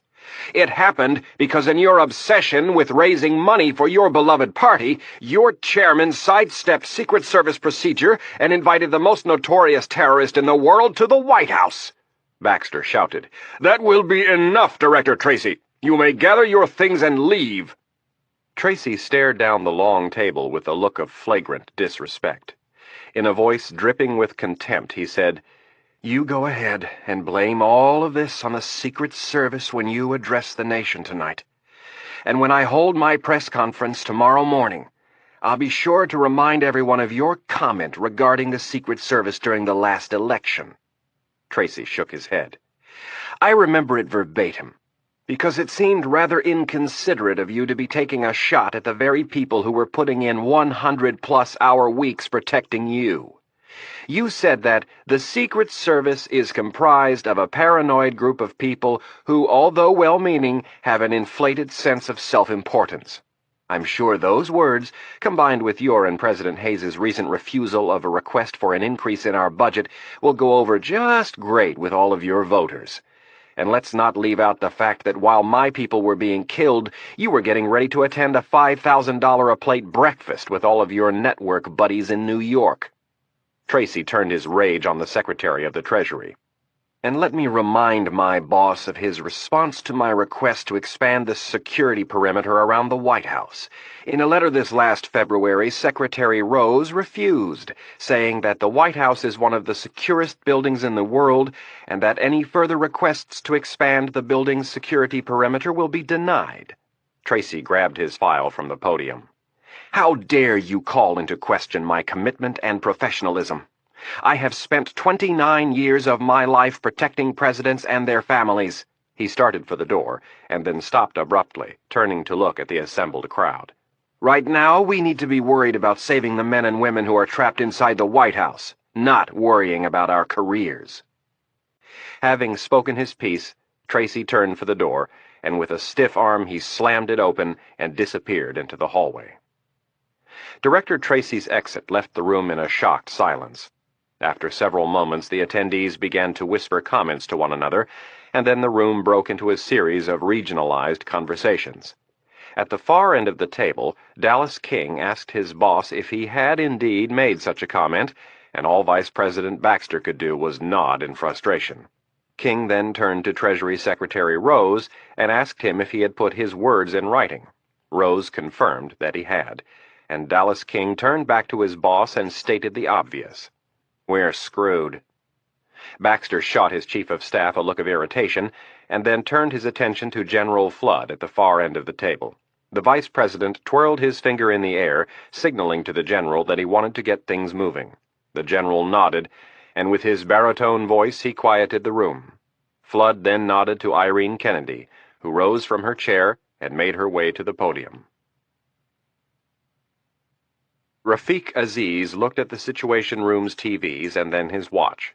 It had been almost 20 minutes since the vice president had arrived for the meeting. The timing should be about right, he thought to himself. Aziz studied the large phone next to him and looked at the 20 or so labels that marked pre-programmed telephone numbers. Most of the labels Aziz didn't recognize, but some were familiar. Not far down the first column he found the one he was looking for. It was marked Pentagon JCBR, which he understood to be the Joint Chiefs briefing room.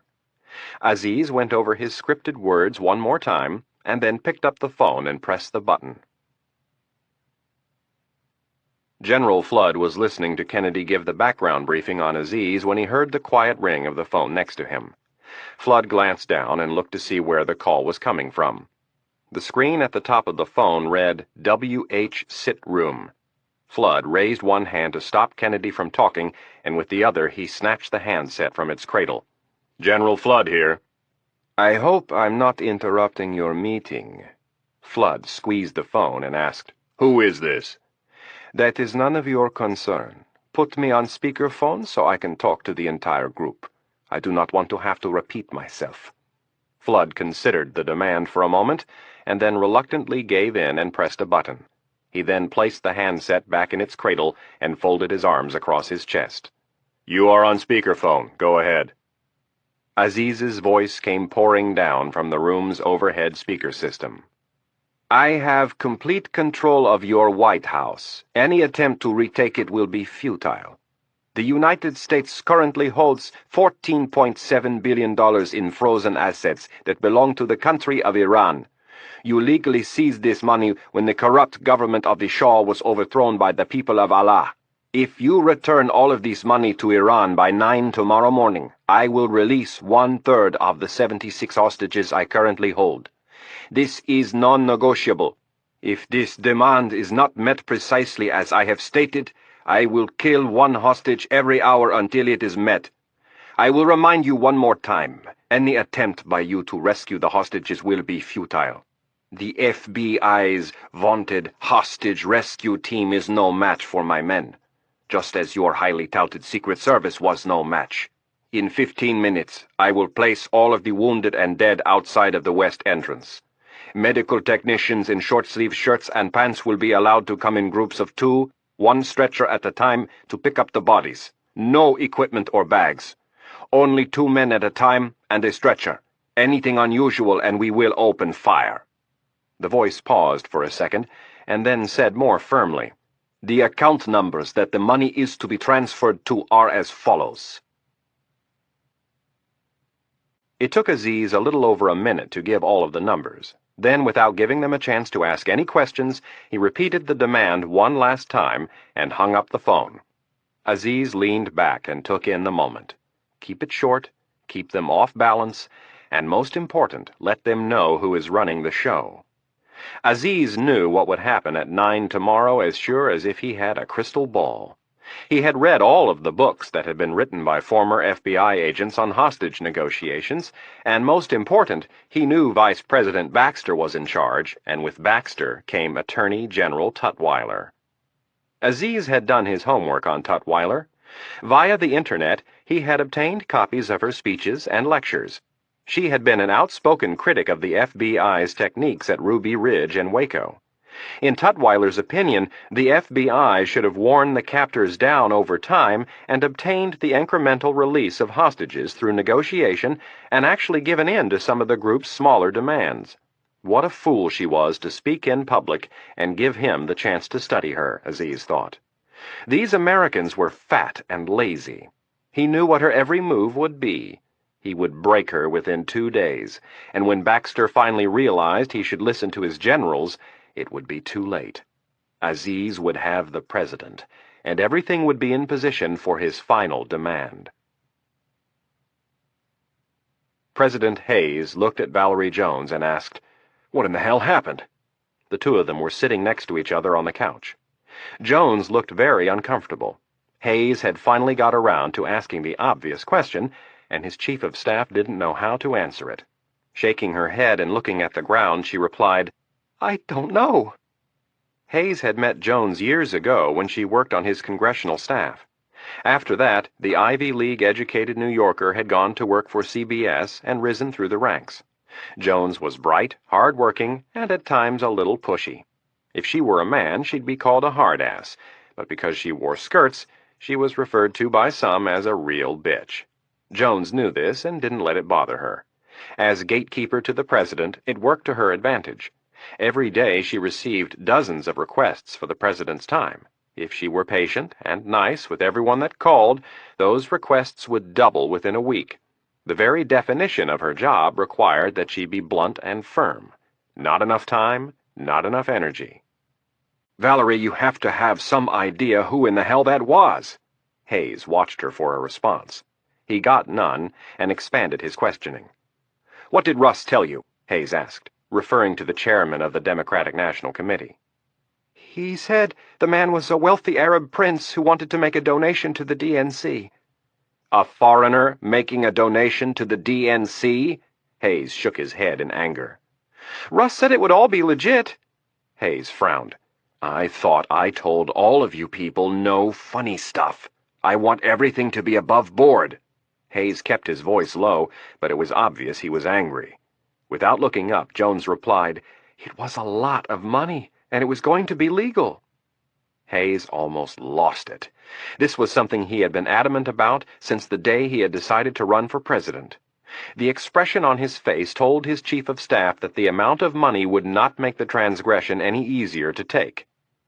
Jones realized it had been the wrong thing to say. Sorry might not be good enough for this one. Jones looked up with a fair amount of fright. What are you trying to say? Exactly what I said. Sorry might not be good enough.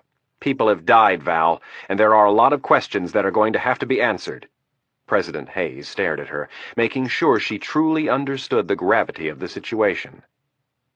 Across the bunker near the door, Special Agent Jack Warch was sitting on his bunk, sprawled against the cool concrete wall. The usually rigid Warch had removed his tie and jacket, both of which were neatly folded next to him on the hinged Navy-style bunk. The 30-by-20-foot room had 18 sturdy bunks.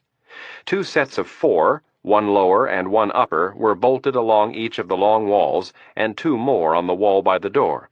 The bunks were of the no-frills military style. One side of the bed was attached to the wall by 2 hinges, and the outer corners were attached to a 3-foot chain that was bolted to the wall. When not being used, the bunks could be swung up and out of the way.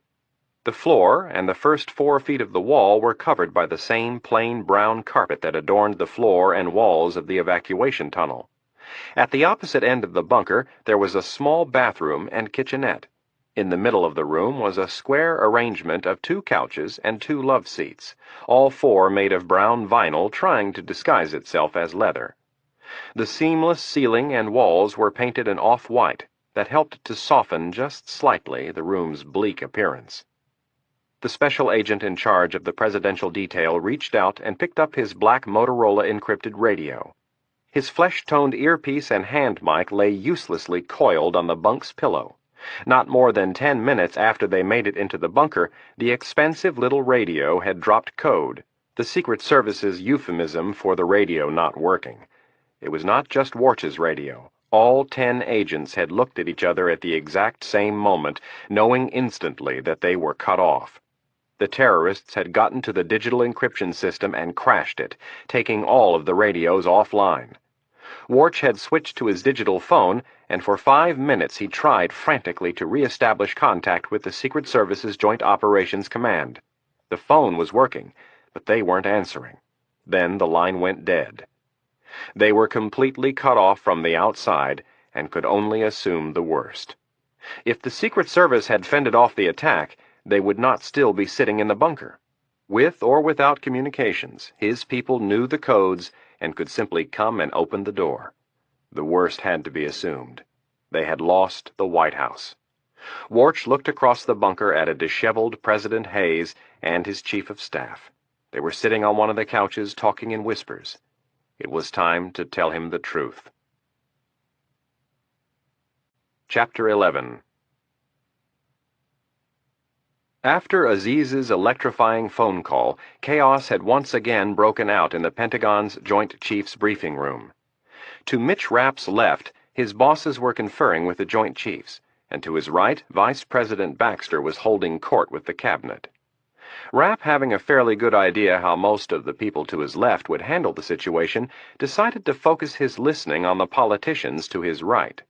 After several minutes, Rapp concluded that no one in Baxter's group knew their head from their ass, and in the process of coming to this conclusion, he also discovered a correlation between their opinions and the conviction with which they stated them. It seemed that the less someone knew, the more forcefully he tried to state his case.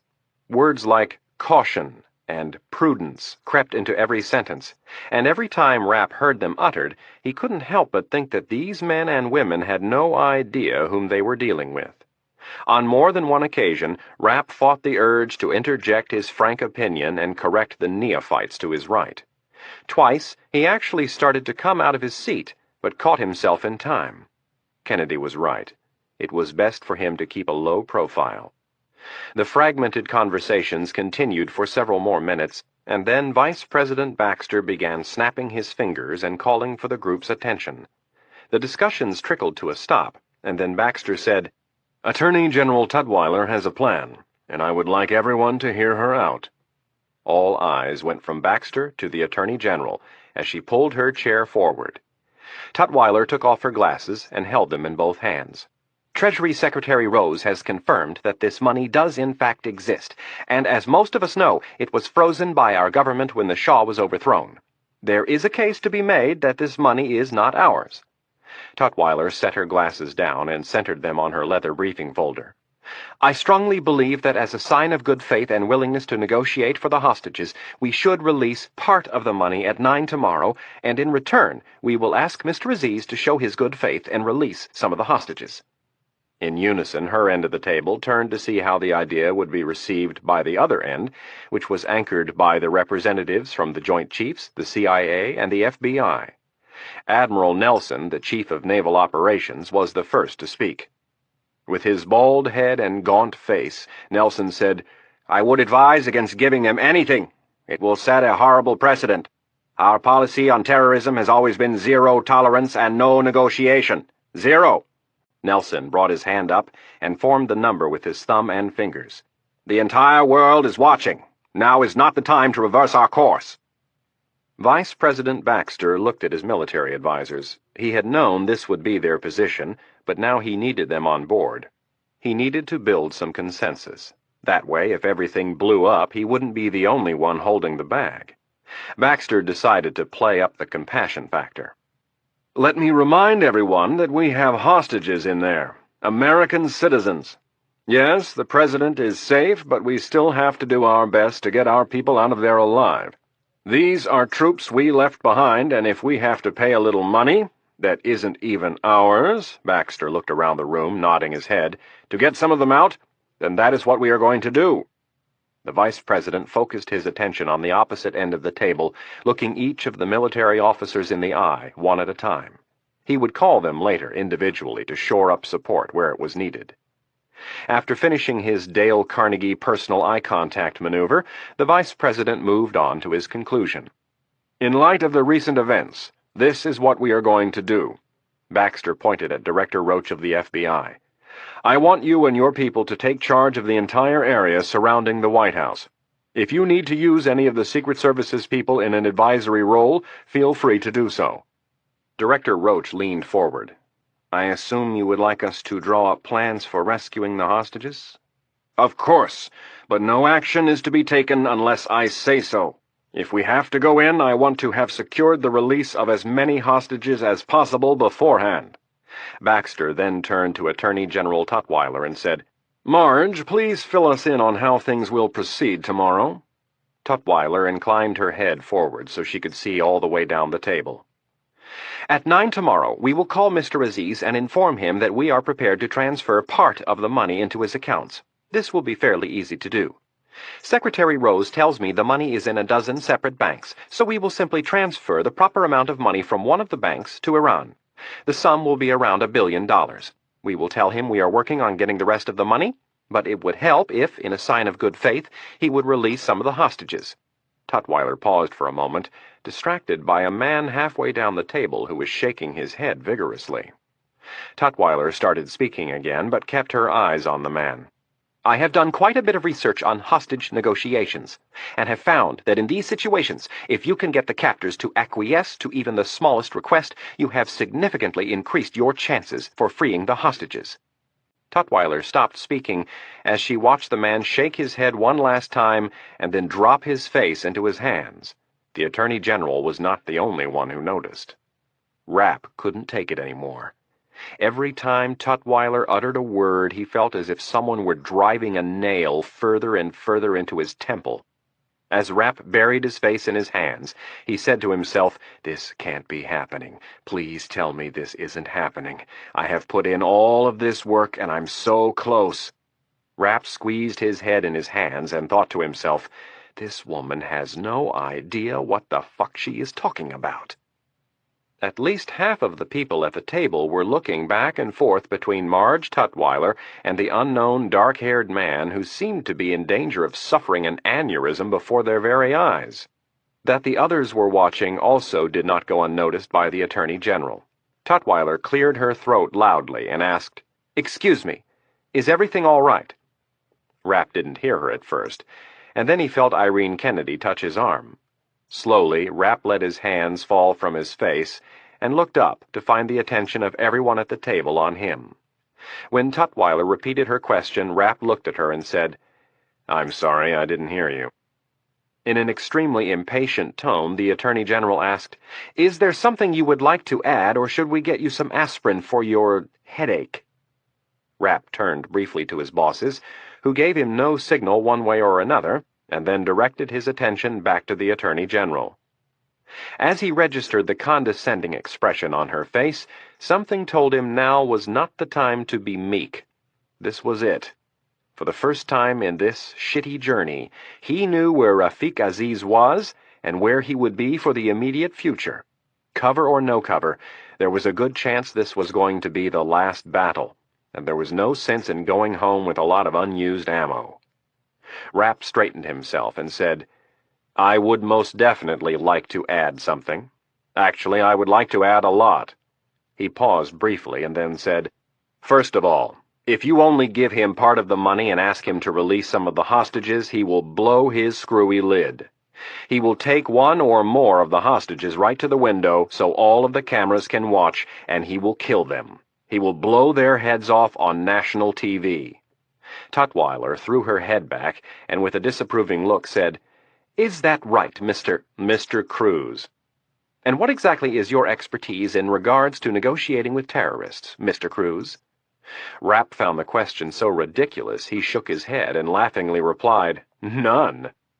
Tutwiler, not used to being treated in such a manner, turned to Baxter and said in a loud enough voice for half of the room to hear, "What is this man doing here?" Her arrogant question drove Rapp up and out of his chair, with Irene Kennedy's hand gripping at his forearm. Rapp pried his boss's fingers loose, saying firmly, "I've put way too much into this."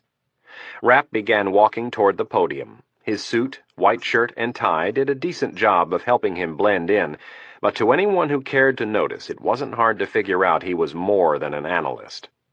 When Rapp reached the podium, he repeated Tutwiler's question to the group. "What is this man doing here?" Rapp stared up at the ceiling as if mulling the question over. "You know, I've asked myself that question a lot of times over the last decade, and I'm afraid I can't answer it for you." Rapp turned back toward Tutwiler, a look of feigned wonderment on his face. "But I can answer your other question, the one about negotiating with terrorists." Rapp paused, and then said casually, "I don't negotiate with terrorists, Ms. Tutwiler. I kill them." Grabbing the podium, Rapp looked down the length of the table and said, "I hunt them down, and I kill them."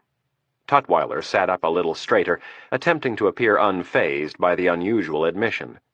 Trying to gain some composure, she asked the first question that came to mind. "Who do you work for, Mr. Cruz?" "I'm afraid that's on a need-to-know basis, ma'am." With his smart-ass grin, Rapp gave the standard spycraft reply, "And you don't need to know." "Well, Mr. Cruz, if we decide it's time to kill these terrorists," said Tutwiler, repeating his words in a mocking tone, "we will make sure we give you a call. Until then, we would all appreciate it if you would take a seat so we can get on with the business at hand." Tutwiler's smugness was really starting to irk Rapp, and his temper was dangerously close to reaching a level that he couldn't control. He studied her for a second, and then asked, "Ms. Tutwiler, have you ever been to Beirut?" Rapp waited a moment for her response, and then said, "I didn't think so. Just in case you were wondering, that's where Rafik Aziz is from. How about Iran? Have you ever been there?" Rapp gave her less than a second to answer. "I didn't think so. I was in Iran last night," Rapp added casually. "Actually, I spent most of the last week there. And since we don't have an embassy in Iran, you can probably figure out that I wasn't on official government business. Do you by any chance speak Farsi, or any Arabic dialects?" Rapp shook his head, answering the question for her. "I didn't think so. How about the Muslim faith, the jihad? Are you up to speed on the customs of Rafik Aziz and his people?" "What's your point, Mr. Cruz?" asked a defiant Tutwiler. Rapp looked down the long table at the smug Attorney General and growled in a voice that was barely beneath a shout, "The point is, Ms. Tutwiler, you don't have the slightest clue who you're dealing with." Rapp pointed at her with each word. while you were running around on the talk show circuit criticizing law enforcement officers who have done more in 1 week to stop crime than you will do in your entire academic theory-laden lifetime, I was crawling around in the gutter of every hellhole in the Middle East trying to find Rafik Aziz." Rapp watched Tutwiler fold her arms tightly across her chest and roll her eyes. The last gesture did it, and in a voice intended to shake up more than just the Attorney General, he yelled, "Hey, lady, this isn't a game. This isn't about who has the most master's degrees or the biggest job title. People have died, and before this thing is over, more people are going to die." Rapp turned his face to the side, showing the pinkish mark that angled downward across his bronzed face. "Do you see this scar? Let me clue you in on a little secret. It isn't a paper cut. It was given to me in person by none other than Rafik Aziz. So when I offer my opinion about a man who you have never met, who you know nothing about, you should sit up and listen." Rapp tightly gripped both sides of the podium.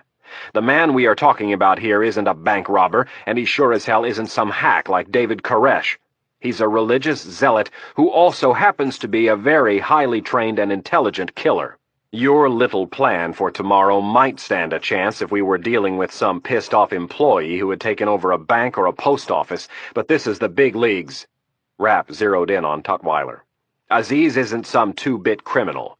When you jerk his chain tomorrow, by only giving him part of what he's asked for, he's going to take a bite out of your ass, and he's going to bite hard."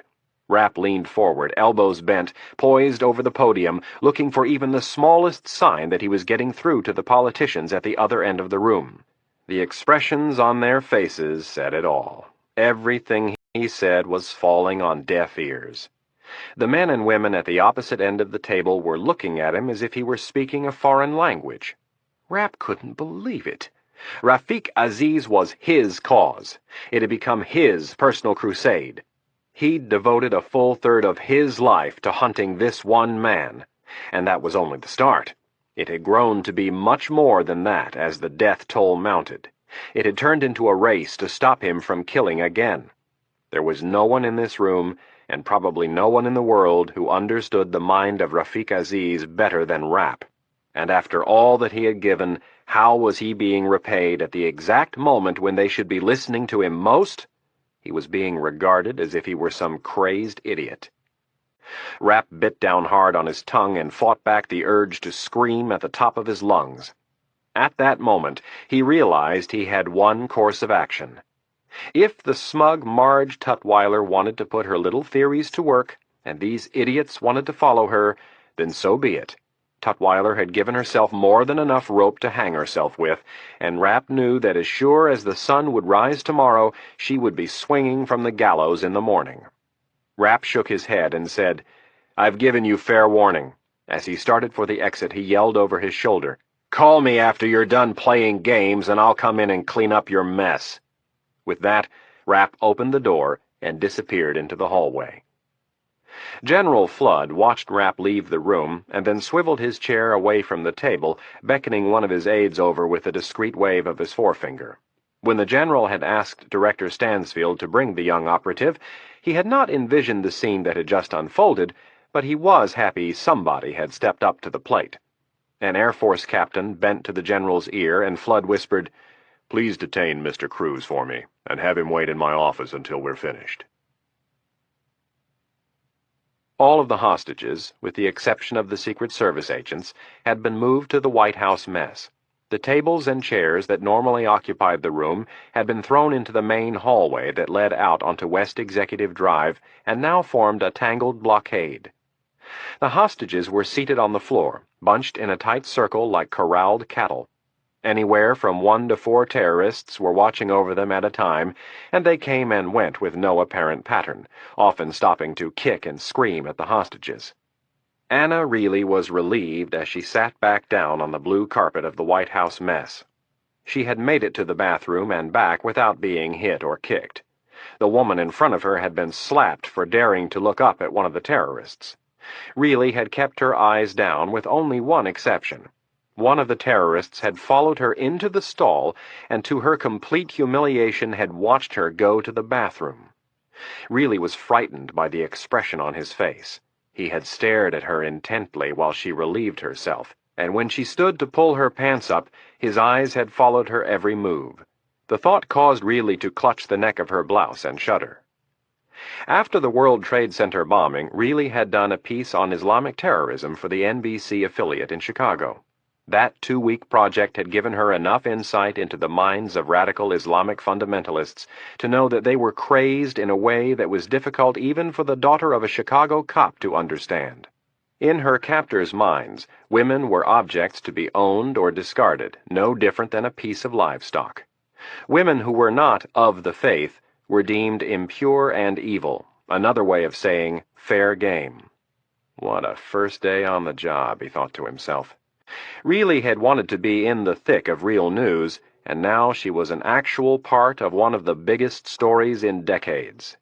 She brushed a strand of her brown hair behind her ear, and with her head tilted toward the ground, she looked up toward one of the guards.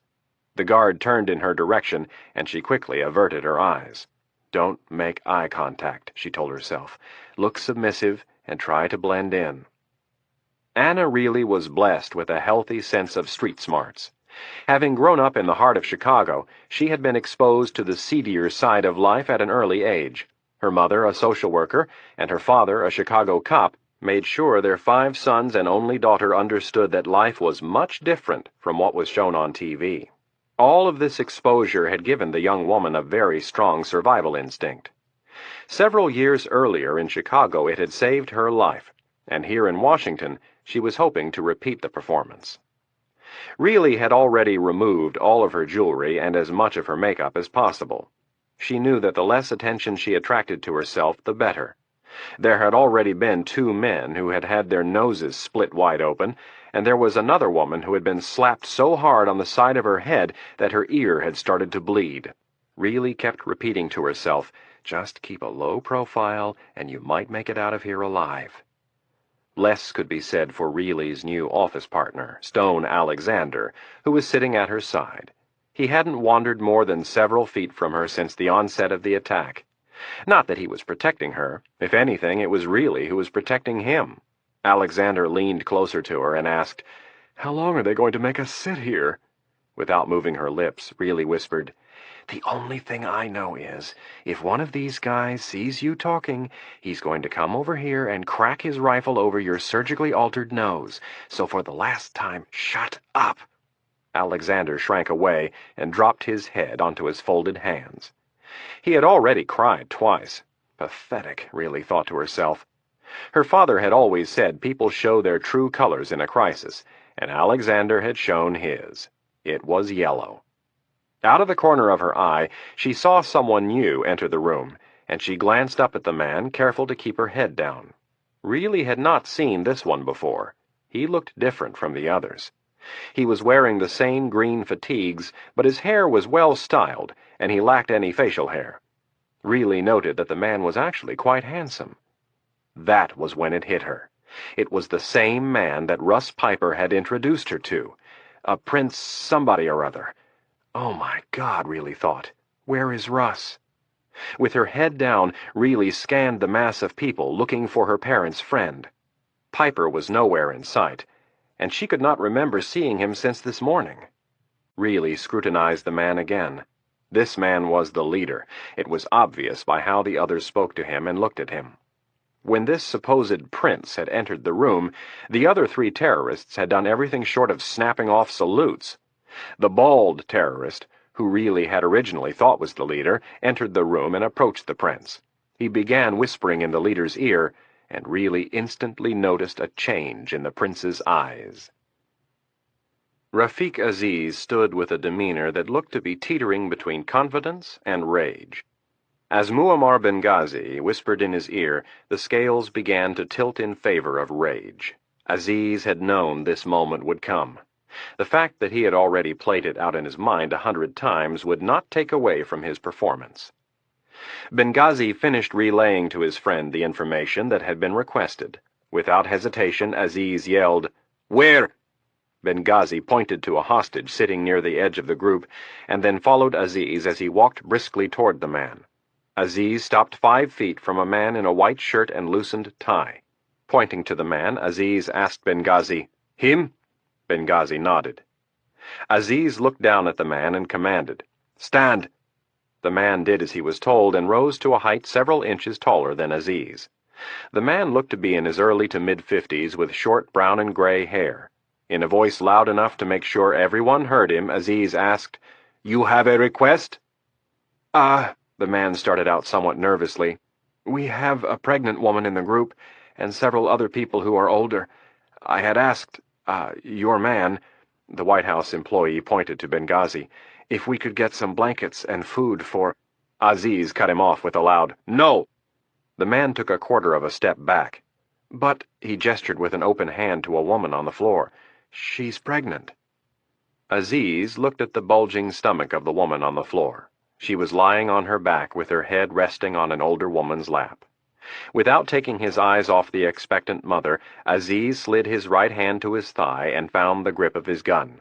He pulled the pistol from his holster and turned to the man standing before him. Without saying a word, without the slightest expression on his face, Aziz raised the gun to the man's forehead and from a distance of 1 foot pulled the trigger. The loud crack of the gunshot caused everyone in the room to jerk involuntarily. Before the report of the gun had died, the man was propelled backward and into the huddled mass of hostages, his blood, brain matter, and skull fragments showering a half-dozen shocked individuals. As the room erupted, Rafiq Aziz turned and marched for the exit. His cold expression masked a perverse satisfaction in completing another chapter in his plan.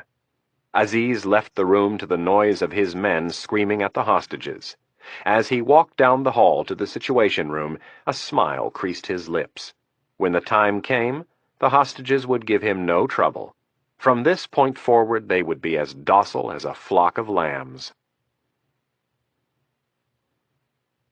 Chapter 12. As the chairman of the Joint Chiefs, General Flood was the highest-ranking officer in the U.S. military. The size and opulence of his office, located just down the hall from the Joint Chiefs' briefing room, was fitting for a man who wielded such power. The walls were covered with photos and plaques that documented his rise through the ranks of the Army. In typical military fashion, the show was arranged in order, starting in one corner with a photo of a young plebe at West Point, and then documenting his ascension through the ranks until he reached his current and final post. The room was set up in thirds. At the far end was a rectangular conference table that seated 20. In the middle of the room was the general's substantial Thomas Aquinas-style desk. The expansive wood surface curved, so the desk literally wrapped its way around the general's healthy midsection. This allowed Flood to swivel in his chair and go from project to project without having to exert too much effort. The last third of the office was dominated by an assortment of couches and chairs arranged around a long glass coffee table. Mitch Rapp sat in one of the chairs facing the office's entrance. General Flood's aide had escorted him into the room about 30 minutes earlier. Since then, Rapp had been eyeing an expensive bottle of Booker's small batch bourbon that was sitting behind the general's well-stocked wet bar on his right. Rapp was tired and edgy. He hadn't worked out in almost a week, and since he was used to putting in at least 2 hours a day, 6 days a week, his body was rebelling. The sleep he had gotten had been minimal, the food had been awful, and now it had all come down to this. His expertise was being called into question by someone who had been teaching law students for the last decade, while he had been putting his ass on the line. Rapp had never felt such frustration. Aziz was right across the river, sitting in the White House, and there was nothing he could do about it but sit and wait.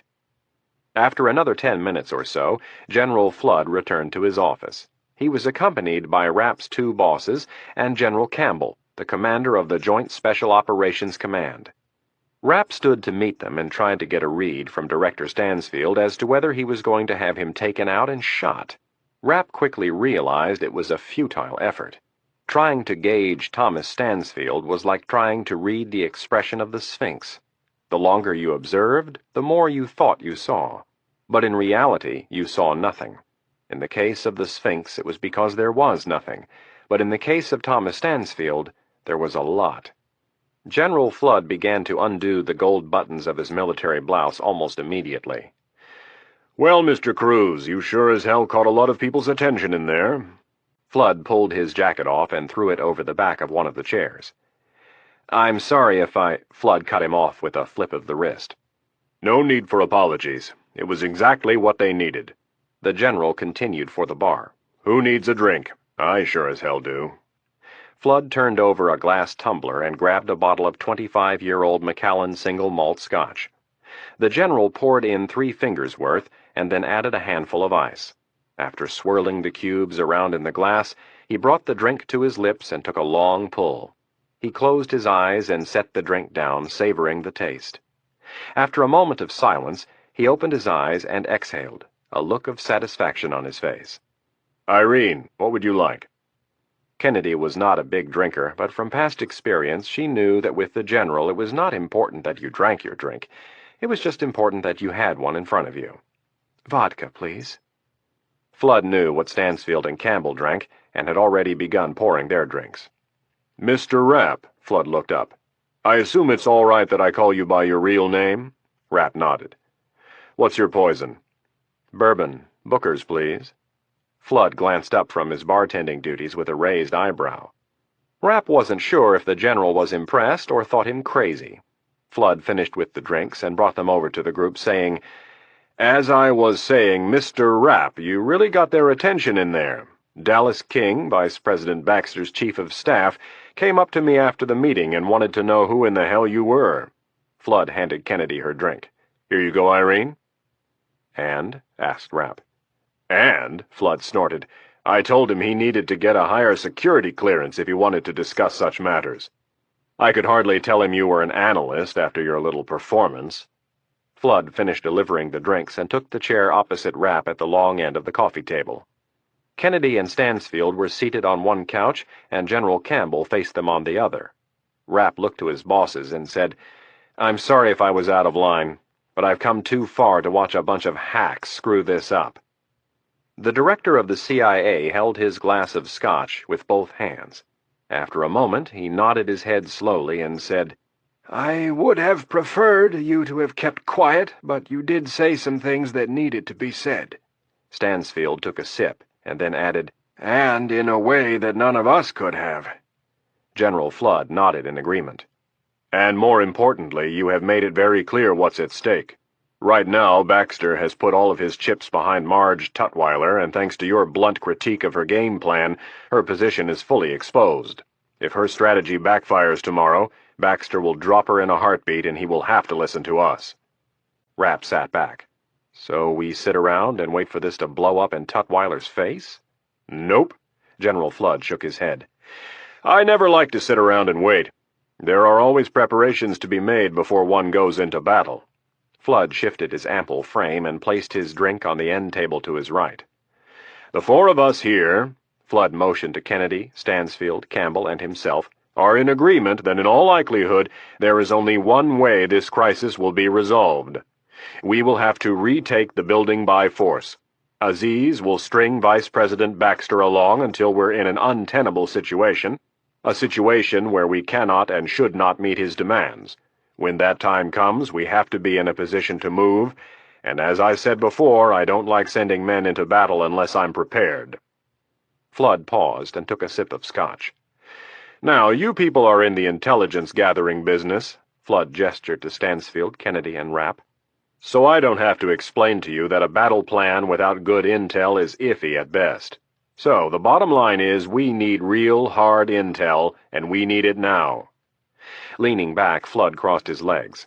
"Someone has to get inside." Looking at Rapp, Flood added, "We need a volunteer. Someone who is willing to take some risks. Someone who understands Rafiq Aziz. Someone with unique talents such as yours, Mr. Rapp." The general's words felt like warm sunshine after a cold swim. Rapp couldn't keep himself from grinning. With confidence, he replied, "I'm your man." Flood smiled. "I thought so." Then turning to the director of the CIA, Flood asked, "Thomas?" Stansfield thought about it for a second and nodded. "I think it's a good idea, but it might be tough getting approval for it. The FBI won't like it." "I could give a damn," growled the general. "This is war, and in war we fight by a different set of rules. Now, "I like Brian Roach," said Flood, referring to the director of the FBI, "but he needs to understand that we cannot afford to play by one set of rules while Aziz plays by another. We need our A-team on the front line, not the junior varsity. And," Flood pointed to Rapp, "Mitch here is the A-team." Flood took a sip of his drink, and then leaning forward he placed his big hand on Stansfield's shoulder. "You find a way to get him in, and I'll make sure we get approval." Stansfield thought a moment, and then nodded his head in agreement.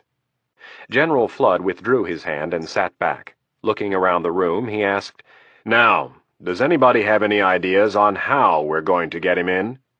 After a while, Stansfield said, "No, but I have a good idea where to start."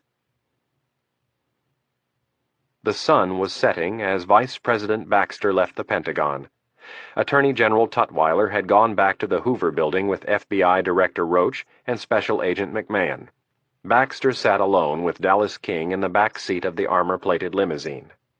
The Vice President looked languidly out the window as Dallas King babbled on about what should be covered when Baxter addressed the nation, a move they had decided was both necessary and an opportunity that couldn't be missed.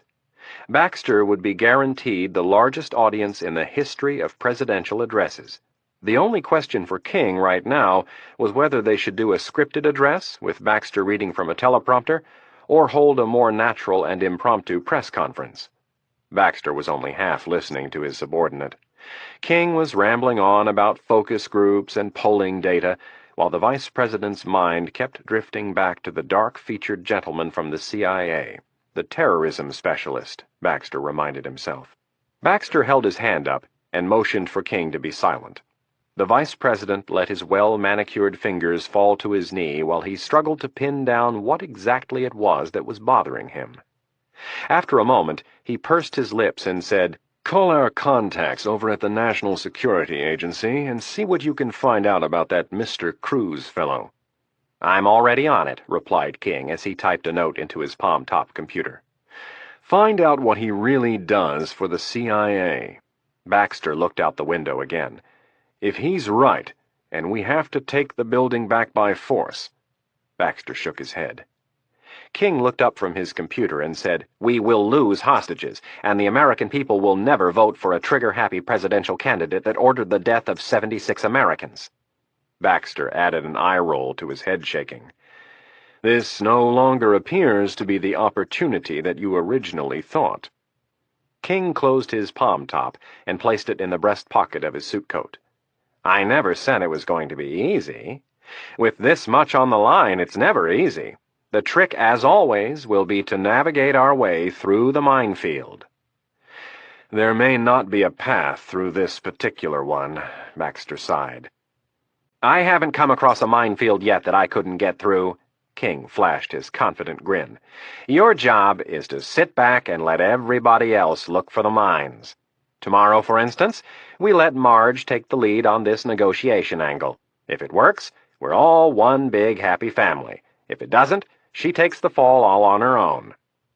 "What if we have to storm the place and we lose 30, 40, hell, maybe all of the hostages?" Baxter pointed at himself. "I'm the only one who can order that. You said it yourself, the American people will never vote for a president who has the slaughter of that many hostages hanging around his neck." Baxter shook his head. "Shit, I just thought of something else. What if I order the assault, and it doesn't work? What if the nation sits down for dinner and they're treated to footage of FBI agents getting killed while trying to storm the White House? My career would be over, and yours too." Baxter's defeatist head-shaking continued, and with gritted teeth he added, "We're screwed almost any way you look at this thing." "Not true," replied King. "If we pull this off, you'll be a hero."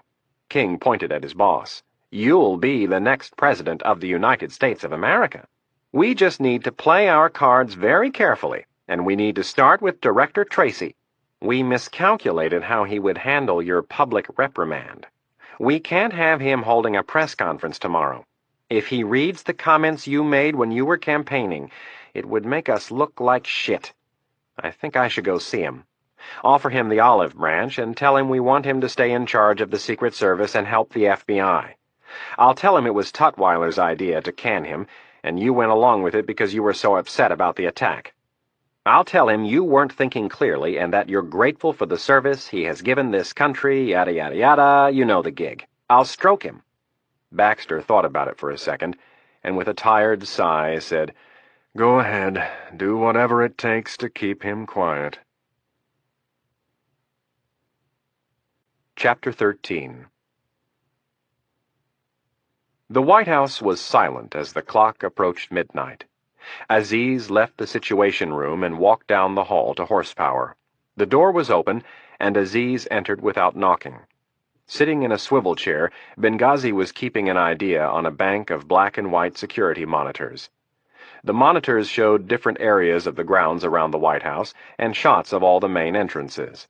Normally, the system also kept an eye on areas within the White House, but Benghazi had disabled the cameras for fear that the FBI might find some way to pirate the images and spy on them.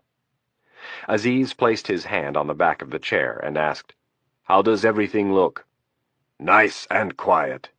"Good. Have you been getting sleep?" "Yes." "How about the men?" "They are doing fine." "And the hostages?" "Asleep." As Aziz looked at the monitors, the walkie-talkie on his hip squawked, and his name barked forth. Bringing it to his mouth, he said, "Yes?" "Rafik, I have made progress. I think you should come see." "I'll be right down." Aziz had been not so patiently waiting for this update. Having succeeded beyond all of his people's wildest dreams, he was still not content, and would not be until he wrestled the cowardly president from his bunker. He held the White House hostage, and the entire government of the United States had come to a grinding halt, but that wasn't enough. Aziz reached the third basement and headed for the bunker. When he rounded the corner, he found his man sitting on a toolbox, drenched in sweat and smoking a cigarette. The short, fat man looked up with a large grin, his nicotine-stained teeth topped by a pointy nose and a graying mustache. Goggles hung from his neck, and a pair of orange ear protectors were perched atop his head, giving him the appearance of a plump rodent. The man placed his large and thick horn-rimmed glasses back on his face and waved toward the outer door to the bunker with a smile. "Open sesame!" Aziz stepped forward and pushed on the steel door. It swung inward, revealing a room and a shiny vault-like door at the other end. A rush of emotion swept over him as he thought of the president and his bodyguards sitting on the other side of the door thinking they were safe. Aziz walked slowly across the concrete floor and stopped just in front of the vault door. Extending his hand, he placed his palm flat on the smooth surface. Clenching his fist, Aziz hammered on the door twice. No sound reverberated. Spinning away from the door, Aziz looked at the last-minute addition to his cause. The frumpy man before him was a gift from Aziz's newest benefactor, a man who had a very personal stake in how Aziz's mission turned out. The slovenly safecracker standing in the doorway had come complete with his own tools and unique talent. As it was explained to Aziz, the door that was installed on the president's bunker was of the same type that the U.S. military used for all of their command and control bunkers, and was designed to withstand large blasts, not drills and acetylene blowtorches. Aziz looked at the man and asked, "How long will this door take?" The safecracker exhaled a cloud of smoke and said, "If I push it and risk burning out one of the drills, I could probably have it open in 30 hours. "What happens if you lose one of the drills?"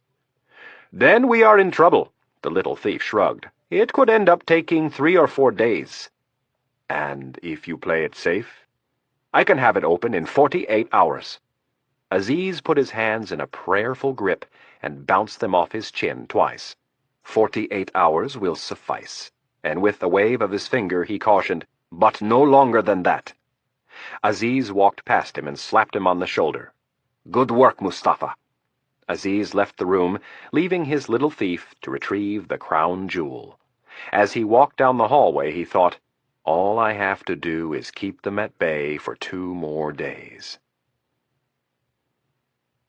The lights were off in the bunker, and everyone was trying to get some sleep. Warch was lying on the bunk closest to the door. The Secret Service agent was wide awake.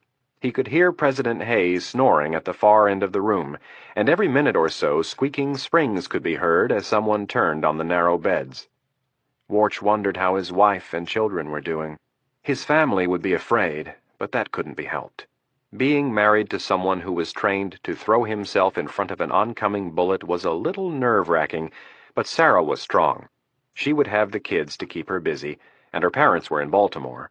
The service would tell her and the kids that he was all right.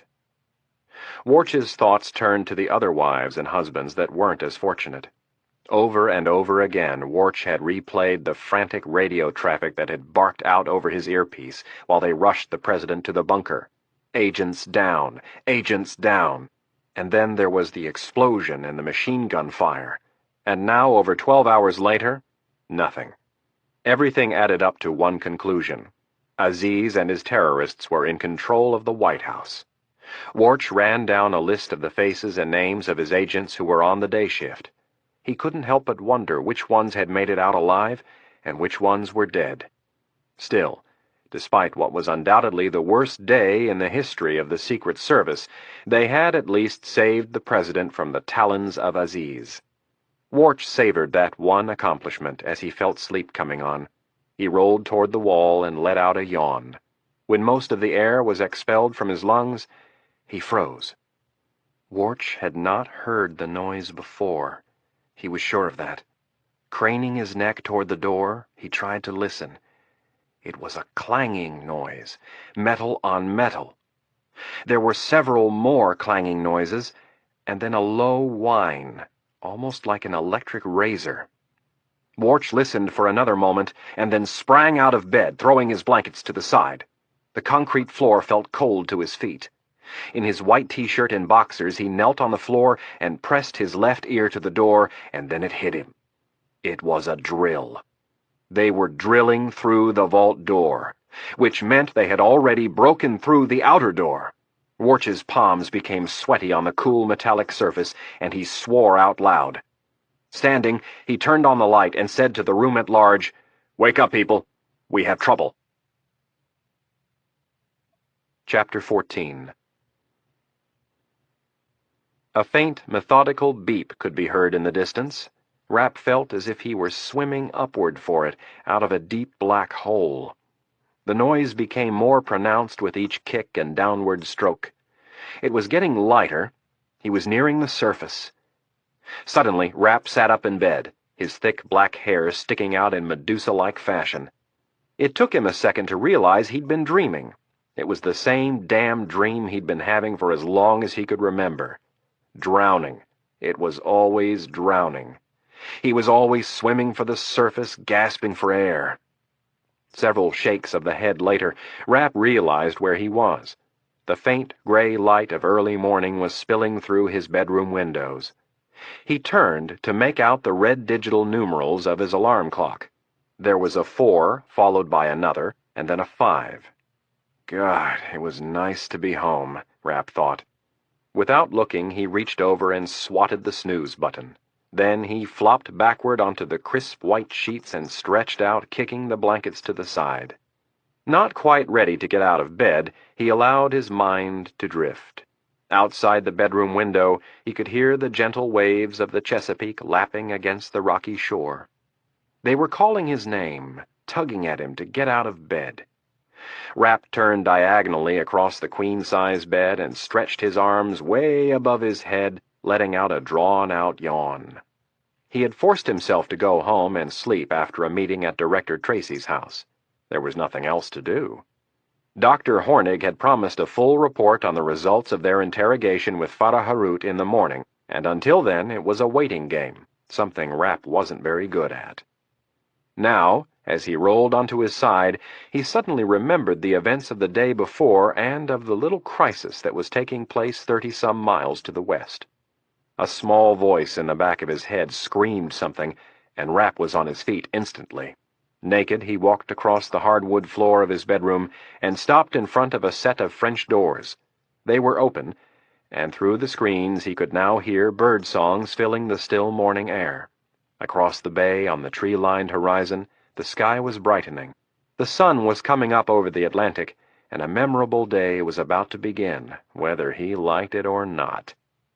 The lapping water continued to call his name, and with more enthusiasm than any sane person would have had, Rapp turned and headed across the worn and creaky wood floor of his beach house. Once he'd finished negotiating the precipitous staircase that led down to the main floor, he walked to the kitchen and then the mudroom. Hanging on a brass hook by the back door was a faded, salt-stained blue swimsuit that looked as old as its owner. Rapp put the worn trunks on, grabbed his goggles and towel, and headed out the back door. The thermometer on the deck railing told him it was a comfortable 62 degrees, just cool enough to wake him up, but not so cold as to dash his enthusiasm. With several shakes of his arms, he continued across the brand-new deck to the stairs that led down to the water. Rapp had bought the house the previous year, and his only home improvement to date was to tear down the rotted wood deck and stairs and replace them. After a 30-foot descent, he put on his goggles and picked up the pace. Rapp ran across the long, flat section of dock that jutted out into the water. On the right was a 24-foot Boston whaler, and at the end of the dock was a bench that sat atop an 8-foot section that turned at a 90-degree angle to the left. By the time Rapp reached the bench, he was at a full jog. Without breaking stride, he tossed the towel onto the bench and dove into the salty water. He found his rhythm within 6 or 7 strokes and settled in for the 1-mile swim up the coast. Rapp no longer competed professionally, but just 3 years earlier he had been one of the world's top-ranked triathletes. In the Mount Everest of triathlon competitions, the Ironman in Hawaii, Rapp had posted 3 top 5 finishes and a first place. But his work with the CIA had picked up considerably in the last 5 years, and the hectic and unpredictable schedule had forced him to give up competition. Rapp returned to the dock in front of his house at 20 to 6, feeling fresh and loose. After toweling off, he made it back up to the house and into the shower. 15 minutes later, he was shaved, dressed, and out the door, with a cup of piping hot coffee in his hand. Rapp slid behind the wheel of his new black Volvo sedan and eased it out of the narrow garage. He took it slow as he drove down his crumbling asphalt driveway. That was another project he would have to tackle before winter came. When he reached a sturdier surface, he increased speed and began to enjoy the performance of the new sedan. It felt good to be back in civilization. Several minutes later, he was on Route 50 and on his way to a meeting at Langley. Dr. Hornig was to give a briefing at 7 a.m. on everything she had learned from her session with Farah Harut. Rapp was not overly excited about sharing breakfast with Dr. Strangelove, but considering the information she would provide, he was willing to bite the bullet. 22 minutes later, Rapp caught the Beltway and took it around the northern part of D.C. Traffic was picking up, but at this early hour it still moved along at a brisk 10 miles per hour over the posted speed limit. 15 minutes after reaching the Beltway, Rapp pulled through the first security checkpoint at Langley and parked his car. After passing through the main security checkpoint of the old building, Rapp took the elevator to Director Stansfield's office on the 7th floor. Stansfield's administrative assistant reported his arrival over her headset, and a moment later Irene Kennedy appeared. Kennedy escorted Rapp into the director's inner sanctum, where the man himself was seated behind his large desk, a pair of bifocals perched at the edge of his nose, his attention focused on an open file. Stansfield took another moment to finish, and then closed the file. Before standing, he grabbed a stack of documents, opened one of the drawers behind his desk, inserted them, closed the door, and locked it with the key. Stansfield left his suit coat hanging on the coat rack and came around the desk, pulling up his suit pants another notch. Good morning, Mitch. I hope you got some sleep last night. I did, sir. And you? Stansfield placed his fragile hand on Rapp's shoulder. The DCI was almost a full head shorter than Rapp. When you get to my age, Mitch, sleep becomes a very elusive thing. Stansfield turned his young specialist away from his desk and started walking him across the office. I've set up a meeting for you this morning, but we'll talk about that later. Dr. Hornig is waiting for us, and I'd like to hear what she's found out before we get into anything else. As Rapp followed Stansfield and Kennedy through a door and into a windowless conference room, he wondered who his mystery meeting was with. Dr. Hornig was already seated on one side of the table and was looking over her own handwritten notes. Stansfield took his seat at the head of the table, and Rapp and Kennedy sat across from Hornig. Rapp noticed she was wearing the same clothes as the day before. It appeared as though she had not slept. Taking off her black horn-rimmed glasses, Hornig set them on top of her notes and rubbed her eyes, saying, "We have a lot of information. An incredible amount, really." She lowered her hands and shook her head. "It's going to take months to sort through all of it, but having said that, I know you are more interested in information involving Mr. Aziz and the current White House crisis." Hornig looked down at her notes. "I apologize for the lack of summaries and transcripts, but I was working on Mr. Harut right up until I left for this meeting." "No explanation needed, Dr. Hornig," stated Stansfield. "To start with," Hornig grabbed a piece of paper. "I have the names of the other 10 terrorists who are with Mr. Aziz at the White House. It was very difficult to get this information out of him." Hornig handed Stansfield the sheet. The DCI looked at the yellow piece of paper for no more than 5 seconds, and then handed the sheet to Irene Kennedy, who studied it with Mitch Rapp looking over her shoulder. Stansfield gave them about 10 seconds and asked, "Irene?" Kennedy looked up and brushed a strand of brown hair back behind her ear. "This will be a big help. Off the top of my head, I know about half of them. I can run the rest through our databanks, and any of the ones that we don't get a profile on, we can ask MI6 or Mossad." "Good. I want full traces and profiles prepared on each and every one of them as soon as possible." Stansfield turned back to Hornig. "Now, what do we know about the demands?" Hornig looked down at her notes and flipped through several pages. "Mr. Harut knew in detail about the first demand, involving the return of the frozen assets to Iran. We can infer, since Mitch took him before those demands were made public, that he has intimate knowledge of what Mr. Aziz is going to ask for. Up to a point, that is." Rapp ignored the first part of Hornig's comment, the part involving the rookie detective work, and asked, "What does up to a point mean?" "I'll get to that in a minute," replied Hornig. "His second demand involves the lifting of all UN sanctions against Iraq." Hornig looked at her audience to gauge any reaction, and then continued. "The third demand involves the U.S. recognizing a free and sovereign Palestinian state." With a furrowed brow, Rapp asked, "Where?" Hornig cleared her throat and said, "The West Bank and the Gaza Strip." Rapp set his coffee down. "The Israelis are going to shit their pants." "I would concur," Stansfield looked to Hornig. "What else?" "There's one more demand. One final demand, but Mr. Harut doesn't know what it is." Rapp tilted his head skeptically. "Come again?" "I really don't think he knows," replied Hornig, a touch defensively. "I spent almost 2 hours delving into this specific subject. I pushed as hard as I felt I could." "Maybe you need to push harder," stated Rapp. Hornig leaned back slightly and folded her arms. "I plan on it, just as soon as Mr. Harut gets some rest." "As soon as you both get some rest," interjected Stansfield. "I don't want you burned out, Dr. Hornig." Hornig was slightly frustrated by all of the unsolicited advice. She didn't tell them how to do their jobs, and she'd appreciate it if they would return the courtesy. Stansfield, oblivious to Hornig's issues, turned his attention to Kennedy. "Any thoughts on what the final demand might be?" Kennedy stared off into space for a moment and then said, "A few, but I'd like to do a little research before I come to any conclusions." Looking at one of his most trusted advisers, Stansfield thought of pressing for more information and then decided it was better to let Kennedy develop her theories in time. With some of his people, he had to engage them in a game of mental gymnastics to get the best out of them. With Kennedy, she was best left alone. Stansfield turned his chair back toward Hornig, who was once again shuffling through her notes. "What else do you have for us, Dr. Hornig?"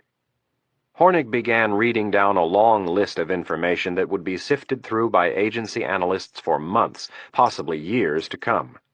Rapp listened intently, gathering more and more insight into how Aziz had put his master plan together. Hornig covered the selection of the men Aziz had brought and where they were trained. She discussed how several of them were sent to America almost a year earlier to start their cover and avoid drawing the attention of the FBI or the Secret Service. She even provided the name of the South American clinic and doctor who had given Aziz his new face. Rapp made a mental note to talk to Kennedy and Stansfield about paying the plastic surgeon a little visit at a later date. The man would live as long as he agreed to cooperate and inform for the agency. A plastic surgeon who kept company with men like Rafik Aziz could be a very valuable informant, if Aziz hadn't already killed him. Hornig was providing a bevy of facts that on their own held no great significance, but as they were pieced together, they would hopefully provide a very valuable map of Aziz's final intent. Hornig shared her information for almost a full 30 minutes. Rapp and Kennedy took notes while Stansfield sat back and listened. As the clock neared 8, Hornig moved on to something she had discovered just before leaving the safe house. Early this morning, Mr. Harut kept mentioning a certain name. He was slipping in and out of consciousness, and was often incoherent. Despite this state of mind, he kept repeating the word Nebuchadnezzar. As if on cue, Stansfield, Kennedy, and Rapp all leaned forward. Hornig, looking surprised by the unified reaction, asked, "You all know what, or I should say who, Nebuchadnezzar was?" "Was and is," answered Kennedy. "Nebuchadnezzar was the king of Babylonia from 605 to 562 B.C. His great claim to fame in the Arab world is that he destroyed Jerusalem in 586 and then enslaved the Israelites. Saddam Hussein fancies himself the second coming of Nebuchadnezzar. He feels that it is his destiny to unite all of the Arab people and destroy Israel." "He doesn't really believe it," added Rapp with a frown. "He just uses it as a PR ploy to get all of the religious zealots whipped into a frenzy." "And it works," added Kennedy while leaning forward. "Tell me more about the context in which he mentioned the word." "I was asking him about the financing for the operation, and again he kept mumbling this word. I looked it up and found out who the historical Nebuchadnezzar was. I had no idea he could have been referring to Saddam Hussein." "Where was Matt Shipley when all of this was being said?" Shipley was one of the 200-plus employees who worked for the Counterterrorism Center. His specialty was Arabic languages, and Kennedy had sent him out to the safe house the previous evening to help with the interrogation of Harut. Kennedy didn't show it, but she was irritated that Shipley had missed such an obvious reference.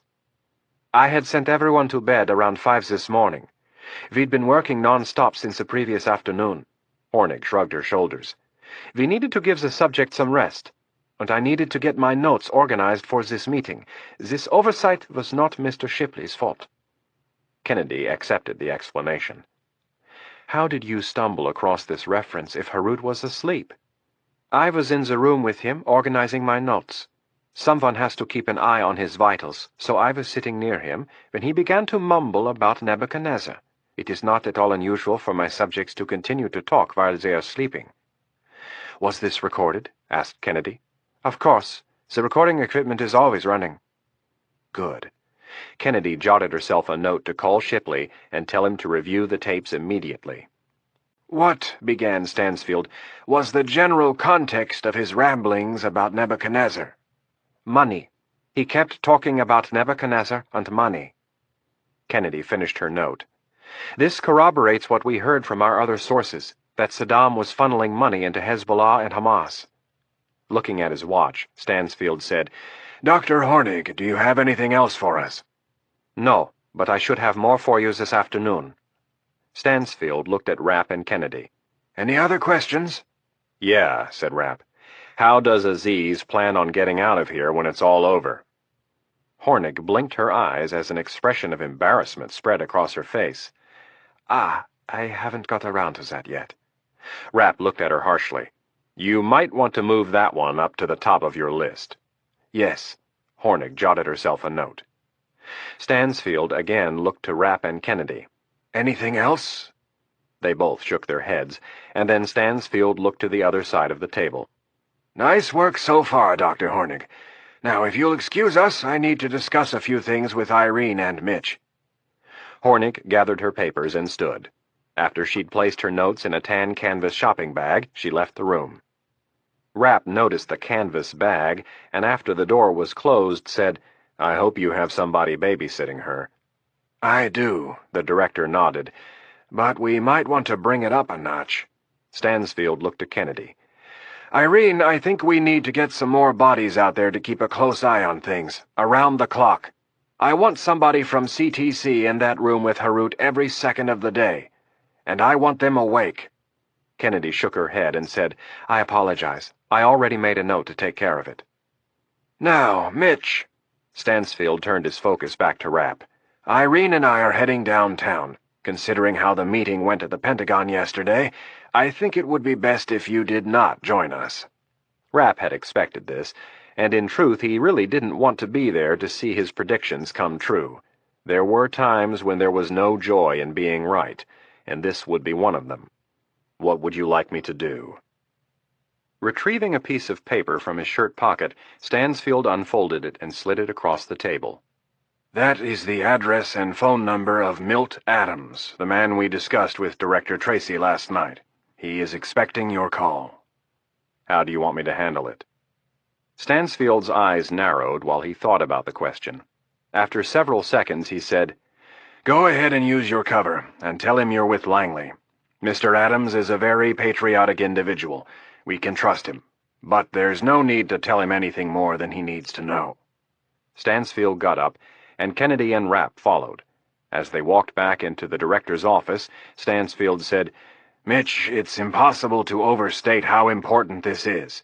If you find a way in, General Flood and I will do everything we can to make it happen. Just make sure you give it to me straight. I want realistic odds on whether or not it can be done. Am I understood?" Hiding his excitement, Rapp replied with a simple, "Yes, sir." Chapter 15. Rafiq Aziz looked at the computer screen to his left and smiled. They are so predictable, he thought to himself. The laptop computer to his left was hooked up to one of the Situation Room's secure monitors. He was staring at the account balance of the Swiss bank that would receive the money before it was to be safely transferred to Iran. The account was at a little over $1 billion and holding. With about 45 minutes to go, he doubted that they would transfer the remainder of the money. The second laptop to his right was for a special purpose. Every time Aziz looked at it, he beamed with pride. It had been a stroke of genius. Aziz had no doubt that the Americans would come. If he got his hands on the president, his chances might improve, but in the meantime, the second laptop was his fail-safe. Studying American counterterrorism tactics, he understood that above all they loved their technology. They would try to jam his ability to remotely detonate the bombs, and in the process, they would start a countdown to destruction. Each of the 24 bombs he had brought contained a digital pager that acted as both a receiver and a detonator. Hooked up to the laptop was a digital phone. Every 2 minutes, the computer would dial the group paging number for all 24 bombs and then send the 5-digit number. If that code wasn't received every 2 minutes, the pagers would go into a 60-second countdown mode. If the countdown reached 0, the bombs were ignited. Aziz also carried a pager and a digital phone as a backup measure. If the pager beeped and the countdown was started, it meant only one of two things. Either the Americans were attacking or the computer had malfunctioned. If the computer malfunctioned, he could abort the countdown with his own phone. If that didn't work, it meant the Americans were coming. The Critical Incident Response Group's Crisis Management Unit had set up their command post on the 4th floor of the Executive Office Building in a conference room that overlooked the west wing of the White House. The large wood conference table had been pushed against the inner wall and was covered with a half-dozen phones, 2 radio charger trays, and several laptops. The rest of the room's furniture had been removed, with the exception of about half of the chairs. Against the 2 side walls, portable tables had been set up and were cluttered with more laptops, phones, televisions, and fax machines. Many of the phones had masking tape on the handsets and were labeled with black felt-tipped marker. Almost half of the phones were dedicated to the FBI's Strategic Information Operations Center, or SIOC. The SIOC, which fell under the purview of the Bureau's Criminal Investigative Division, was charged with handling almost all of the Bureau's high-profile cases. Maps of the White House compound and blueprints of the inner structure were pasted to the walls, and men and women in blue FBI polo shirts were busy pecking away at computers and talking into phones. Two negotiators who were fluent in Arabic were on site and ready to man the phones for as long as the siege lasted. Special Agent Skip McMahon stood at the window and glared at the spectacle taking place in Lafayette Square across the street from the White House. He was fuming. Actually, pissed was the word he had been using repeatedly since around 5 a.m. Within hours of the terrorist attack on the White House, the media had moved in and set up shop smack dab in the middle of Pennsylvania Avenue. They began broadcasting their live reports from right in front of the White House's north fence. When McMahon had arrived on the scene, one of his first orders was to have the media moved back, way back. Hours earlier, in the pre-dawn darkness, McMahon had been attempting to steal some sleep on the couch in his office at the Hoover Building when one of his agents came in to inform him that a federal judge had intervened on behalf of the networks. Now, as McMahon looked down on Lafayette Square, the media circus was omnipresent. On the north end of the park, a mere 100 yards from the White House, the three networks and CNN were all broadcasting live from atop elevated platforms, and Fox was scrambling to join the group. They were all there with their morning shows as if it were a goddamn state fair. Good Morning America, Today, CBS This Morning, all of them. For the last 2 hours, McMahon had been fighting the urge to pick up the phone and start chewing ass about the judge's ruling. He had instead decided it was a better use of his time and energy to wait until all of the big shots were together. McMahon looked at his watch. It was 8:34, and they should be arriving any minute. She had made it through the first 24 hours without getting hit. Anna really felt pretty good, considering what she had been through. Her back was a little stiff from sleeping on the floor, or at least trying to sleep on the floor. The terrorists had made sleep next to impossible by waking them at least once an hour from sundown to sunup. And to make matters worse, they also pulled people from the group and beat them in front of everyone. For the women, there was something else to be afraid of. Sometime after midnight, a young blonde woman had been yanked from the group by the terrorist that had followed Reilly into the bathroom. Reilly could not say for sure how long the young woman had been gone. The terrorists had taken everyone's watch in an effort to further disorient them, but it seemed to be at least several hours. When the woman finally returned, her clothes were partially torn, and she had a look in her eyes, a look Reilly had once seen in her own eyes. Reilly glanced down at Stone Alexander, who was lying crunched up in a fetal position, his jacket neatly folded under his head for a pillow. She was grateful that he had stopped crying. The less attention drawn to them, the better. Brushing a wisp of hair back behind her ears, she looked around the room, careful to keep her head down. 2 guards were by the door, talking to each other. Reilly knew she wasn't the only one who had to go to the bathroom, but no one dared ask after what had happened the night before. Folding her legs Indian style, she glanced over her shoulder and then quickly turned her head back. The terrorist, the one with all of the jewelry and slicked back hair, was staring at her with a cigarette hanging from his mouth, the same man who had plucked the young blonde from the group the night before. Anna Reilly had been through that nightmare before, and she had sworn to herself that she would rather die than let it happen again. 4 years earlier, Reilly had taken the loop from the TV station in downtown Chicago to her apartment in Lincoln Park. It was late when she stepped off the train. When she reached the street, 2 men jumped her from the shadows and dragged her into an alley and raped her. That harrowing event had left her bruised and battered, but her physical wounds were easy to overcome compared to the deeper mental scars. Even these were starting to heal, though, thanks in no small part to Corinne Alton, Reilly's therapist. Reilly had been going to Alton twice a week for almost 4 years. Before the rape, she had been a fun-loving, outgoing young woman who very much enjoyed male companionship. The rape had given her a hard edge and an understandable distrust of men. With the help of Alton, she had again grown to enjoy the company of men who were interested in her, but the physical boundary still had not been crossed. When she took her new job in Washington, Reilly thought it was the perfect chance for a fresh start. One of the only benefits of the personal disaster was her hyper-awareness. Reilly had already had street smarts, but the rape had raised her awareness to an almost paranormal level. It was hard to imagine how her current situation could get any worse, but Reilly sensed that when nightfall came, it would. Irene Kennedy was almost run over as she attempted to enter the FBI's command post. Two stocky men in SWAT uniforms came barreling out the doorway. The first almost butted Kennedy in the forehead with the brim of his blue baseball cap, but stopped just shy, grabbing her by the shoulders. He apologized without realizing whom he had almost knocked down, and then recognized Kennedy. "Oh, Irene, I'm sorry." Sid Slater, a.k.a. the Jewish Terror, was still holding her by the shoulders. "Sid," said Kennedy, also surprised, not used to seeing the commander of the FBI's hostage rescue team in full SWAT gear. Slater had the physique of a bricklayer. Several inches shy of 6 feet and in his mid-40s, he had a barrel chest and strong, thick hands attached to Popeye-like forearms. Slater wasn't built to run marathons. Rather, he was more suited to run through bolted doors. "Where are you off to in such a hurry?" asked Kennedy. "I'm trying to get some last-minute intel before they start talking." Slater pointed with his thumb over his shoulder and shook his head. "And I sure as hell don't want to be in there when the shit hits the fan." Kennedy looked into the room. "What's going on?" "I don't have time to talk about it. Skip can fill you in. Are you going to be in the planning meeting this afternoon?"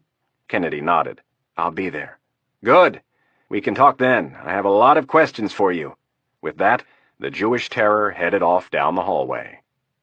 As Slater and the other man marched away, Kennedy watched them for a second, the bright yellow letters on their backs and their dark SWAT uniforms announcing to all that they were on the front line, that they would be the ones to storm the White House. Kennedy considered all the explosives Aziz had brought along and felt overwhelming dread as Slater moved off. Kennedy entered the FBI's command post, which was buzzing with the activity of radios, phones, faxes, and people. She had just left the conference room on the other side of the building, where Vice President Baxter was gathered with select members of the cabinet and the intelligence and federal law enforcement communities. From there, that group would monitor the conversations between Aziz and the FBI negotiator and make any decisions if needed. At McMahon's request, Kennedy was to stay with him at the FBI's command post to offer any insight.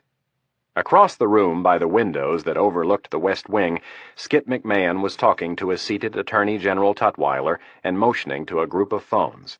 Kennedy walked across the room and stopped several feet away so as to not interrupt. She listened to what Skip was saying and quickly grew alarmed. Kennedy began to look around the room, and she did not like what she saw or didn't see. It was getting close to 9, and she did not see anyone who appeared to be the FBI negotiator. A short while later, McMahon finished explaining to Tutwiler how the different phones worked and then turned to face Kennedy. With his back to the Attorney General, he rolled his eyes in frustration.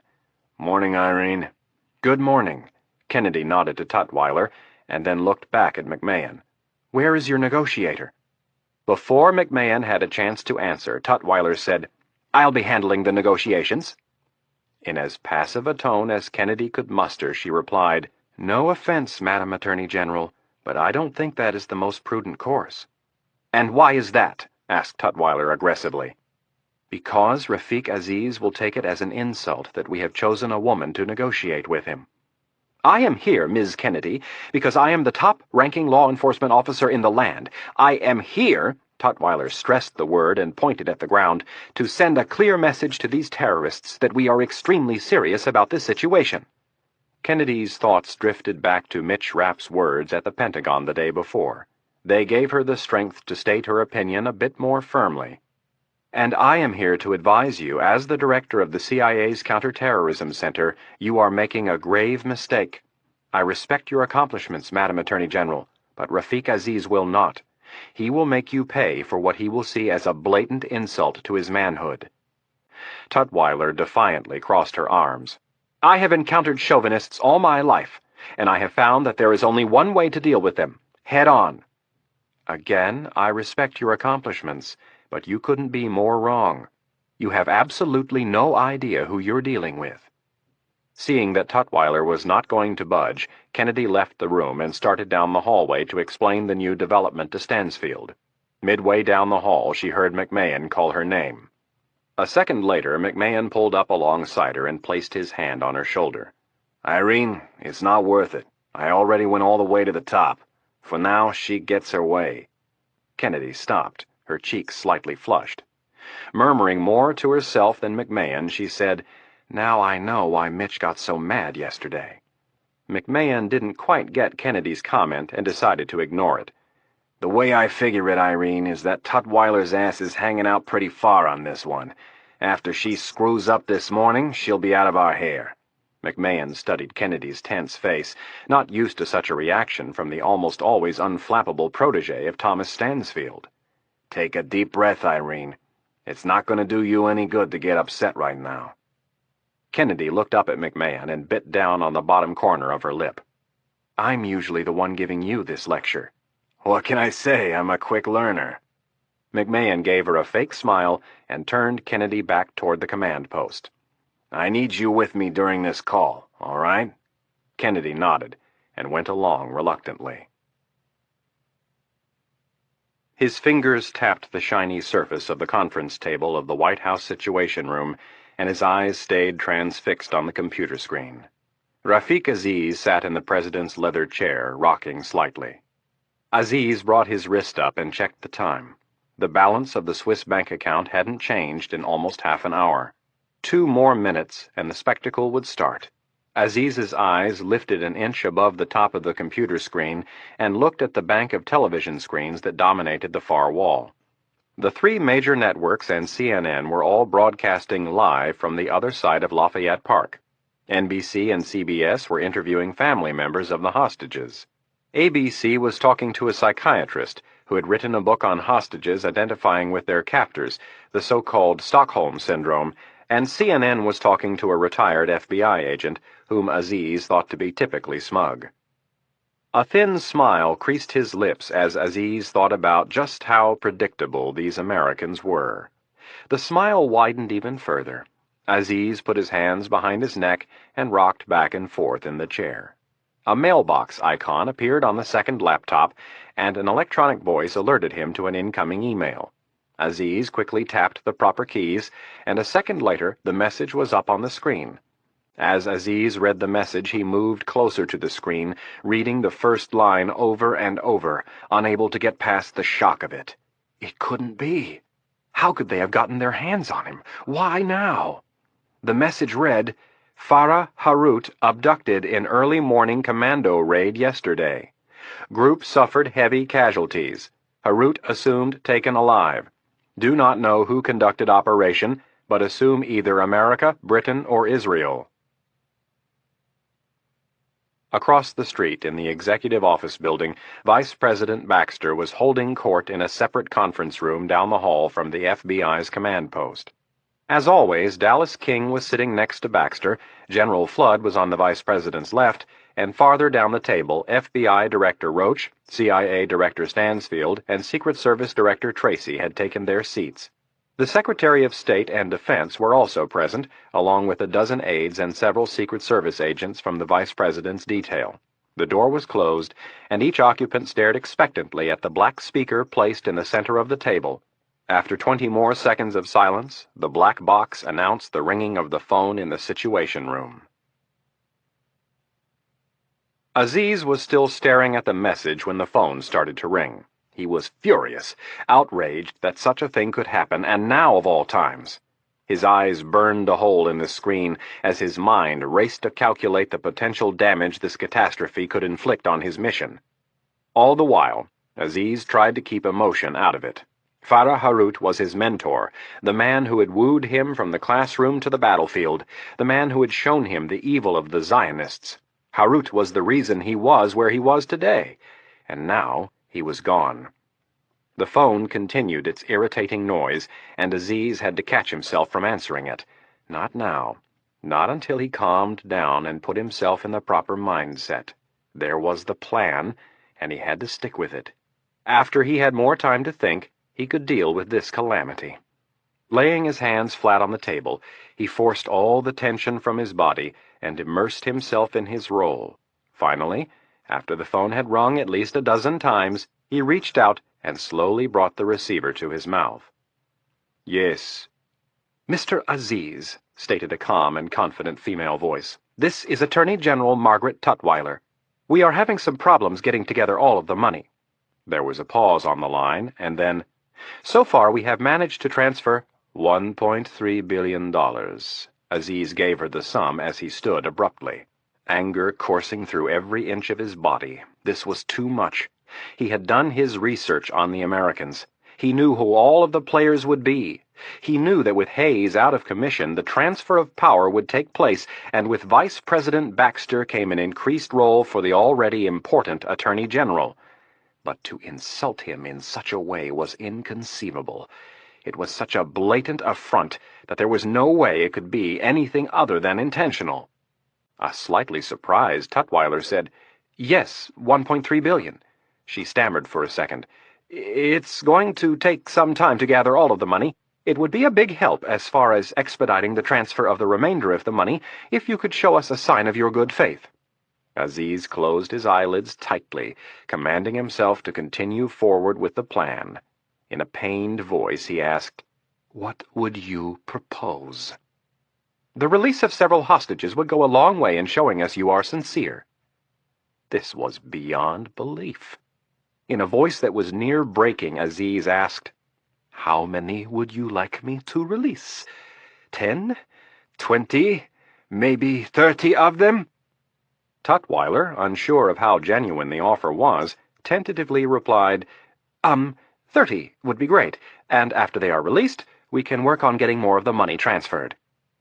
Aziz stood looking down the length of the table, staring at everything and nothing at the same time, his instincts sharp, his anger funneling into a direct beam of energy. Plan or no plan, this had moved into the realm of the personal. They were trying to insult him by sending this woman to talk with him. They were testing him to see how far he would go. Was it a trap? He thought not. It was too early for an attack. It was broad daylight, and the media was right across the street. If they wanted to test his resolve, he would show them just how strong and determined it was. It was all too much. First the news that Farah Harut had been taken, and now this stupid woman insulting him. Finally, unable to hold it in any more, he yelled, "What did I tell you yesterday? I said all of the money by 9. I didn't say part of it. I said all of it. Don't insult me by talking to me of the difficulty of transferring the money. Your Treasury Department could transfer 10 times the money I asked for in 1 hour if they wanted to. I think it is time to teach you stupid Americans a lesson. Look out your windows, and I will show you what happens when you play your idiotic games with me." Anna Reilly sat on the floor uncomfortably, her stomach growling. She seriously wondered if she'd be able to make it another hour without wetting her pants. Several of the other hostages had already done so, and the room was beginning to reek of urine. Reilly heard the sound of heavy boots approaching, and then the head terrorist entered the room. The entire group cowered at the sight of the obviously enraged man. Aziz walked right up to the edge of the hostages and pointed to a man. "You, stand up right now!" Whoever he was yelling at didn't respond fast enough, and Aziz yelled even louder, "Now!" As the hostage stood, Reilly immediately recognized him. It was Bill Schwartz, the president's national security advisor. The terrorist screamed at the woman who was clutching Schwartz's leg and said, "You too, come!" The woman also did not move fast enough, and Aziz reached down and grabbed her by her hair, yanking her to her feet like a rag doll. With the help of another terrorist, he led them out of the room. Aziz pushed the 2 hostages in front of him up the stairs to the first level of the West Wing. Then, before stepping out underneath the small portico on the north side of the building, Aziz pulled a mesh hood down over his face. He took a small remote control from his drab-green combat vest and punched in a code, disarming the explosive device that was attached to the door.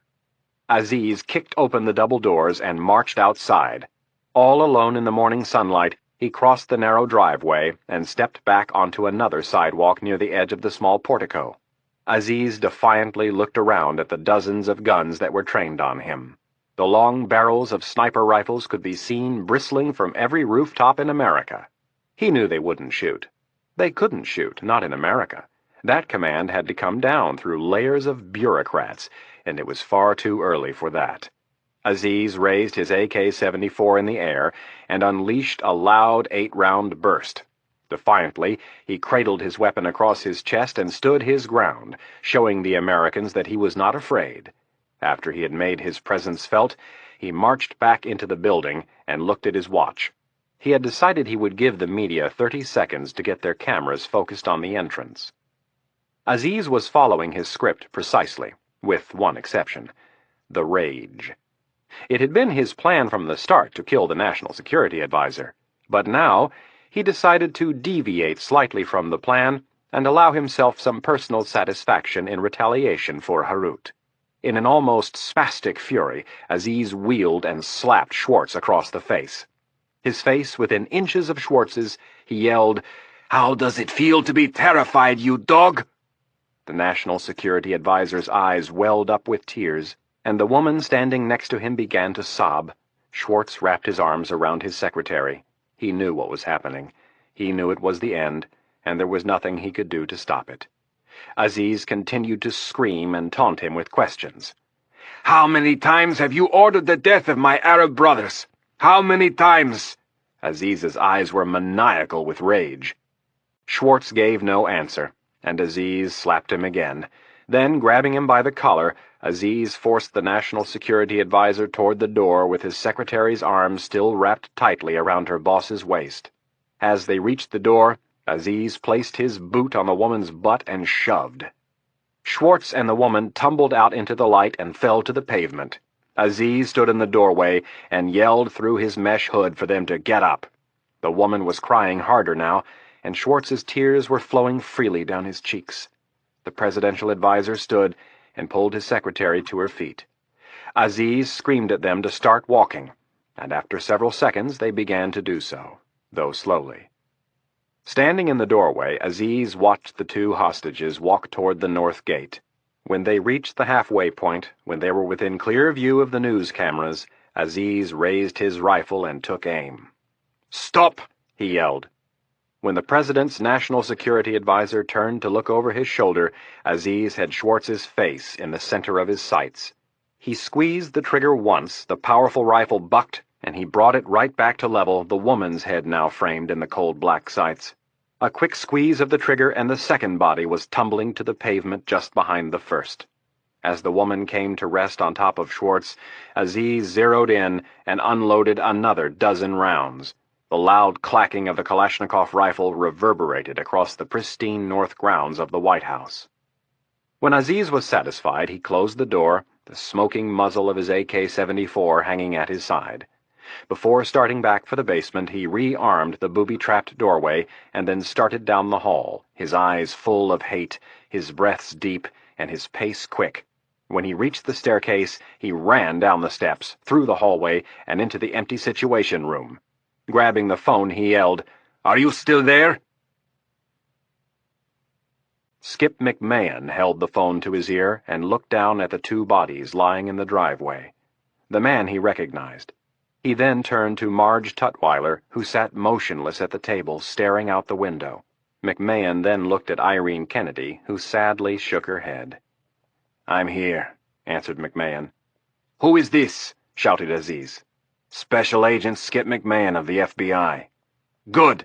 Don't ever insult me by putting that woman on the phone again. My demands are unchanged. I will kill one hostage every hour until all of the money is placed in the account I have given you. When you do that, I will release 1/3 of the hostages. 1 hostage every hour. Am I understood?" "I understand you very clearly, but 1 hour might be pushing it." Now was the time to shift gears. "Listen to me, McMahon." Aziz now spoke calmly, in an almost professional tone. "I know your rules of engagement. I just killed 2 hostages, so now you must send in your hostage rescue team." Aziz stopped and then added in a grave tone, "That will be a big mistake, and I will tell you why. If you attempt such a stunt, I will blow this great building of yours to Kingdom Come and all of the hostages with it. My men and I will gladly become martyrs for our cause, and you know it." Aziz paused for a moment. "It does not need to come to that, however. The only reason I killed those 2 hostages was because of the stupidity of your Attorney General. If you and I play by the rules, no one needs to die. You hand over all of the money in 1 hour, and I release 1/3 of the hostages. It is as simple as that. Have I made myself clear? Yes. Good. From now on, McMahon, I talk to you and only you. Now, I will wait for the rest of the money. Aziz calmly placed the phone back in its cradle. He knew exactly how to play them. Chapter 16. The Vice President and the others sat in silence around the conference table. There was a knock on the door, followed by a slight pause. Then the door opened cautiously, and McMahon and Irene Kennedy entered. The men sitting around the table were sullen. FBI Director Roach looked up and asked, "Who did they kill?" Irene Kennedy answered, "We don't know who the woman was, but the man was Bill Schwartz." Every person in the room lowered his or her head. They had all worked with Schwartz at one time or another, and he was well liked. After a long period of silence, Vice President Baxter asked, "If we give him the money, will he release a third of the hostages?" The question was greeted with shrugs and uncertainty by all of the men sitting at the table. Eventually, all eyes turned to Kennedy. She was the expert. Slowly, she nodded her head and then said, "I think he will keep his word." The Vice President took in the analysis with pursed lips. It was what he wanted to hear. Dallas King leaned over and cupped his hand over his boss's ear. Whispering, he said, "If he starts killing a hostage every hour, we are in some serious trouble. I don't care how much it costs, or what they do with the money. If we can free a third of the hostages, I say we do it." Baxter nodded as King eased away and back into his seat. King was right. They were boxed in, and there were only two ways out.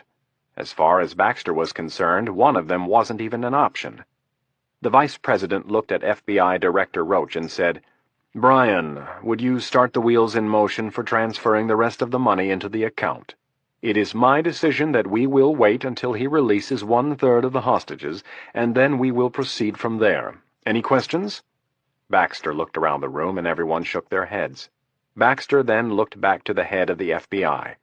"Let me know if you run into any problems, and make sure it's done within the hour. We don't need to see any more hostages gunned down." Roach nodded, and he and McMahon left the room. The aged Director of Central Intelligence sat in his chair and observed. He hadn't had a lot of face time with the Vice President prior to the crisis, and was still trying to get a good read on him. Baxter seemed to despise the fact that he had been put in this situation. That worried Thomas Stansfield.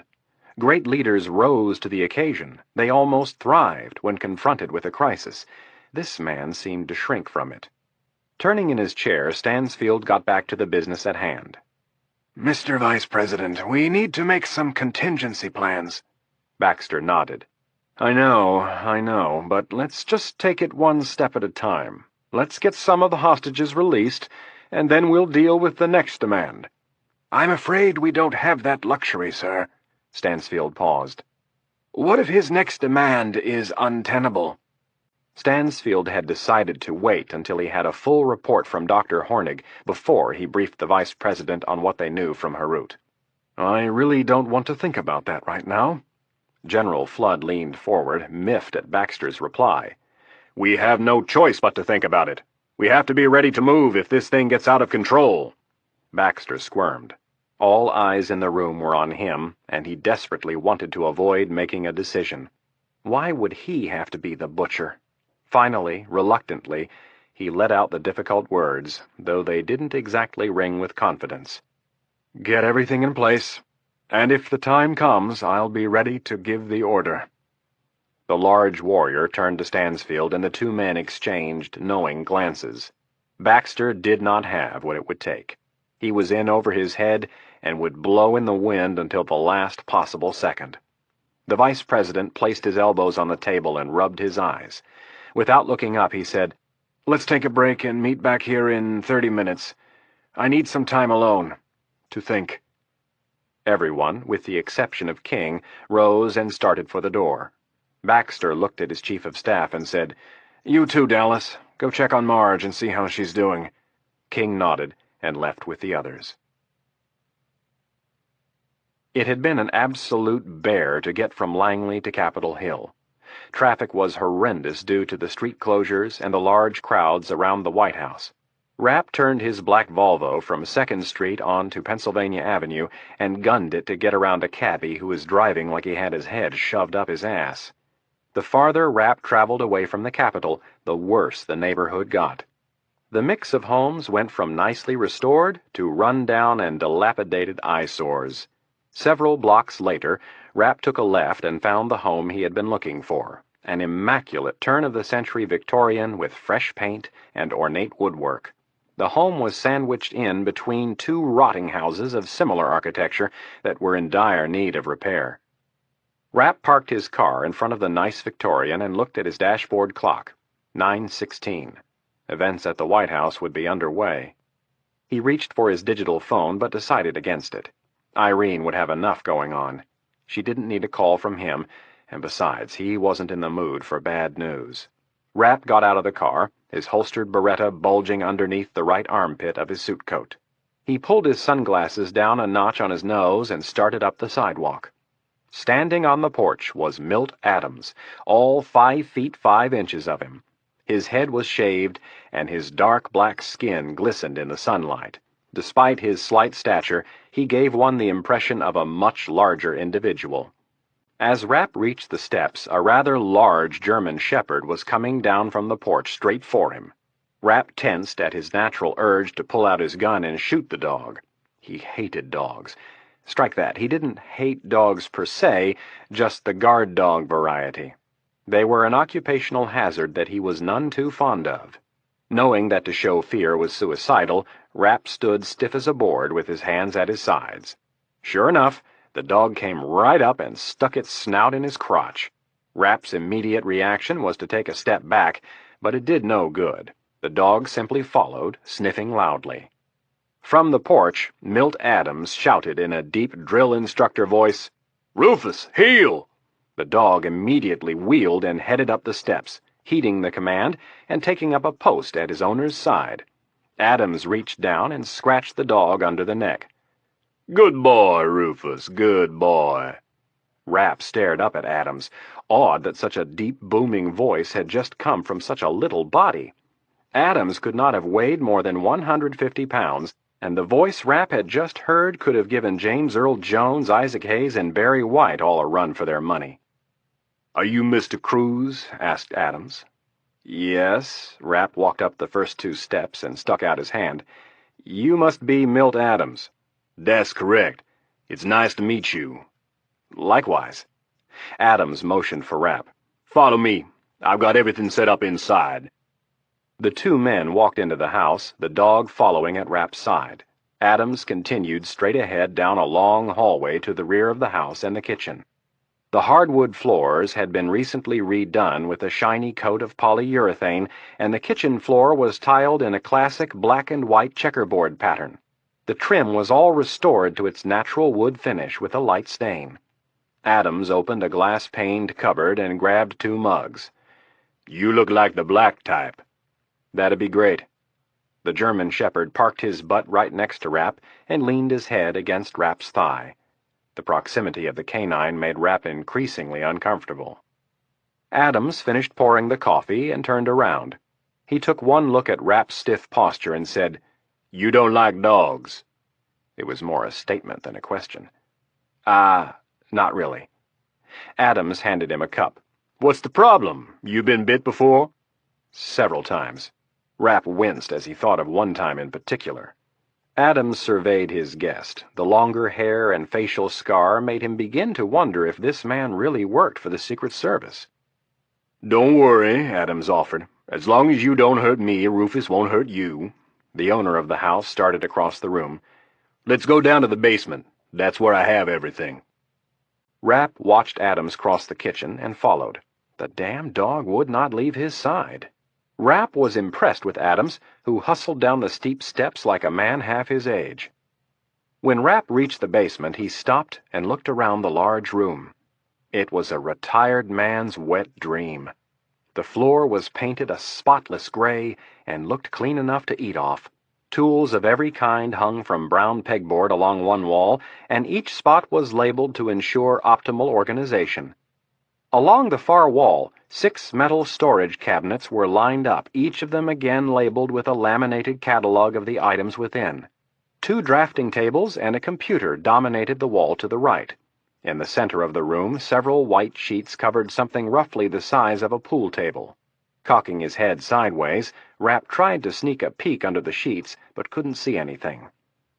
The wiry Adams stopped at the drafting table on the left and turned on a bright overhead lamp. He motioned down at the 3-by-4-foot blueprint on the table. "This is an overview of the White House and its grounds. Director Tracy tells me you're interested in finding a way to get into the mansion unnoticed." Rapp nodded. Adams looked up questioningly, as if studying Rapp. After a moment he said, "Something tells me you're not Secret Service, Mr. Cruz." "Please call me Mitch, and no, I don't work for the Secret Service." "Okay, Mitch. Who do you work for?" "I'm an analyst for the CIA." A wry smile creased Adams's lips. In his deep voice he replied, "Analyst my ass." Rolling up his left sleeve, Adams revealed a thick worm-like scar that sliced from his elbow almost down to his wrist. Holding it up for Rapp to see, he said, "Got this on Iwo Jima, bayoneted by some crazy Jap." Adams pointed to Rapp's face. "You've got a nice thin scar there. Can't even see it unless you're looking at you from the side. You've had some nice plastic surgery done on it, but my guess is it used to be a big, ugly thing like this one here on my arm." Adams studied him again. "You didn't get it from analyzing satellite imagery, did you?" Rapp played it cool, asking, "How'd you know I had plastic surgery?" "My oldest daughter is a doctor over at GW. I can see the work of a talented surgeon, so let's cut the shit. What do you really do for Langley?" Rapp looked at Adams deliberately. He liked his cut-to-the-heart-of-the-matter style, and decided the old man was a little too wily to play games with. So Rapp decided to give it to him as straight as he could. "I can't get into the details, but I'm more than a paper pusher." "Is Cruz your real name?" Rapp shook his head. Adams eyed him suspiciously, and then shrugged his shoulders. "Well, I'll have to trust Director Tracy. If he says I should give you the information, I'll give it to you." Adams turned his attention back to the blueprint and ran his finger over it, tracing a line. "There is one way to get into the White House below ground." Adams flipped up the first blueprint and revealed another one. "It's the most well-known, the tunnel that comes over from the Treasury building." Adams stabbed his finger on the right side of the blueprint and drew a line showing Rapp where the tunnel was. "This is the tunnel that the terrorists used." "That's it?" asked Rapp, surprised. "There's only one tunnel?" Adams nodded. "There's only one tunnel. All the BS Hollywood puts out has most people thinking there's a dozen secret tunnels heading in every different direction." Adams shook his head. "Not true." Disappointed, Rapp said, "So, there's no other way in below ground?" "I didn't say that." Adams held up a finger and smiled. He then stepped over to the other drafting table. "During the Reagan administration, the Army Corps of Engineers installed a new heating, ventilation, and cooling system. This HVAC they installed was really impressive stuff, very high-tech. Besides providing all of the basic heating and cooling requirements, the system is designed to keep the air pressure inside the White House higher than the air pressure outside." "Why?" asked Rapp. "Maintaining a higher internal pressure ensures that all airflow, either through open doors, windows, or cracks, will always flow out instead of in. This way, if anyone tries to introduce a biological or chemical weapon into the building's environment, they couldn't do it by simply releasing the toxin upwind from the building. They would have to get inside the building and release it, and even if they did, the system is equipped with alarms and filters."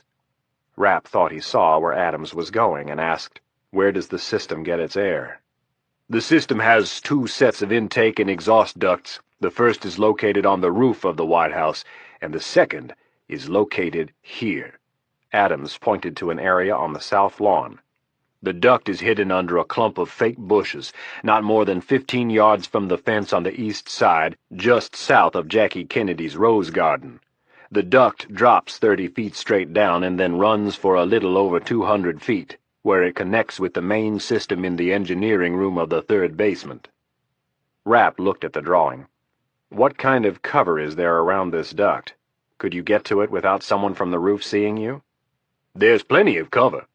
Come over here and I'll show you on the model. Adams walked over to the middle of the room and proudly pulled 2 white sheets off the large table. Lying before them on the table was a detailed model of the White House and its grounds. This is what retirement does to you, Mitch. I started this project almost 20 years ago with one of my nephews. It took me almost all of that time to get half of it finished. And then I retired and finished the rest of it in 6 months. Rapp stared at the model and searched for the duct in question. Reading his mind, Adams reached down and moved a small bush. Here's your way in. Adams's skinny black hand pointed at a green metal shaft that came out of the ground and then looped back down in an inverted U, with the open end pointing at the ground. Rapp studied the trees and bushes between the vent and the White House. "You're sure someone on the roof wouldn't see me approaching the duct?"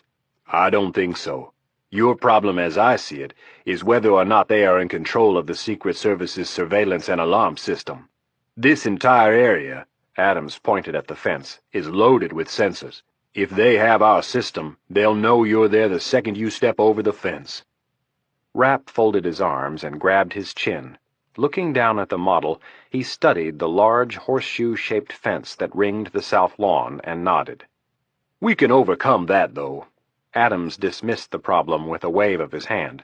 "Through a diversion or something. Your real problem is going to be finding your way around once you get inside the building.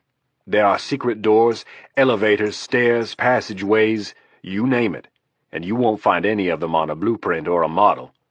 Hell, half the agents on the presidential detail don't know where all of the stuff is.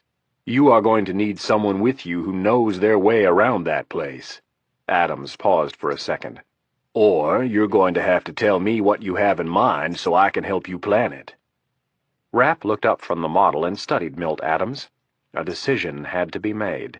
Adams had to be either brought on board or kept in the dark, and Rapp didn't have the patience to debate the pros and cons with Kennedy and Stansfield. Dallas King was standing in a small office across the hall from the FBI's command post. He had been there for 5 frustrating minutes while a paramedic worked on Tutwiler. King looked down at the Attorney General and shook his head. The paramedic that was checking her out finished taking her blood pressure and said, "I think she's in shock." "Shit." King paced back and forth. "So what are you telling me? Can she speak to the press or not?" "No." The female paramedic, who was still on one knee, frowned. "She needs to get to a hospital." Tutwiler was sitting frozen on a brown leather couch, her eyes staring blankly into space. King placed his hands over his mouth and swore 3 times in rapid succession. Next, he grabbed at his hair and said, "I fucking knew it!" Turning back toward the paramedic, he said, "Take her to Bethesda, and I don't want anyone talking to her." King yanked the door open and began marching down the hallway, his arms swinging wildly. When he reached the other side of the building, he ignored the gaggle of Secret Service agents standing outside the conference room and entered without knocking. King slammed the door behind him and screamed an expletive. Vice President Baxter, startled by the unexpected intrusion, spun around in his chair with a look of thorough irritation on his face. "Dallas, I said I wanted to be alone." "The stupid bitch is in shock." "What?" asked a confused Baxter.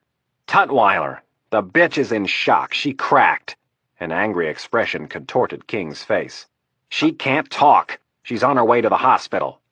Baxter closed his eyes and moaned. "Oh, great."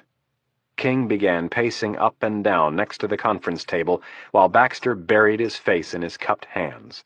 "It's nothing we can't handle," insisted King, trying to find an angle, a way to spin the story. "It's just a temporary setback." King walked the length of the room twice and then said, "I'll leak it through the right sources that the whole thing was Marge's idea, and when it blew up in her face, she cracked. And then we'll have Director Roach handle the press briefing. We'll be fine." With his face still in his hands, Baxter added, "For now." Then lifting his head up, he said, "This thing is only going to get worse. We are going to have to storm that place eventually, and from what everyone is telling me, we are going to lose a lot of hostages. It's just like I told you yesterday, Dallas, we are screwed." Baxter growled the last word. Any way you slice it, I'm going to have the blood of a lot of people on my hands, and my name will forever be associated with this damn mess." King shook his head. "Nothing's over. If there's a way out of this, I'll find it." Rubbing his hands together as if he were trying to warm them up, he said, "For now, we continue to walk this thin line. Marge is out of commission, so we'll move Director Roach and the FBI to the forefront. If this sick bastard releases 1/3 of the hostages, we should probably have a photo op with you consoling them. It won't hurt for you to take credit for that, but once it's over, and he starts making his next demands, you should keep a low profile. This isn't over yet, Sherman. Stay with me." Chapter 17. Sleep had been out of the question. After Warch had discovered someone was trying to breach the bunker door, everyone was up for the night. Tensions were running high as the grinding noise grew a little louder with each passing hour. Another foreboding sign was that the door was no longer cool to the touch. Areas of heat could be felt as one placed one's hand in different spots. In an effort to lower the tension and keep his people focused, Jack Warch had drawn up a duty schedule with Special Agent Ellen Morton, the day shift's whip. The first order of business was to collect all of the radios and phones. With 9 Secret Service agents in the bunker, that amounted to 9 encrypted Motorola radios and 9 digital phones. One of each would be kept on and monitored around the clock. Since the batteries on the phones were interchangeable, Warch's phone was to be used, and the batteries from the other phones were to be rotated through. While one agent monitored the communications, another agent was to stand post by the bunker door and report any strange noises or occurrences. 2 more agents were assigned to remain at all times between the President and the bunker door. While these 4 agents were manning their posts, the other 4 were to sleep or eat. The 2 teams, as they were now referred to, were on 4-hour rotations. Warch was the only one not included in the rotation. After checking on the battery supply, Warch walked over to the thick vault door and placed his hand flat on the surface. He ran his other hand through his thinning hair and tried to remember the details that had been passed on to him about the construction of the bunker. If he remembered correctly, it could withstand any conventional bomb and most nuclear bombs as long as it wasn't a direct hit. If the White House was ground zero, they were toast like everyone else. As for how it would hold up against a bunch of bloodthirsty terrorists using drills and God only knew what else, Warch had no idea. The commanding agent turned away from the door and glanced over at the President, who was sitting on one of the couches with his chief of staff. The President looked at Warch and gestured for him to join them. President Hayes was one of those men who shaved twice a day. Having already missed 2 shaves, his face was covered with a solid growth of gray and brown whiskers. His tie and suit jacket were lying on the bunk he had slept in. Looking over at Special Agent Warch, the President said, "Jack, please take your tie off, and tell the men to do the same." After the raid, Warch had torn his tie off in frustration. His feelings toward his President were at an all-time low. Hayes and his chief of staff had circumvented Secret Service security procedure, and people were dead because of it. Now, over 24 hours later, he had put his personal feelings aside and put his tie back on.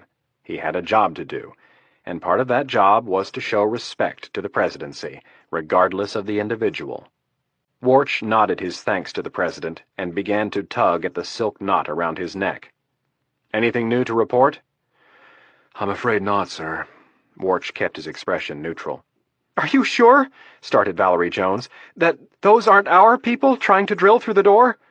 Warch paused and checked his desire to snap at the President's chief of staff. He had already been over this with them twice. "It's not our people." "Are you sure?" Jones's tone was more pleading than asking. Warch exhaled a tired sigh and said, "I don't like it any more than you do. But it would make no sense for our own people to drill through the door. They have the code. All they have to do is punch it in like we did, and the door opens." Jones moved forward on the couch, tugging the hem of her black skirt as she did so. "What if the terrorists damaged the door control?" Warch called on his patience. They had already been down this road before. He decided he would go over it with her one last time. "Outside this door," Warch pointed over his shoulder, is a second room. That room has 2 reinforced steel doors. One leads into the tunnel, and the second one leads into the 3rd basement of the White House. Again, my people have the codes to get through either of those doors, so there would be no reason for them to be drilling now. No, Jones shook her head. You're not listening. I said, what if the terrorists blew apart one of the other doors, and that damaged the control panel for this door? She pointed at the door with her bright red fingernail. Ms. Jones, you are the one who is not listening. Warch kept his voice low but firm. If our people were the ones drilling out there, they would have called us and told us so. Warch drew her attention to the nearby table filled with radios and digital phones. They would not be jamming our communications and drilling at the same time. Warch didn't see it as his job to like or dislike people at the White House, but this Valerie Jones was really getting on his nerves. Jones started to speak again, but President Hayes reached out and placed his hand on her knee. I think Jack has made his point, and I agree with him. It's the only thing that makes sense. Who says it has to make sense? Hayes eyeballed her and said, Valerie? Jones sat back and folded her arms. Sorry, I'm just trying to think of a way out of this mess. Hayes ignored her and looked to Warch. What do we do now? Warch was tempted, really tempted to let fly, to explain very forcefully to Ms. Jones that they wouldn't be in this mess if she had followed Secret Service procedure, but now was neither the time nor the place. That would all be discussed later, if they ever got out of this mess alive. Warch thought about the president's question for a moment. He looked over at the seemingly impervious bunker door and wondered how long it would take for the terrorists to breach it. Looking back to the president, Warch knew he had to stay positive. The FBI's hostage rescue team is the best. I'm sure they're making plans to retake the building as we speak. Rafiq Aziz grinned as he watched the money flow into the Swiss bank account. His people in Iran would start transferring the money into different accounts within the hour. He was winning. But his elation was tempered by the news about his mentor, Farah Harut. Aziz wondered what his captors could get out of him, if he was still alive. Harut was a tough old man, but no one was tough enough to withstand torture. As Aziz tried to assess the potential damage, he wondered if it was wise to deviate from his plan slightly to demand the return of Harut. As he drummed his fingers on the table, he decided no. The Americans might not have him. It could have been the Israelis or the British. If he went back on his word, it might provoke them into a premature attack, and Aziz was not ready for that. He needed his hands around the president's neck, or his chance for survival would be close to zero. For now, he would stick to his plan. It was time to talk to the FBI. Aziz had been ready to kill another hostage at 10 a.m., but the money had started to flow and kept flowing. It was nearing noon, and almost all of the money had been transferred. Aziz picked up the phone and dialed the number that the FBI had given him. After 2 rings, the now familiar deep voice of McMahon answered. You have kept your word, said Aziz, and I will keep mine. At 12:30, I will release 1/3 of the hostages. Keep your people back. I don't want to see any of them on the street, or I'll open fire. Do I make myself clear? Yes. Which door will you bring them out of? That is not your concern, snapped Aziz. I will release my next set of demands at 7 a.m. tomorrow. Until then, I do not want to hear from you. The terrorist hung up the phone and looked at his watch. It was exactly 11:53. Aziz decided he would release the hostages immediately instead of waiting until 12:30. This would keep the FBI off balance. Aziz doubted they would try anything this early, but after his execution of their national security advisor, it was best to be safe. Anna Reilly felt weak. Her captors had allowed her to go to the bathroom around 11, and Reilly had been able to grab several handfuls of water from the sink while she was in the bathroom. The water hitting her empty stomach had made her realize just how hungry she really was. The terrorist with the slicked-back hair had again followed her into the stall and watched her. Back in the White House mess, Reilly looked up from her uncomfortable position on the floor and noticed him gloating over her still. She wondered when he would strike, and if he would do it alone or with the others. Her vision started to blur. Lowering her head, she brought both fists up to her eyes, fighting the tears before they started flowing uncontrollably. She could handle anything but this. Would it be better to die? She honestly asked herself. Rafiq Aziz came marching into the White House mess and glared at the huddled mass of frightened hostages. No one dared look at him after seeing what he was capable of. With his hands on his hips, Aziz said, "Everybody listen to me and you will not be hurt." Aziz began to walk around the circle. "If I tap you on the shoulder, I want you to go stand against the wall by the door. A third of you are being set free. If your government cooperates tomorrow, another third of you will be set free." Aziz knew the second part of the statement to be a lie, but honesty was hardly his strong suit. "If any of you talk or do not cooperate in any way, you will be forced to sit back down." Aziz began tapping the shoulders of those hostages closest to the door. Those farthest from the door quickly realized they would not be released. Several of them started to cry, and Aziz shouted, "Silence, or I will come over there and shoot you!"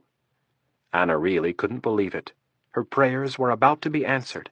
As the leader worked his way closer, her spirit soared. She was going to be set free. Really grabbed Stone Alexander and told him to sit up. The pretty male reporter's hair was pasted to one side of his head, with a large clump sticking straight up in the air, and he gave no sign that he knew what was going on. Aziz tapped Reilly on the shoulder, and then Alexander. Anna stood and pulled Alexander to his feet. As she walked toward the door, she felt as though it were all a dream. Reilly looked at the other hostages that were standing by the door and smiled. It was really going to happen. Her smile vanished instantly when she felt a hand on her shoulder. Trying to ignore it, Reilly took another step, but the fingers dug in deep and yanked her to a stop. Alexander kept walking in his trance-like state toward the others that were being set free. The terrorist with the slicked-back hair, the one who had driven the delivery truck into the underground parking garage of the Treasury building, yanked Anna Reilly to a stop and yelled to Rafiq Aziz in Arabic. Aziz stopped his count for a second, looked at the woman his man was talking about, and nodded his consent. Then, pointing to another hostage that was still seated, he said, "You, take her place." Aziz could not have cared less what his men wanted to do with these women. They were the spoils of war. With a quick yank, Reilly pulled herself from the terrorist's grip. "Take your filthy hands off me!" Abu Hassan, somewhat surprised at the strength of the slender woman, paused for a brief second and then raised his hand. In a wide arcing motion, he swung at her head with an open hand. Reilly, at her father's suggestion, had enrolled in self-defense classes after the rape. She had taken them very seriously, and the instincts were still there. She saw the blow coming and raised her forearm. The blow knocked her slightly off balance, but she remained defiantly on her feet. What Reilly didn't know was that she would have been better off if she had kept her instincts in check. Like most Arab men, Abu Hassan was used to submissive women and was not about to tolerate this type of behavior, especially in front of the other men. This time he swung with a closed fist and hit the cowering Reilly in the temple. The blow sent Reilly to the floor, where she curled up in a ball. Kicking her in the back viciously, the terrorist then grabbed her by the hair and dragged her back to the main group of hostages. He released her hair and dropped her to the floor like a sack. Reilly lay there, her hands covering her face, as the tears flowed from her eyes, her back and head screaming in pain. She wasn't crying as much from the pain as from mental anguish. Anna Reilly knew what was going to happen to her, and the vision of what lay ahead only made her cry harder. Chapter 18. Pentagon, 12:48 p.m. The Joint Chiefs briefing room was once again crowded with people. Gone were the politicians from yesterday, replaced by members of the military's Joint Special Operations Command and the FBI's hostage rescue team. At the far end of the table, FBI Director Roach was accompanied by several of his deputy directors, his international and domestic terrorism chiefs, and the commander of the hostage rescue team, Sid Slater. Skip McMahon had been left back at the command post to keep an eye on things and to get the debriefing of the recently released group of hostages started. Secret Service Director Tracy was also present with several of his deputies, and CIA Director Stansfield and Irene Kennedy were seated next to Flood at the head of the table opposite the FBI contingent. The rest of the table was dominated with Pentagon brass and Special Forces types. General Flood was far more comfortable with this audience than he had been with the one the day before. He would not have to mince words with this group. They all spoke his language. Flood's confidence was also bolstered by the briefing he had received from Stansfield and Kennedy an hour earlier. Now that he had a clearer picture of what Aziz had in mind, he could prepare his battle plan. And as far as the general was concerned, it was exactly that, a battle plan. Flood and Stansfield had come to the conclusion after the early morning debacle at the White House that Vice President Baxter did not have the fortitude and vision to lead them through this crisis. Those were Stansfield's words. The general had actually used the words nuts and guts. It came down to the issue of history, Flood had explained. Not in the sense of making it, as much as setting a precedent. As a military historian, Flood knew all too well the pitfalls of taking the easy road in times of crisis, of negotiating for today without an eye to the future. In the not-so-recent past, Neville Chamberlain had shown all the world and future generations how appeasement and negotiations worked when dealing with a madman. More recently, George Bush had given a valuable lesson in how to deal with a megalomaniac. Simply cutting off an arm does not suffice. Pulling up short of a complete victory is not enough. The only way to solve the problem is to lop off the head of the man behind the aggression. The general had decided he would do everything in his significant power to end the crisis at the White House in a quick and decisive manner. Negotiating, delaying, handing over concessions were all a distraction from the big picture, the future of international terrorism and how it affected the national security of America. The money they had released this morning had instantly saved the lives of 25 people. But how many lives would it cost down the road? How much of that money would be used to train and fund terrorists? How much of it would be used to strike against America and her citizens both abroad and at home? Flood and Stansfield had made a pact to do everything possible to persuade the Vice President to take action, to make sure Rafiq Aziz did not walk out of the White House alive. Their options were plentiful, as the United States was fortunate to have not one but 3 highly skilled world-class counter-terrorist strike teams. The FBI's Hostage Rescue Team, the Army's Delta Force, and the Navy's SEAL Team 6. These 3 groups fired more ammunition in 1 year than an entire division of Marines, and it paid off. Each of the 3 units always had teams on standby referred to as Go Teams.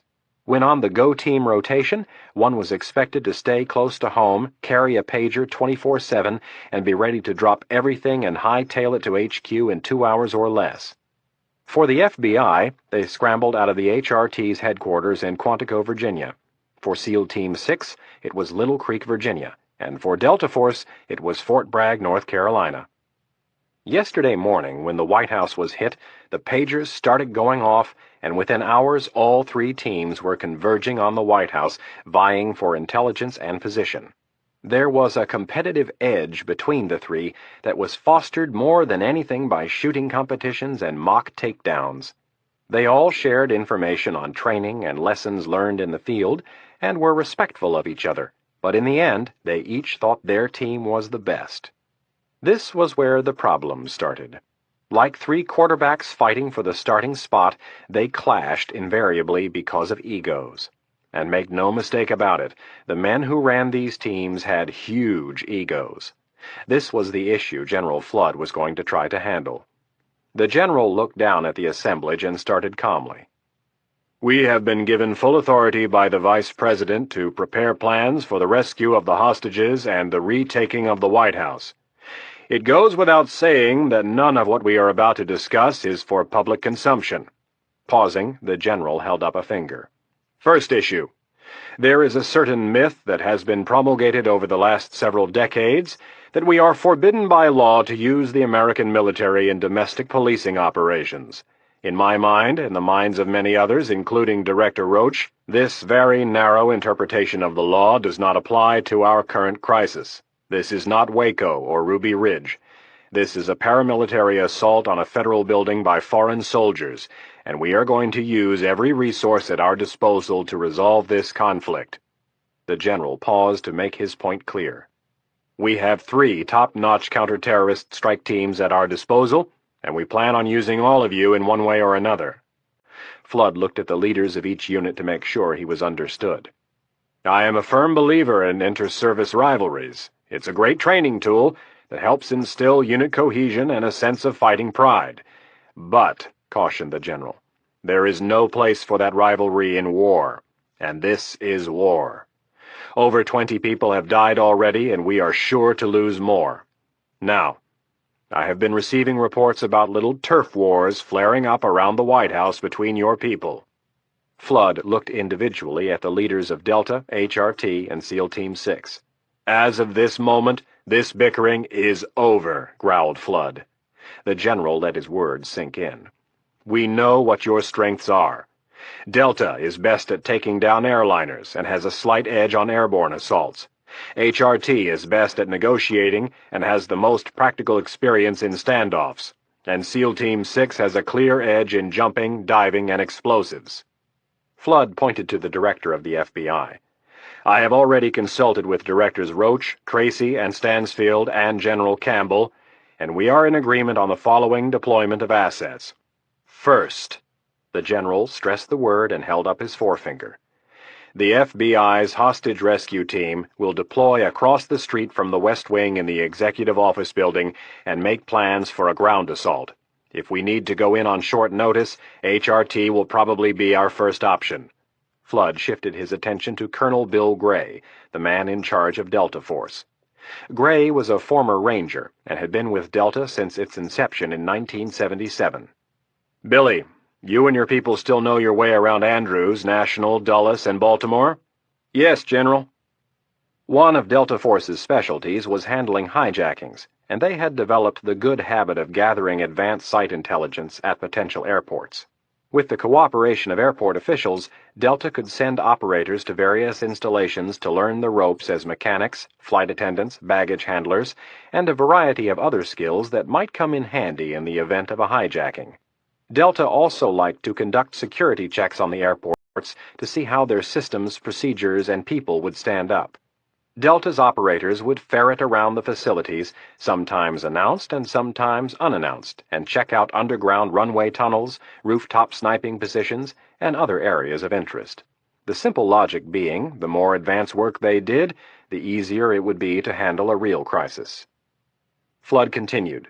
"Good. We've decided to use Delta Force to handle anything that goes down at the airports, and also as an airborne strike force if needed." Flood looked at Colonel Gray. "General Campbell will brief you on the deployment of your assets later." The general pulled back and looked around the room. "This is no Waco, ladies and gentlemen. Once we go in, and we keep going in until we take the building. If we send HRT through the door, we need Delta Force up in the air and ready to come in hot." Flood looked to SEAL Team 6's commanding officer Dan Harris, the same man who had helped Rapp kidnap Farah Harut. "SEAL Team 6 is going to play 2 roles.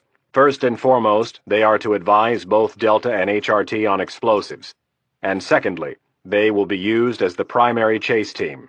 If Aziz leaves the country, 6 will pursue." Flood had other plans for SEAL Team 6, but he was not about to discuss them in front of the group.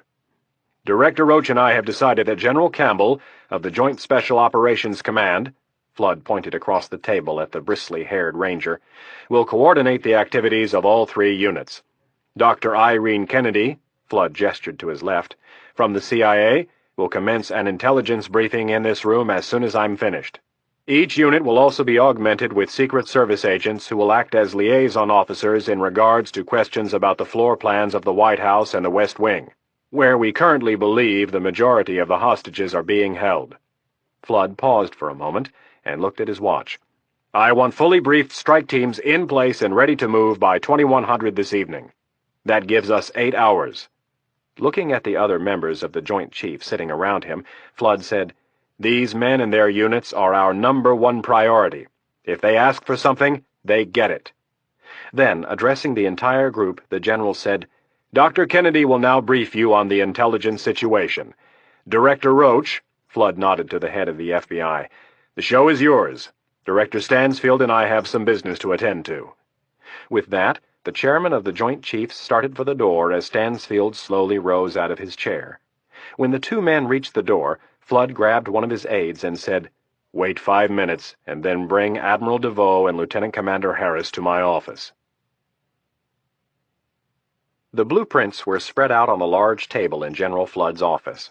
Mitch Rapp was nodding his head in understanding as Milt Adams showed him the whereabouts of a secret passageway not noted on the drawing. Adams had changed into more appropriate attire and was wearing a blue suit with a white shirt and solid maroon tie. The tie was held in place by a shiny brass USMC tie bar. Rapp looked down at a marking on the blueprint and asked, "That door is fake?" Well, it's not fake exactly. It works, but it's always locked. How are we going to get through it? Do we have to pick it? No. Adams grinned dubiously, and then, reaching into his pocket, he extracted a large key ring. This right here. Adams found the right key. This is an S key. He held up the key proudly for Rapp to see. "What in the hell is an S key?" Rapp asked. An S key, Adams said in a dramatic tone, gets you into all of the sensitive areas. All of the agents on the presidential detail have one, and only a select few others. This little key opens stuff like the weapons lockers and," Adams tapped the blueprint, "doors that lead to places that don't exist." Rapp took the key from Adams and studied it. He had taken a liking to the old man. He knew his stuff, and if Rapp's gut was right, he could trust him in a pinch. "If this thing is so important, how did you just walk off the job with one?" Adams snatched the key back, acting more offended than he really was. How many times do I have to tell you? I ran the place. Those goofy White House ushers like to think they run things, the way they always strut around. Well, let me tell you, it was my place. When something needed to get done, I was the one they called. "Take it easy, Milt. I believe you. I'm just ribbing you a little bit." "You're a funny guy, Mr. Secret Agent Man." Adams reached out with surprising quickness and poked Rapp in the stomach. At that exact moment, the door to General Flood's office opened, and in walked Director Stansfield and the chairman of the Joint Chiefs himself. Flood wasn't more than a step into the room before he was tugging at the buttons of his uniform blouse. He always seemed to be in a hurry to get out of the constricting tunic. By the time he reached the conference table, the jacket was off. "This must be Milt Adams," he said. The capacious general walked over to the considerably smaller Adams and extended his hand. "It's nice to meet you, Milt." Flood then gestured to Stansfield. "Have you met Thomas Stansfield?" Adams shook his head and extended his hand. "Nope." Stansfield smiled ever so slightly. "It's nice to meet you. I've heard a lot about you." Stansfield pumped his hand. "General Flood tells me you fought with the Marines on Iwo Jima." "Yep, the 6th Ammunition Company." There was an awkward moment of silence, and then the general said, "Mitch here tells me you think you may have found a way into the White House." Flood glanced down at his conference table. "Yep." Adams waved them over to his blueprints and proceeded to show Stansfield and Flood the way in. Adams was about 60 seconds into his song and dance, and everything seemed to be going pretty well, with one exception. He kept using the plural we instead of the singular I. Stansfield picked up on this and began glancing at Rapp for clarification. Milt Adams had offered his guide services to Rapp, and Rapp had instantly seen the value in bringing Adams along. What he hadn't yet figured out was how to pitch the idea to his boss. General Flood made the question moot when he interrupted Adams by asking, "What's this we stuff?" Looking up from the blueprints, Adams waggled his thumb back and forth between himself and Rapp. "Mitch and me, that's who the we is." Snorted Flood with a frown thrown in for good measure. "Aren't you a little old for this kind of stuff, Milt?" "I may be old, but I'm fit as a fiddle." Adams turned to Rapp. "Should I show 'em?" Slightly embarrassed, Rapp nodded and said, "Sure." Milt had already given Rapp proof of his fitness. Adams hit the deck and ripped off 20 push-ups in quick order, then he sprang back to his feet barely out of breath. "I do 100 push-ups and 200 sit-ups every morning, and I walk 5 miles a day." Adams licked his lips. "Except Sundays. Sundays are my day off." General Flood eyeballed the little spark plug before him, unsure of what to make of the unorthodox display and slightly envious, since he had let his own fitness slide so far. "I don't think his fitness will be an issue," Rapp added hastily. "If there's any heavy work to be done, I can handle it. The key is his knowledge of the interior. It'll be invaluable to me." Stansfield was skeptical. "Why not grab someone from the Secret Service?" "They don't know where everything is," Adams shook his head. "They know where some of the stuff is, but not all of it. I know every inch of that building." Flood studied Adams for a moment and said, "You know things could get hairy in there." Milt Adams looked up at the general with a no-nonsense grin on his face. "You know, General, I spent almost 2 months on Iwo. We lost over 6,000 Marines, and the Japs lost over 20,000 soldiers. I saw buddies get their heads literally blown clear off. I saw men burned to death. I saw people die in the worst ways you could imagine." Adams shook his head. "No offense, gentlemen, but it's all child's play compared to the hell I went through on that island." Flood had been in battle himself, but nothing that even came close to the hell that had occurred in the battle for Iwo Jima. "I would imagine you're right." The general was beginning to admire the old man's spunk. After another moment of consideration, Flood said, "Mitch, if you think it's a good idea, I'm behind you." Then, turning to the director of the CIA, he asked, "Thomas?" Stansfield, with his typical calm demeanor, answered, "If Mitch thinks it wise, I'm behind him as well." Just then there was a knock on the door, and everyone turned. General Flood bellowed across the room, "Enter!" Lieutenant Commander Harris and Admiral DeVoe stepped into the room and saluted. The Admiral said, "You wanted to see us, General?" Flood returned the salute and said, "Yes, come over here, gentlemen. I don't want you to think your talents are being squandered while Delta Force and the FBI get all of the action. I have plans for you, but I didn't want to discuss them in front of the group." The two naval officers approached the group. Admiral DeVoe was the commander of the Naval Special Warfare Group and in charge of all SEAL teams. Harris, looking quite a bit more like an officer than the last time he and Rapp had met, walked at his boss's side. His ponytail and beard had been removed at the direction of Admiral DeVoe. The unruly hygiene of a terrorist was fine when Harris was holed up down at HQ in Little Creek or out in the field, but a meeting with the Joint Chiefs was cause for a more by-the-book appearance. "I think you know these two gentlemen." Flood pointed to Rapp and Stansfield. Harris nodded professionally. "Director Stansfield, Mr. Cruz." The Admiral did the same. Rapp stuck out his hand. "It's good to see you again, Harry." Harris locked on to Rapp's hand and shook it firmly. "Good to see you too, Mitch." Flood grabbed the two naval officers by the shoulders and showed them the blueprints strewn out across the conference table. "Gentlemen, I've asked you to join us because I'd like your opinion on something." Chapter 19. Washington, D.C. As the sun set on the Capitol, two hulking C-130s descended from the darkening sky on their final approach to Andrews Air Force Base. The base, located a short hop to the southeast of the White House, had been chosen by the Joint Special Operations Command as the forward staging area for what was now known as Operation Ratcatcher. Security at the base had been doubled for the arrival of its newest contingent, and all non-essential personnel had been removed from the staging area. The Army took its secrecy surrounding Delta Force very seriously.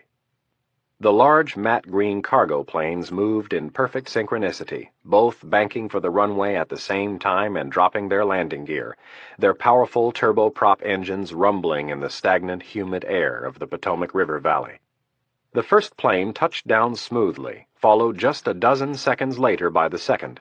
The control tower directed the two planes to a group of large hangars where they were met by Air Force ground crews who had been told in advance not to turn on the bright floodlights.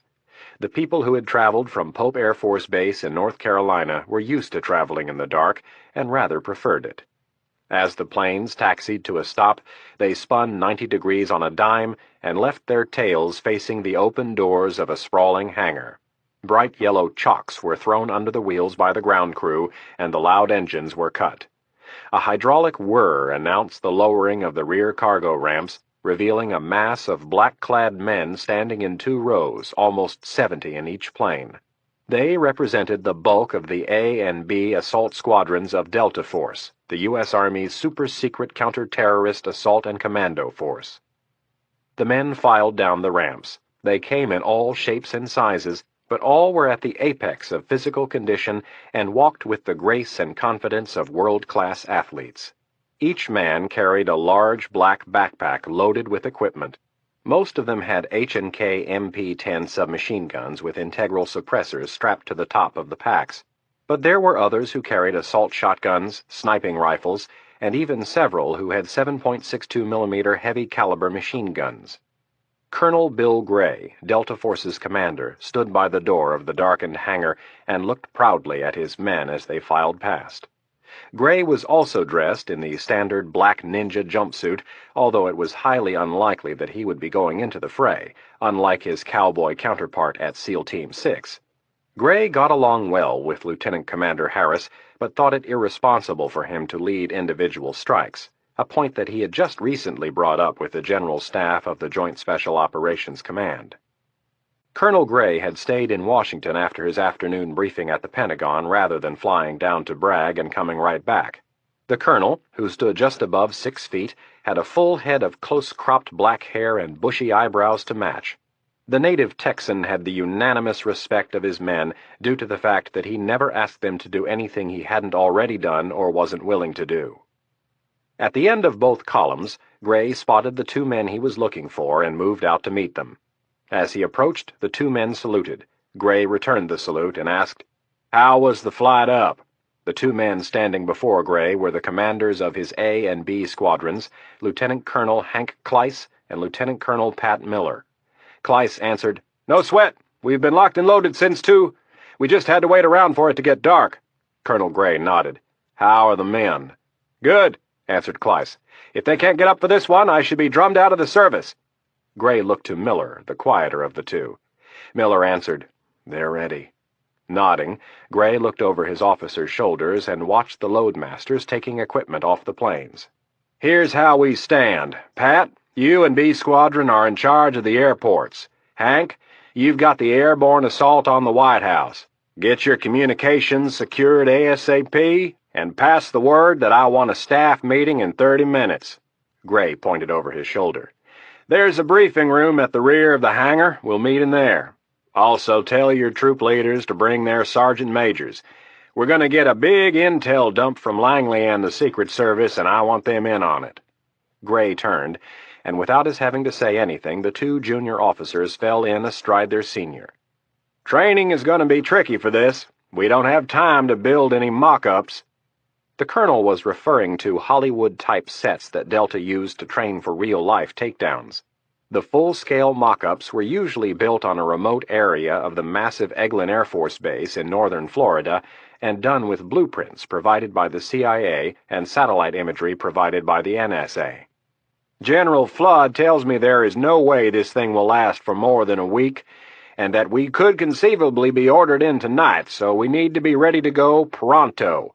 Hank," Gray pointed to the commander of his A Squadron, "I want you to divide the White House into sections immediately and get your troops assigned to handle specific sectors of the building.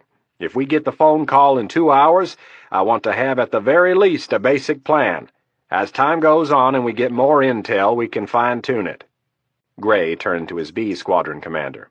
"Pat, I want advance teams in place at Reagan, Dulles, and Baltimore. Pre-wire at least 2 planes at each airport for video and sound, and do it quietly. We don't want the press covering any of this. Put your people in the airline mechanic uniforms while they're doing it. The less attention we raise, the better. Langley tells us that Aziz is using the Situation Room, so we have to assume he's getting real-time coverage from the media. The FBI is sending us some agents to help with subpoenas." Gray stopped abruptly and slapped both men on the back. "Now get moving. I want updates at the staff meeting in," Gray looked at his watch, "28 minutes." The 2 squadron commanders hustled off in earnest to form up their groups, and Gray turned back toward the open hangar door. Grabbing his secure digital phone from his tactical assault vest, Gray hit the speed dial for the operations center at the Pentagon.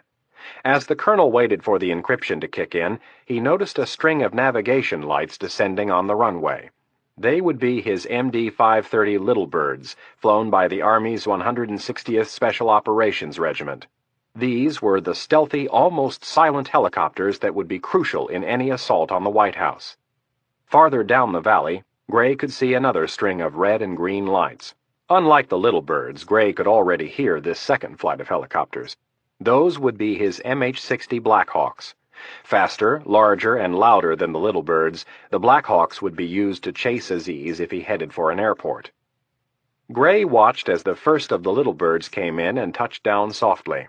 7 more of the small black helicopters quickly followed. Gray shook his head. Everything was happening too fast.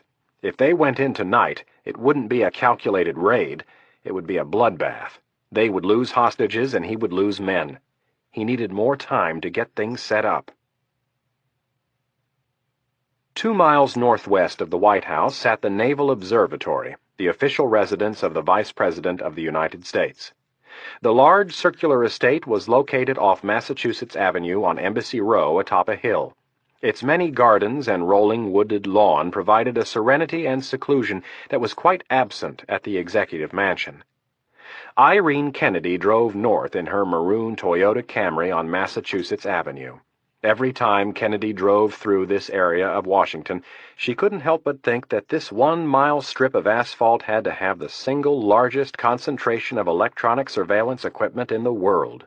With all of the embassies spying on each other and their host country, and the FBI, the CIA, the National Security Agency, the Defense Intelligence Agency, and the National Reconnaissance Office all spying on the embassies, it was unlikely that any conversation went unrecorded. As Kennedy continued north, the large plantation-style home of the Vice President came into view on her left, its fresh white paint bathed in floodlights. Kennedy drove past the main gate and the slew of reporters and camera crews that had besieged the compound.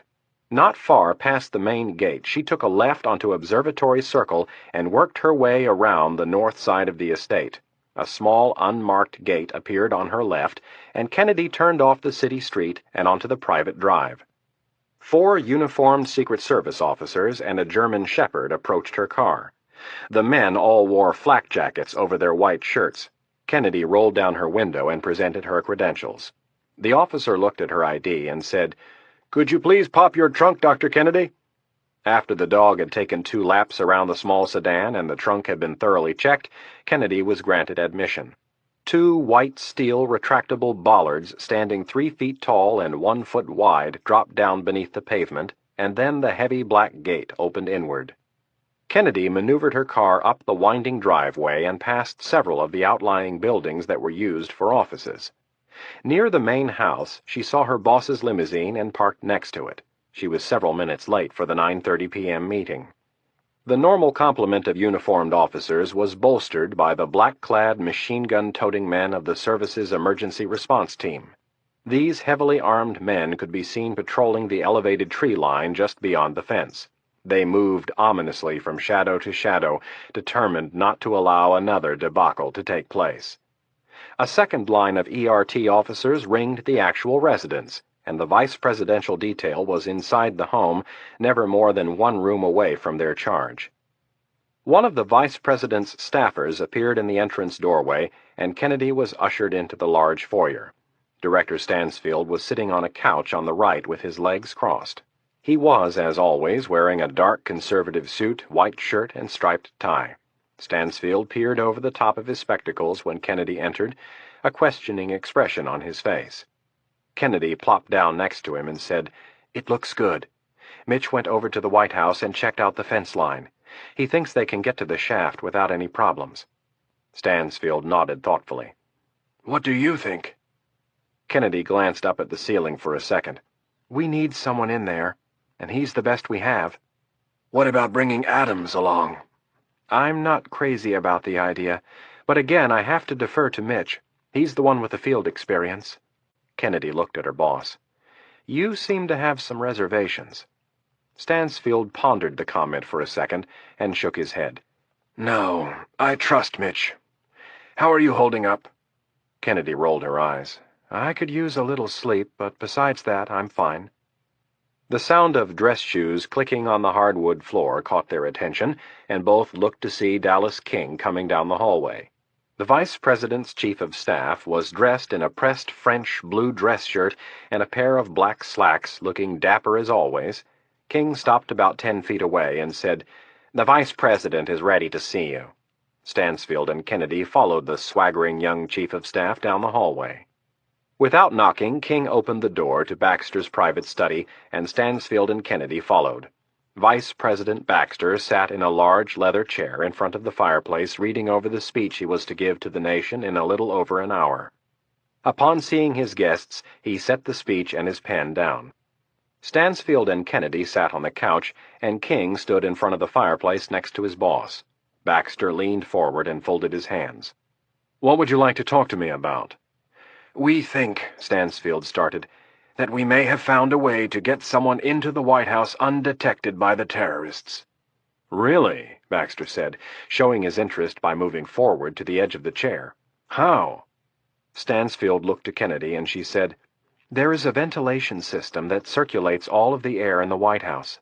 The main intake and exhaust ducts are located on the roof, but there is a backup duct that leads from the basement of the White House to an area on the south lawn."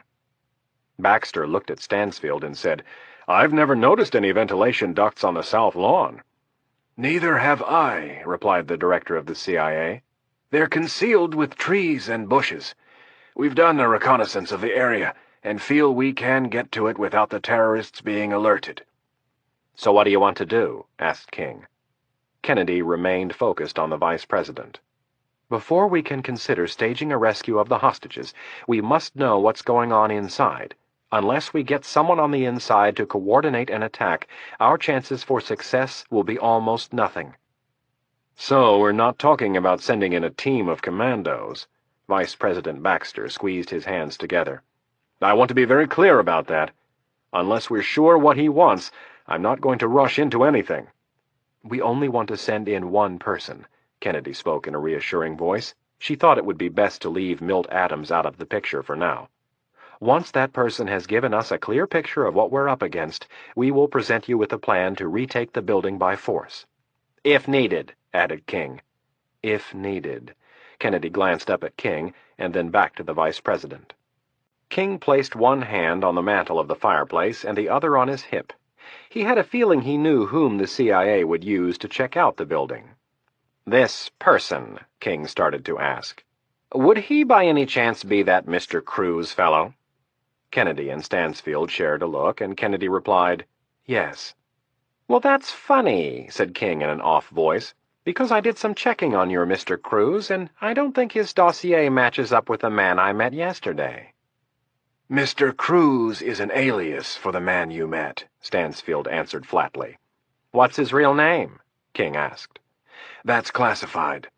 "Come now," King smirked. "If we're going to risk the lives of all of these hostages by sending your man in, I think at the bare minimum we should know who he is."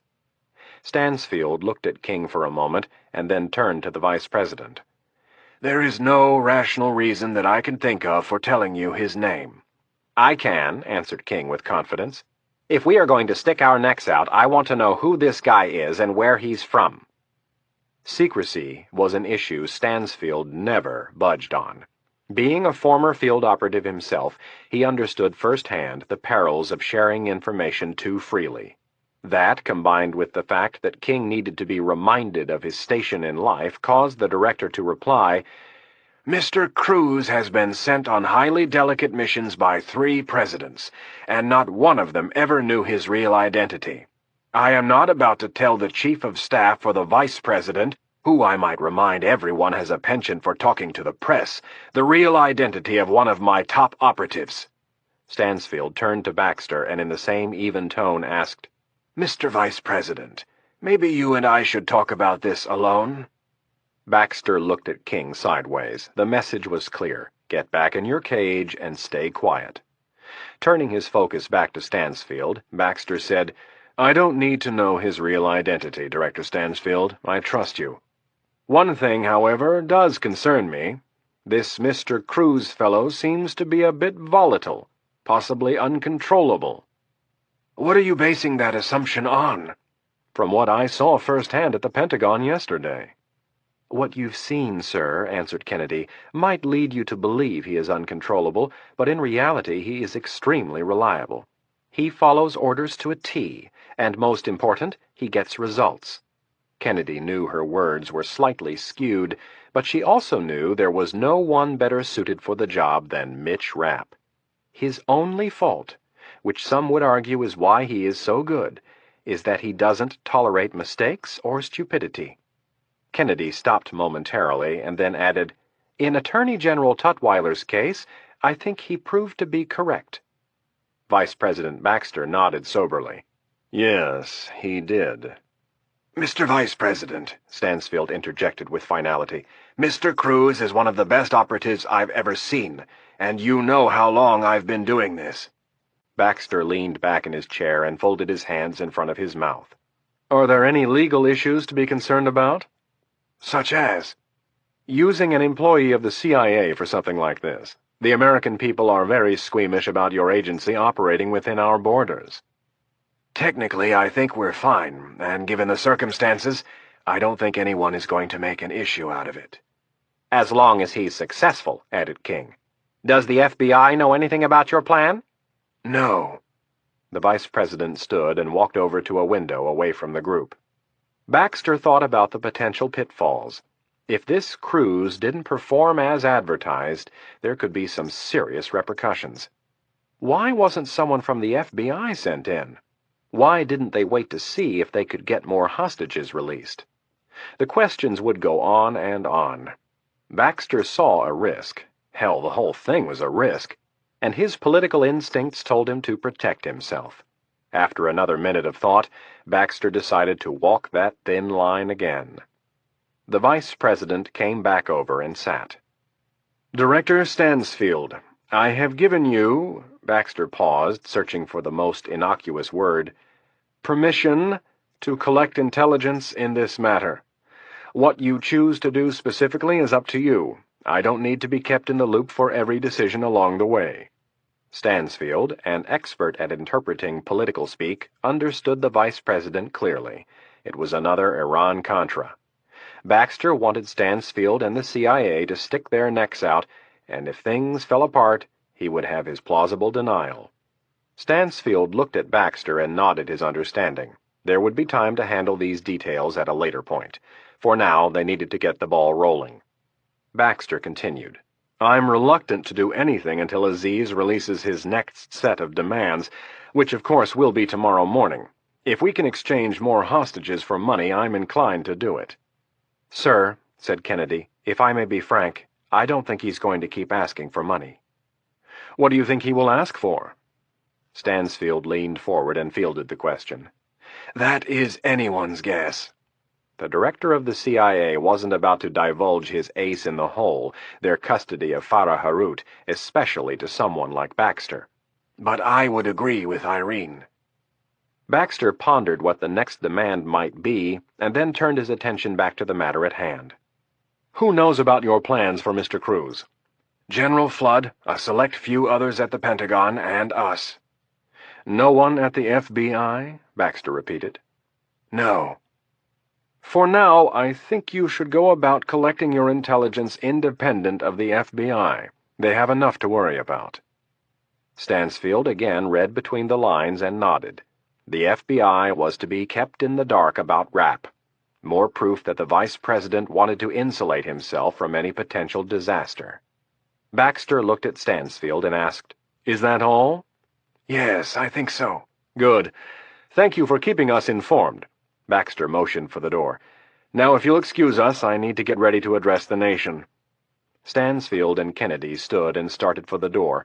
As they neared it, Vice President Baxter called out, If you decide to send your man in, please keep him on a short leash. Stansfield gave his silent answer with a nod, then followed Kennedy into the hallway. Chapter 20. They hit the first checkpoint 3 blocks away from the White House. A quarter of a moon shone in the night sky, and not a cloud was in sight. Rapp was riding in the back seat of the long black Suburban with Milt Adams. Lieutenant Commander Harris of SEAL Team 6 was in the passenger seat, and Chief Petty Officer Mick Reavers was driving. Following the Suburban through the checkpoints were a plain blue van and a larger black box van. Lieutenant Commander Harris handled the D.C. Metro Police at the first two checkpoints and then the Secret Service agents at the last checkpoint. Word had been sent down from on high that the CIA was moving in some sensitive equipment to conduct surveillance. Approaching the White House from the east, they pulled through the last checkpoint at Pennsylvania Avenue and 15th Street. Reavers, the large linebacker type that had been along on the mission to grab Harut, drove the Suburban onto Hamilton Place and continued past the southern edge of the Treasury Building. The White House was now in sight, ahead and to the right, the top floor of the mansion visible above the trees. On the right was the entrance to the underground parking garage that the terrorists had used just yesterday to assault and take the White House. A white Suburban was now parked at the top of the ramp, blocking its use. Straight ahead was a closed gate that led onto the south grounds of the White House. Reavers extinguished the headlights and turned left onto East Executive Avenue. Continuing south for another 50 feet, Reavers took a hard right at the direction of Milt Adams and pulled up on the curb, the front grille of the truck stopping inches from the heavy black fence. As had already been decided, the blue van backed up onto the curb about 20 feet to the north of the Suburban and stopped with its rear bumper almost touching the fence. The large black box van parked on the street right in between the two vehicles, creating a space in the middle that would shield the men from prying eyes. Doors began to open, and bodies piled out of all three vehicles. Everyone, even Milt Adams, was dressed in the standard black Nomex jumpsuits worn by Navy SEALs. 3 of Harris's SEALs set up a security perimeter on the outside of the vehicles, while 4 more unfurled a massive black tarp. In a little over a minute, they had the tarp stretched over the top of all 3 vehicles and secured. With the tarp in place, 2 of the men went to work on the fence. With a small handheld hydraulic jack, they began prying apart the vertical bars so Rapp and Adams could pass through. Harris and Rapp approached the fence and tried to spy a look at the roof of the White House. The trees and undergrowth between them and the residence were dense, hopefully dense enough to conceal their movements. Harris raised his small, secure Motorola radio to his mouth and asked, "Slick, what do you got for me?" Lying on his belly less than a block away, Charlie Wicker peered through a pair of night vision binoculars. Wicker was set up on the back side of the pitched roof of the Treasury Building. Arriving 30 minutes in advance of the others, he had been watching the terrorists sitting atop the roof of the White House, trying to discern any patterns. Wicker lowered the lip mic on his headset and said, "He has no idea you're there. He spends most of his time looking west over at that ugly building on the other side of the White House." "Good," replied Harris. "Anything else to report?" Wicker squinted as he looked at the hooded man no more than 150 feet away. The only thing separating them was a half-inch of bulletproof plexiglass. "Yeah, I think I can take this guy out with a pair of 50s. Wicker was referring to a 50 caliber sniping rifle. The heavy caliber weapon was used by Special Forces snipers to take out targets at distances exceeding a mile. "I'll keep that in mind. Let me know if he starts looking our way. Over." Harris turned to Rapp. "So far, so good." "Good." Rapp led the way, and he, Harris, and Adams walked over to the blue van. The side cargo doors were open, revealing an array of equipment stacked in electronic racks, or, as the man sitting behind the main console called them, pizza racks. Marcus Dumond was a 26-year-old computer genius and almost convicted felon. Rapp had brought Dumond into the fold at Langley 3 years earlier. The young cyber genius had run into some trouble with the feds while he was earning his master's degree in computer science at MIT.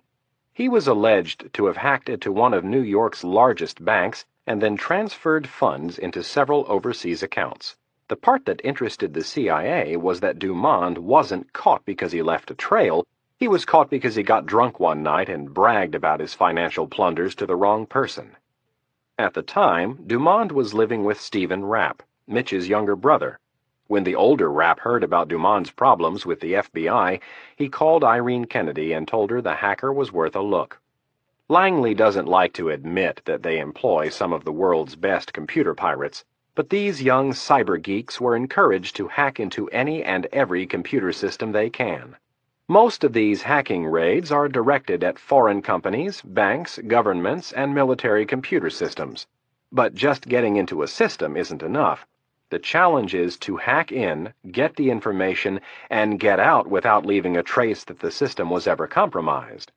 The wiry Marcus Dumond poked his head out the open door, a cigarette hanging from his mouth, and a pair of thick glasses perched on his nose. "Commander Harris, can you tell your men to cut a hole in the tarp? I have to raise my communications boom." Harris turned to one of his nearby men and told him to cut the hole. Dumond then stepped out of the van with a large fanny pack.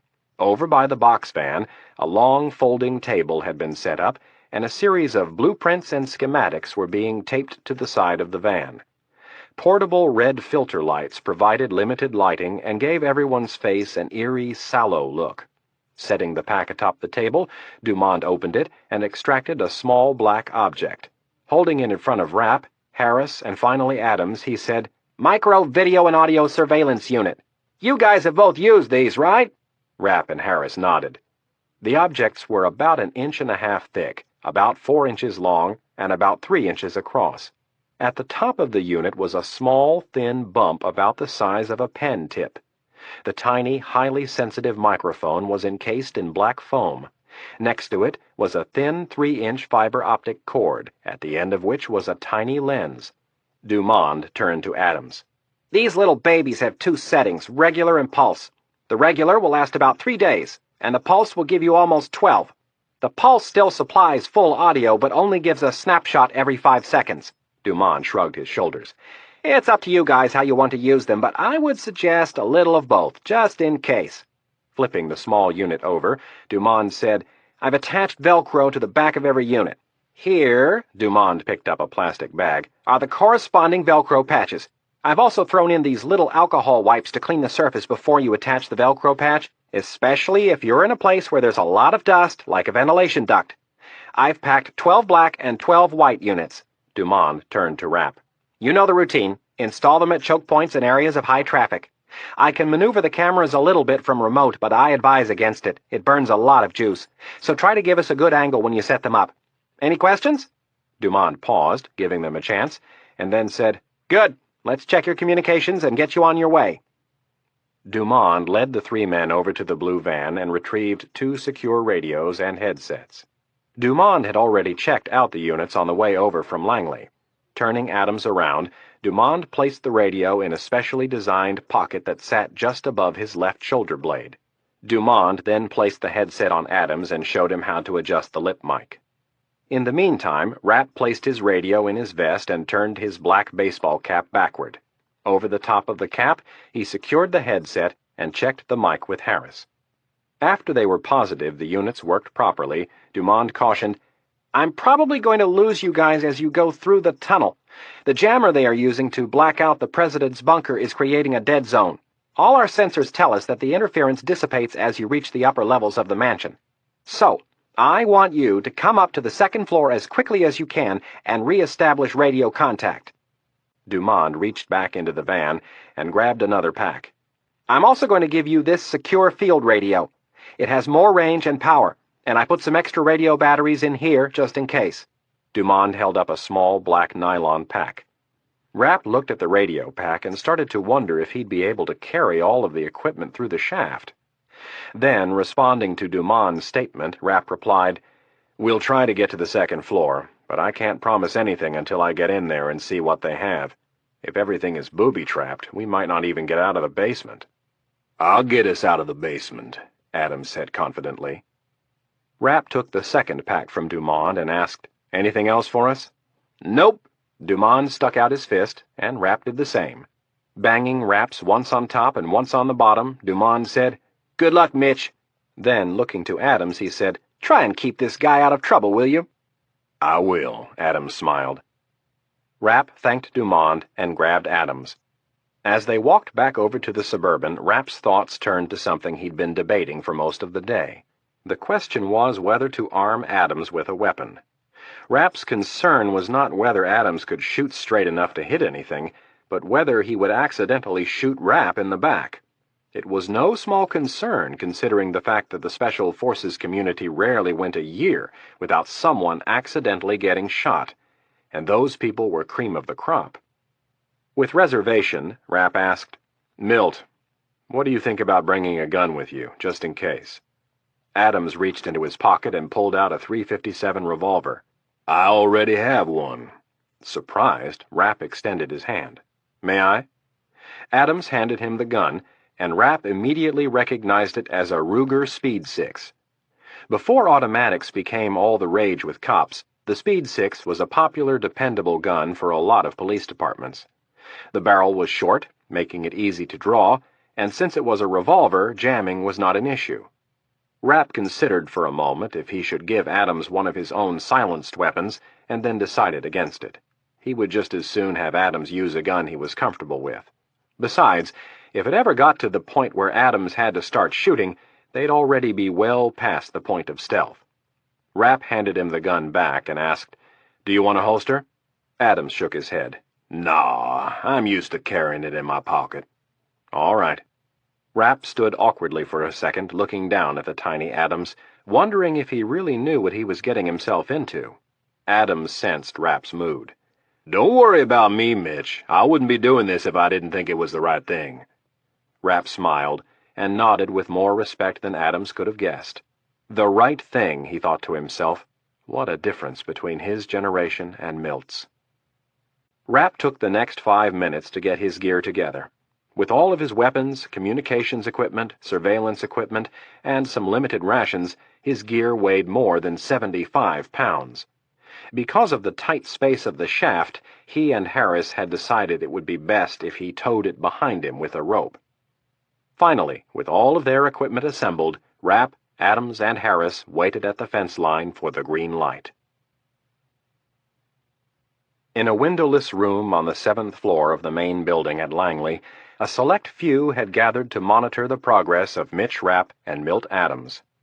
The room was strikingly similar to a television network control booth. On the main wall was a bank of 19-inch monitors, 4 rows of them running 10 across. In front of the monitors, at a slightly elevated table, sat 4 technicians. At their disposal was the latest in video production equipment. Behind them, and elevated still further, sat Dr. Irene Kennedy, General Campbell, and several of their assistants. The work surface at this level was cluttered with phones and computers. At the 3rd level sat Director Stansfield, General Flood, Colonel Bill Gray, and Admiral DeVoe.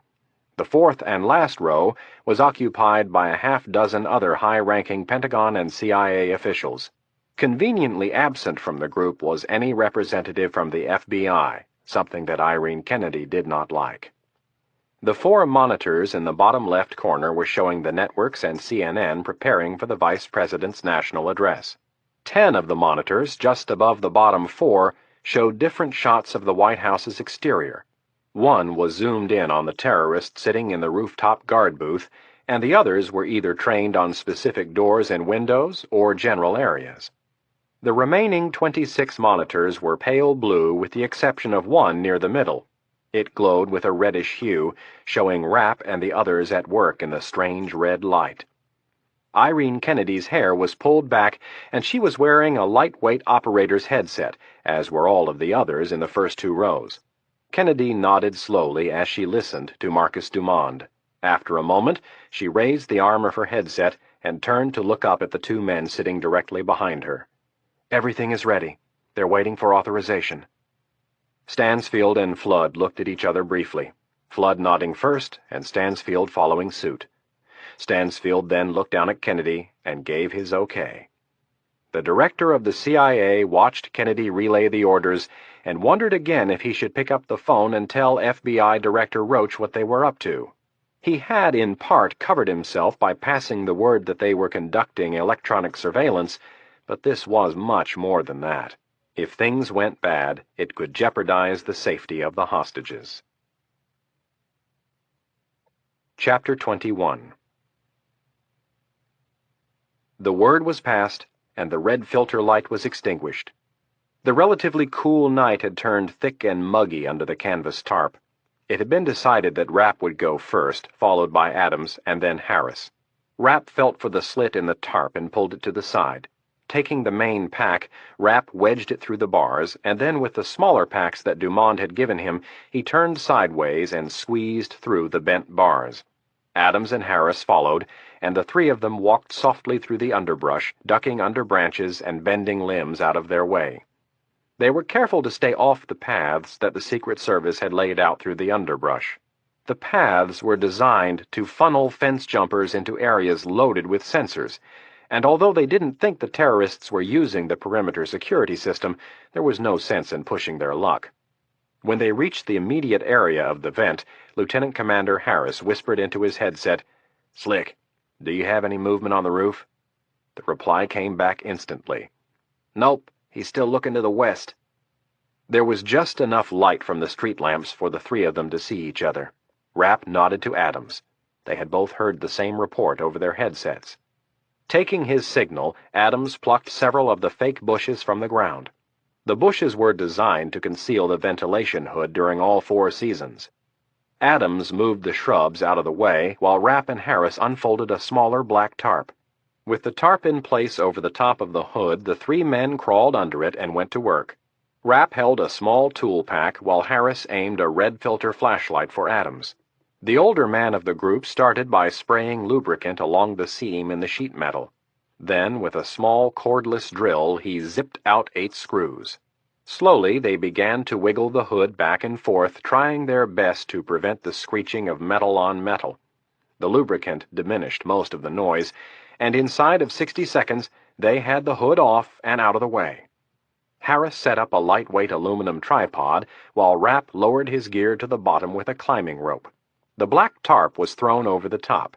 Harris clipped a pulley to the tripod and fed a rope through, taking one end to the fence and tying it to the winch on the front of the Suburban. Rapp stuck a small flashlight into the open shaft and looked down at the bottom. Harris returned a second later and tied the rope around Rapp's ankles, then put on a pair of gloves. Then, after grabbing the rope, he nodded to Rapp and leaned back, ready to take up the slack. Rapp gave Harris the thumbs up, and then, bending at the waist, he stuck his head in the open shaft and began to ease himself inside. Over his headset, Rapp said, "Lower me." Lieutenant Commander Harris slowly began to play out the rope until all of the slack was gone, about 8 more feet total. Harris then whispered into his headset, telling his men back at the Suburban to let the winch out. In the shaft, Rapp started his descent and turned on his small miner's lamp that was strapped over his baseball cap. As he neared the bottom, he whispered over his headset, "Stop." Dangling like a landed catch, Rapp turned himself so he could bend at the waist and make the 90-degree turn into the shaft without breaking his back. "Okay, real slow. Let me out 4 more feet." He started to move again, and Rapp grabbed onto the sides of the horizontal vent, pulling himself inside. A bit of static crackled through his earpiece, and he said, "Stop! That's good." Rapp pulled his legs toward him, and in a sit-up-like position he trained the miner's lamp on his feet and untied the rope around his ankles. When he was finished, he said, "Take it back up." The rope disappeared from sight, and Rapp flipped over onto his stomach. Wasting no time, he grabbed the long rope that he'd used to lower his gear into the shaft and untied it. Then, taking a short rope that he'd brought along, he tied one end to the top of his gear and the other end to his left ankle. Rolling back onto his stomach, he trained the small light down the long, narrow shaft. It looked as if it went on forever. Rapp could barely make out the turn some 200 feet away. The shaft seemed to get tighter. Rapp grimaced. He had what he liked to refer to as a healthy phobia of being trapped in places the size of a coffin. Reluctantly, Rapp started forward down the cramped space, his forearms doing most of the work. Into his lip mic he whispered, "Milt, I'm moving out." With his gear in tow, Rapp plodded forward like an alligator. The reception on his radio was becoming increasingly cluttered. Not long after they had lost contact with Rapp, Milt Adams was also lost. The only thing Kennedy and the others could do was wait. Kennedy found herself thinking that this was how the NASA mission controllers must have felt during the Apollo lunar missions. When the astronauts went around the back side of the moon, they would enter a period when communication was impossible. The room full of scientists would sit nervously at mission control and hope the spacecraft and its men would make it back around without any problems. That was the position they were in now. There was nothing they could do but wait. Kennedy took off her headset, looked up at a row of clocks on the wall to her right, and remembered there was one thing she could do. Dead in the middle of the wall was the clock noting the local time in Washington, D.C. It was almost 11 in the evening. Several clocks to the right, Kennedy found the time she was looking for. Picking up the secure phone in front of her, she dialed a number by memory. It was an important phone number. It was just before 7 in the morning in Tel Aviv, and if her counterpart wasn't in, he would be in shortly. After several clicks and whirs, someone picked up on the other end. "Fine." The word was not an answer to a question, but rather the last name of the man answering the phone, Colonel Ben Fine of the Israeli Foreign Intelligence Service, Mossad. Colonel Fine was Kennedy's direct counterpart, the man in charge of Mossad's Counterterrorism section. "Ben, it's Irene Kennedy." "Irene," said Fine excitedly. "I'm sorry I haven't called, but I figured you'd be busy." "Have you been following the crisis?" asked Kennedy in a tired voice. "Very closely. Is there anything I can do to help?" "Yes, as a matter of fact, there is." Kennedy looked down at the sheet of paper in front of her. "I'd like you to look at a list of names for me." "How many?" 10. We have good intel on 7 of them, but the last 3 we've come up blank on. Kennedy again looked at the list of names that had been provided by Dr. Hornig. "You can count on me putting all of my resources into it. Send me the list, and I will personally make sure it gets taken care of immediately." "Thank you, Ben. I appreciate it." There was a pause, and then the colonel said, "I have a question for you, as long as I've got you on the line. There have been several reports, all unconfirmed, of course, that a certain high-ranking member of Hezbollah is missing." The Israeli colonel stopped talking for a moment, and then added, "You wouldn't know anything about this, would you?" Kennedy lifted her eyes and looked up at the bank of television sets. "I might have some insight into the subject." Fine didn't reply right away. Instead, his silence conveyed an implicit tit-for-tat request. "I assume when the time is right you will enlighten me." "I had planned on it," answered Kennedy honestly. "Good," stated a satisfied Fine. "Do you need anything else from me?" Kennedy thought about it for a moment and said, "No, not that I can think of, but anything you can do with the names would be greatly appreciated." "I will get started right away, and do not hesitate to call if you need anything else." "I won't. Thank you, Ben." After setting the phone back in its cradle, Kennedy placed the list of names in a file folder and walked to the end of her row. Looking up toward the back of the room, she waved the file and caught the attention of one of her people. A man in his early 30s came down the stairs, and Kennedy handed him the file. "Fax this to Colonel Fine immediately." The man nodded dutifully and started back up the stairs, headed for the secure fax machine. White noise hissed through the earpiece. "I have to be near the end," Rapp thought to himself. The tunnel seemed to be getting smaller and smaller. Rapp was sweating profusely, and his heart rate was much faster than it should have been. Irritated by the noise of his radio, he reached up and took the headset off, letting it fall around his neck. He knew Milt Adams wasn't far behind because he had heard him sneezing. It must have been the thin layer of dust that lined the metal walls of the duct. There wasn't a lot of it, but Rapp himself had fought back the impulse several times. Rapp paused for a second and took in a deep breath.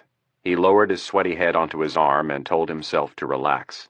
He was expending far more energy than necessary due to his slightly panicked state. Rapp lay still for almost a minute as he got his breathing under control. His watch told him that he had been in the shaft for almost 15 minutes, longer than he had expected. It couldn't be that much farther. After making the left turn that would take him parallel to the southern end of the mansion's foundation, he had turned the miner's light off. Rapp thought it was doubtful that anyone would be in the 3rd basement. Aziz did not have enough men to patrol every area of the White House, but it was not worth the gamble of having the light spill through a crack or a seam in the ductwork. After several more minutes of confined crawling, Rapp reached the end. He was drenched in sweat, almost all of it from nervous energy. Gently, he let his head fall down on his arm, and he listened to make sure no one was in the boiler room. For the next 2 minutes, that was all he did. Outside the shaft, he could hear the heating, ventilation, and cooling system going through the labors of regulating the climate within the old house, but other than that, the only thing he heard was the approaching Milt Adams and his not-so-quiet sneezing.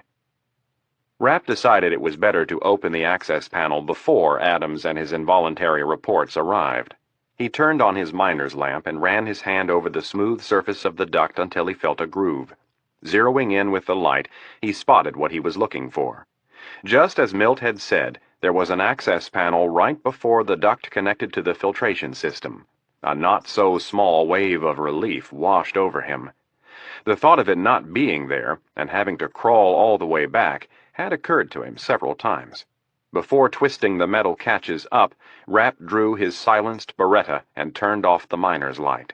With the gun in his left hand, he felt for the catches with his right and turned the first one from its horizontal position to vertical. Adams had explained that the panel was attached with hinges on the bottom and 2 catches at the top.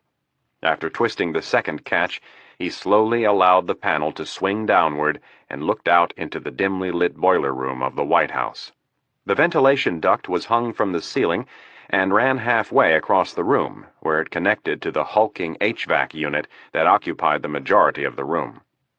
Poking only his head out, Rapp methodically searched the room for any signs of motion sensors or tripwires. After making sure it was safe, he pulled back into the duct and rolled over onto his back. He untied the rope around his ankle and noticed Adams crawling toward him roughly 40 feet away. Neither man spoke. Rapp had been extremely clear about that aspect of the operation. There was to be no talking unless absolutely needed. Rapp fed the loose end of the rope out of the opening, leaving several feet dangling toward the ground and the other end tied to his gear. Quickly, he scooted forward to the end of the duct, pushed himself out of the vent, and hung from his fingers, his feet dangling a little more than a foot from the ground. Gently, he let himself drop to the ground, immediately grabbed the rope, and pulled the rest of his gear down. With the pack on the ground, Rapp retrieved his silenced MP-10 submachine gun and turned on the small flashlight affixed to the underside of the barrel. If Aziz had planted any security devices, Rapp saw no sign of them. Several moments later, Milt Adams poked his sweaty, bald head out of the vent and stifled a sneeze with both hands. Rapp looked up in irritation. He set his MP-10 down and held his hands out for Adams.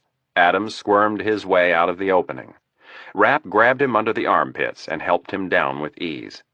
As soon as Adams's feet hit the ground, he grabbed a handkerchief from his pocket and wiped his dripping nose.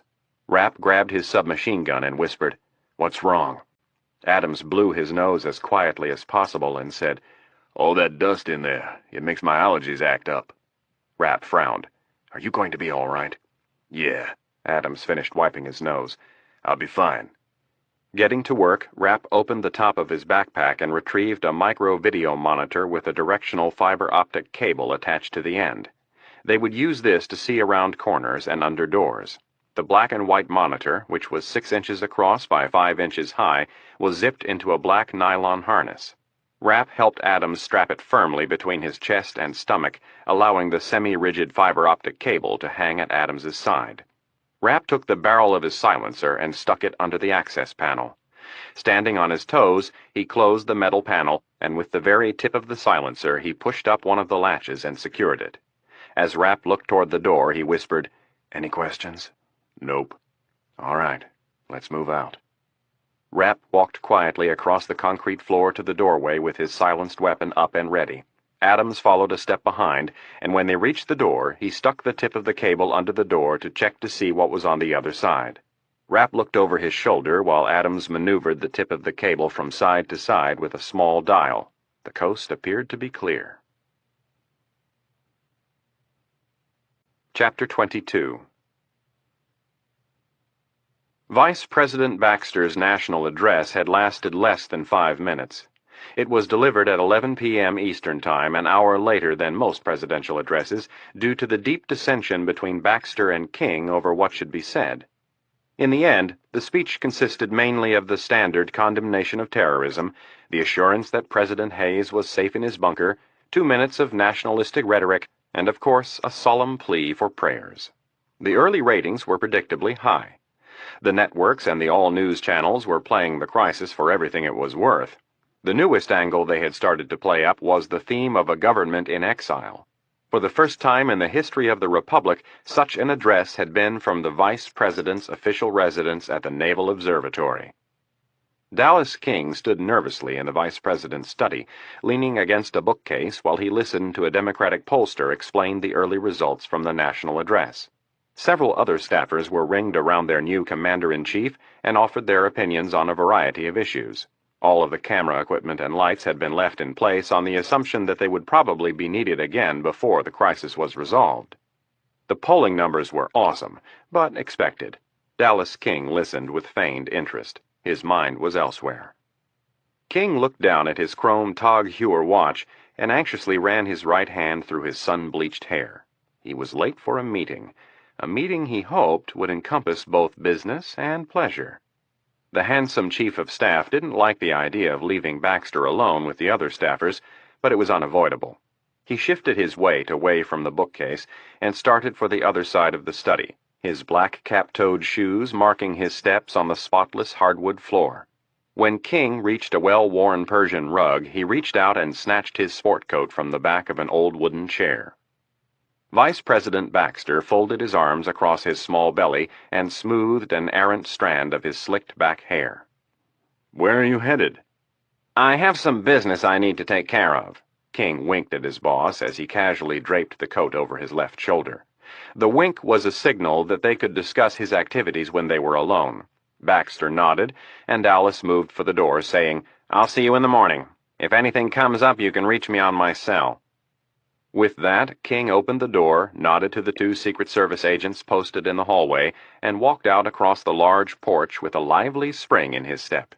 His metallic blue BMW convertible was parked back into its space next to a large black Secret Service Suburban. King threw his coat onto the passenger seat and jumped in behind the wheel. He started the car and reached for the button to lower the top, and then decided he should wait until he made it through the gauntlet of reporters at the front gate. He nosed the little sports car out of the spot and gunned it down the hill for the main gate. King flashed his brights twice to make sure the Secret Service officers knew he was coming. By the time he reached the gate, it had already begun to open. Instead of using his brakes, King shifted the car back into first gear and deftly released the clutch. The low-slung car growled as it slowed, and then, when there was just enough room to make it through the opening, he shifted into second and hit the accelerator. The large tract of land, almost twice the area of the White House grounds, was besieged by the media. The main gate off Massachusetts Avenue was crowded with news trucks pulled haphazardly onto the curb, and the reporters and cameramen tried frantically to get a photo of King's car as it sped past. King kept his foot on the gas as the car shot onto Massachusetts Avenue, the Secret Service stopping traffic in both directions. He raced northward up the avenue. King checked his rearview mirror and cranked the stereo. 4 blocks north of the observatory and out of sight of the main gate, he yanked the car back into second gear and turned hard to the right, the wide tires of the BMW squealing into a 100-degree turn onto Garfield. King floored it through the residential neighborhood at speeds approaching 70 miles per hour. At 29th Street, he took a hard right turn, and 1 block later at Calvert, he slowed to about 10 miles per hour, paid no heed to the stop sign before him, and shot out in front of an approaching cab. The wild maneuver solicited both the horn and the finger from the cabbie. King ignored both as he raced through the light at Connecticut and crossed over into the Adams-Morgan neighborhood. He was late, and the woman he was meeting would not be happy. King took another hard turn at 18th Street and slowed his speed as he entered one of the most congested areas in town. 2 blocks later, he pulled up in front of Stone's, a posh, hot new bar. King stopped the car and yanked up the emergency brake just as a valet appeared at his door. Grabbing his black sport coat, he handed the man a $10 bill and said, "Keep it close." Standing just inside the door was an Asian woman in a body-hugging red dress with a slit that seemed to run from the floor to her left hip. She looked up at the dashing Dallas King and offered her cheek. When she stepped forward, the slit in her dress revealed a long-toned thigh. The young hostess had no idea what King did for a living, nor did she care.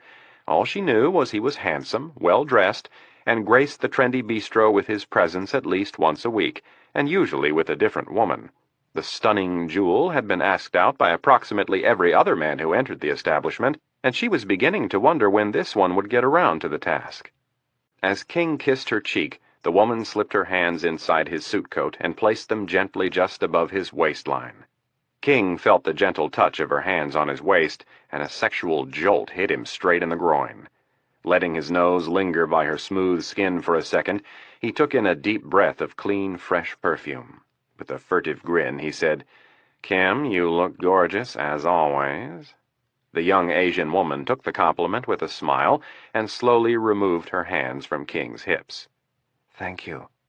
King stared at her for a moment, allowing her the chance to ask him the obvious question about what was going on at the White House. The moment came and went, and it dawned on King that the beauty before him was either severely hampered in the brain department, or she honestly had no idea what he did for a living. In either case, she wasn't about to run out and join the local Mensa chapter. King winked, and then made his way toward the rear of the restaurant. The bar area was crowded. The hostage crisis had given the city something to talk about. For Washington bar owners, a scandal or crisis was like a big sporting event. Several of the more astute bar patrons recognized the young Californian as Vice President Baxter's chief of staff and began to whisper as King worked his way through the crowd. As King walked past the trendy rag-rolled walls and secluded booths, he scanned the dining area for his newest infatuation. In the last booth before reaching the payphone and the bathrooms, King saw her.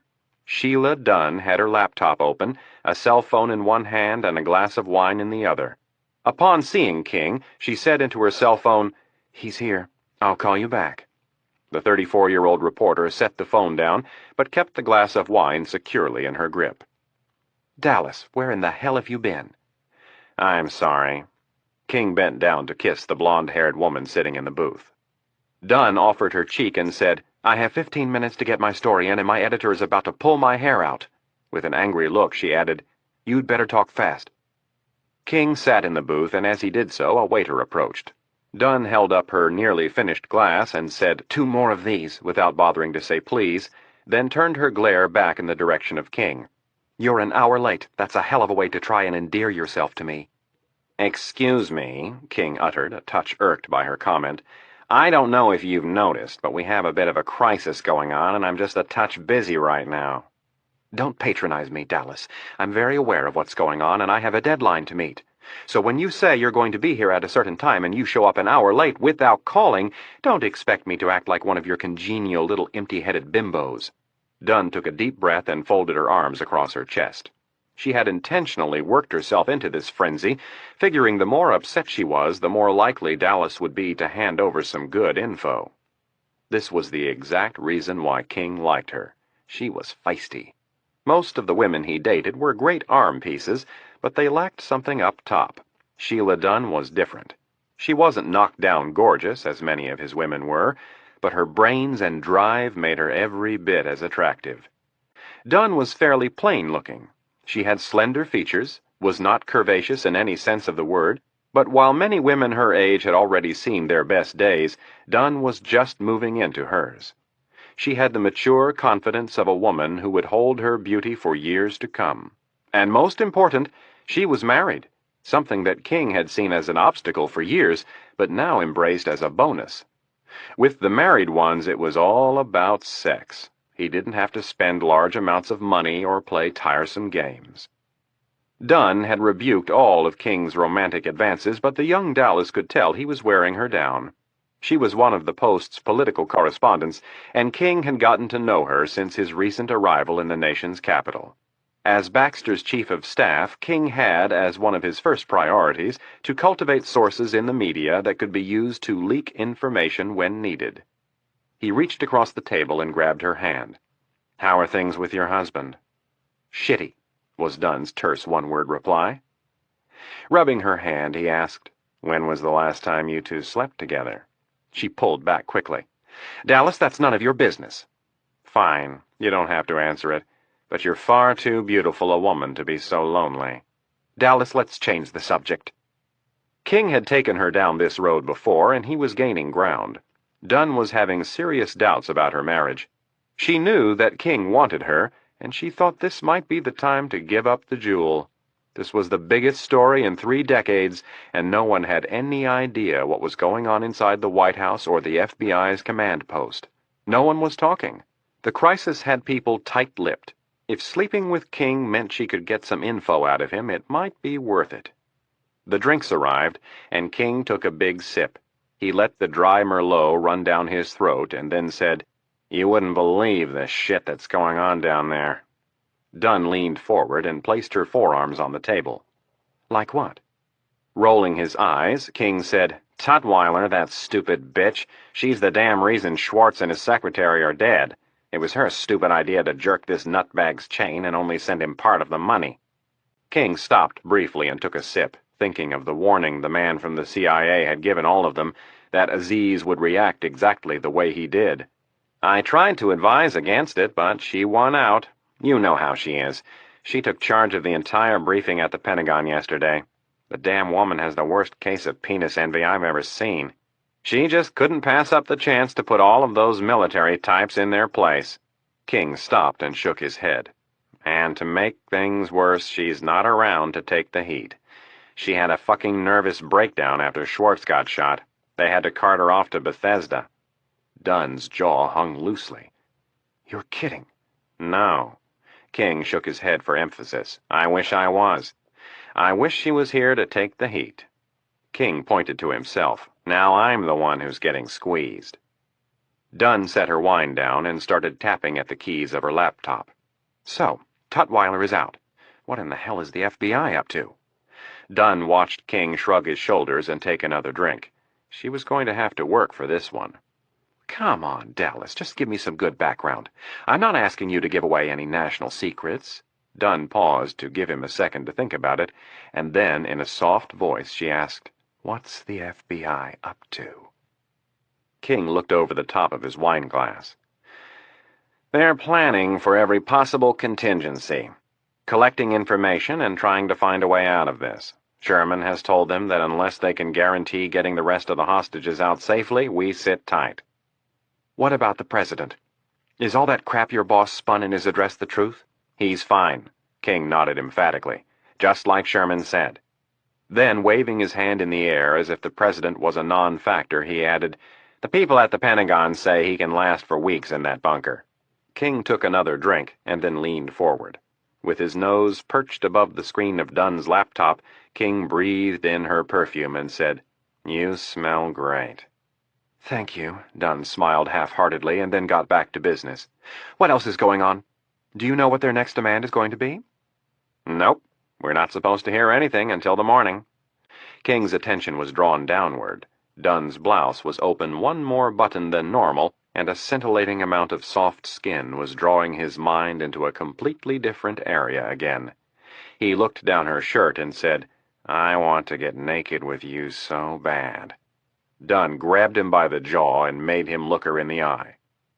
"This stuff you gave me about Tutwiler is good, Dallas, but there's more going on than you're telling me. And if you want to get me into bed, you're going to have to do a lot better, and fast." King felt the blood rushing to his groin. His mind scrambled for any piece of information that might seal the deal, but he'd told her everything that was going on. The truth was, nothing was going on. Everybody was sitting around and waiting to react, except one person. King pulled away and sat back. He couldn't talk about that, but there was something related that he could talk about, something that would play great in the press. "There is one thing." Pausing, he tried to gauge how much information he could hand over. Dunn saw his hesitancy and drew closer. "What? What is it?" King looked around the immediate area and then leaned forward. "Listen, no one can find out I told you this." Dunn feigned insult. "Dallas, I've never revealed one of my sources." Unimpressed, King rolled his eyes. "All I'm saying is that this is serious shit, all right?" Dunn nodded eagerly. "You have my word. Your name will never be revealed." The Vice President's Chief of Staff looked around once again to make sure no one was eavesdropping, and then, in a whisper, he said, "The CIA knew about this attack before it happened." Dunn's eyes almost popped out of her head. "What? And they didn't do anything about it?" "No," King shook his head. They only found out just before it happened. As soon as they found out, they alerted the Secret Service. That's why Hayes made it to his bunker." So the CIA saved the day. King shrugged. "It was hardly a banner day, but I suppose you could say that." Dunn smiled broadly. This could be good. Frantically, she began typing. King watched her for about half a minute, and then Dunn closed her laptop. She packed it and her phone in her bag and said, "I've got to get this in before we go to press." Dunn stood. She was wearing a tight blue skirt that hugged her thin frame. Leaning over the table, she grabbed King by the jaw with one hand and said, "You and I aren't done. If you keep this up, you just might wear me down." Dunn pulled King's lips to hers and gently ran the tip of her tongue along his lower lip. She let her tongue hang there just long enough to leave him wanting more, and then turned and left. Chapter 23. Jack Wart stood by the bunker door and touched the smooth surface with the palm of his hand. It had been several hours since he had done so, and as far as he could tell, the door was getting warmer. He took that as a bad sign. Wart had been beating his brains out all day over what to do if the terrorists got the door open before the hostage rescue team intervened. He assumed from the explosion he had heard during the initial assaults that they had grenades. That would make it a short fight. He could put the president in the small bathroom on the other side of the bunker and buy maybe another 5 minutes. That would result in more dead agents and ultimately a dead or captured president. Wart plopped down on his bunk. As he exhaled a deep sigh, he saw the president coming over. Wart straightened up a bit and started to stand. Hayes gestured to him with a patting motion of his hand and said, "Don't get up. Do you mind if I sit?" "Please," said Wart as he scooted over. "You're from Wisconsin, right?" "Yes, sir." "I thought so. I saw your two boys running around on the south lawn one Saturday morning in their Packer jerseys. I figured either you or your wife was from Wisconsin." Wart half laughed. "No, my wife's from Minnesota. She hates it when I dress them up in the Packer gear." "She should have thought of that before she married you." "That's what I tell her." Wart smiled. "What part of Wisconsin are you from?"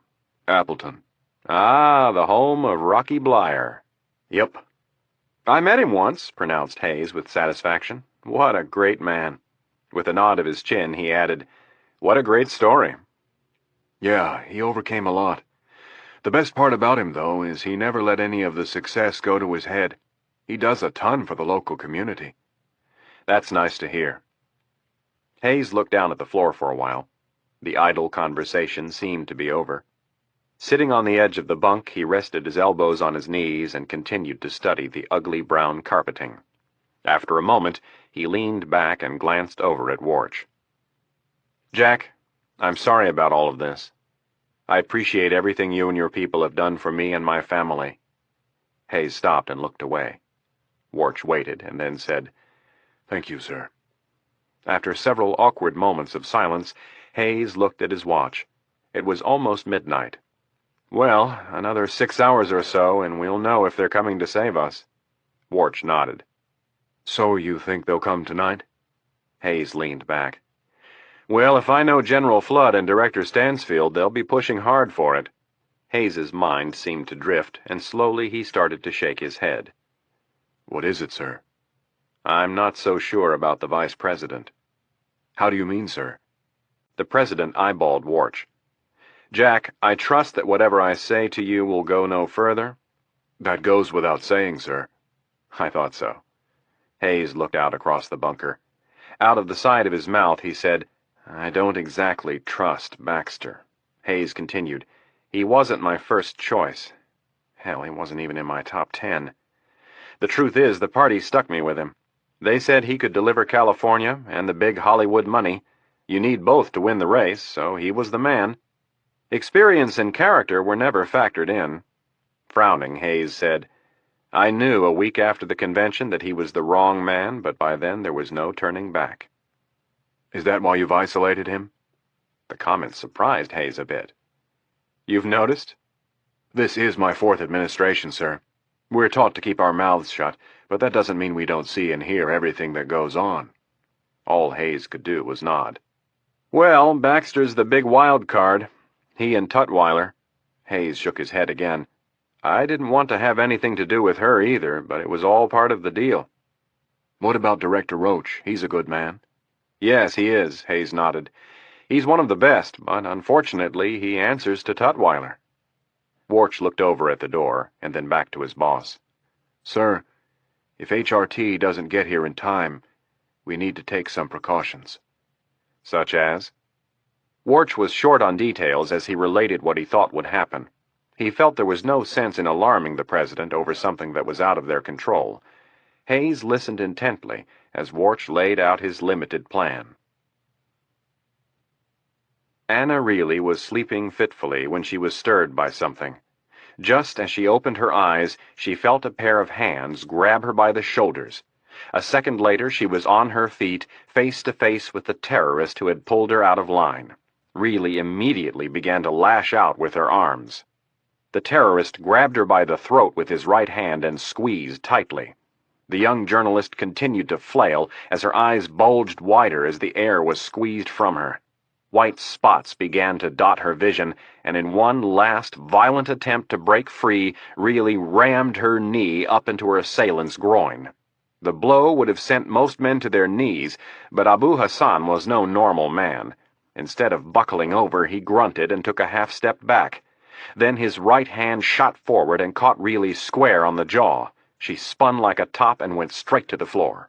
The room was completely silent for the next 5 seconds. None of the hostages made a noise, and the other terrorists looked on to see what would happen next. Finally, Hassan bent over and let out a deep groan. This elicited a chorus of laughs and chuckles from the other 3 Arabs standing guard. Several of the women crawled from their spots to help Reilly, but before they could reach her, the terrorist stood partially upright and shouted a warning to them.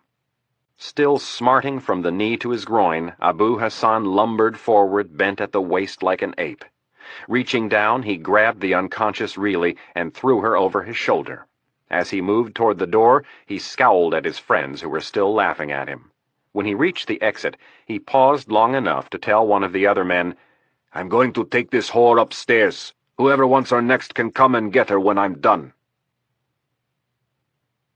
In 1948, President Harry Truman had grown concerned about the structural integrity of the 148-year-old White House. Engineers were brought in to investigate, and they found that the mansion was in danger of collapsing. The less-than-sound renovation of 1902 and the enlargement of the 3rd story in 1927 had weakened the structure severely. It was recommended that the president and his wife vacate the house immediately, and they moved across the street to Blair House to allow a massive 4-year renovation to ensue. The first step was the meticulous disassembly of everything within the White House. All of the furniture, artwork, and fixtures were removed, and with painstaking effort, the floors, ceilings, and walls were dismantled section by section. The mansion became an empty shell while construction crews moved in to excavate 2 new levels beneath the original basement. After the 3rd and 2nd basements had been completed, a modern steel framework was erected to support the mansion's aging walls.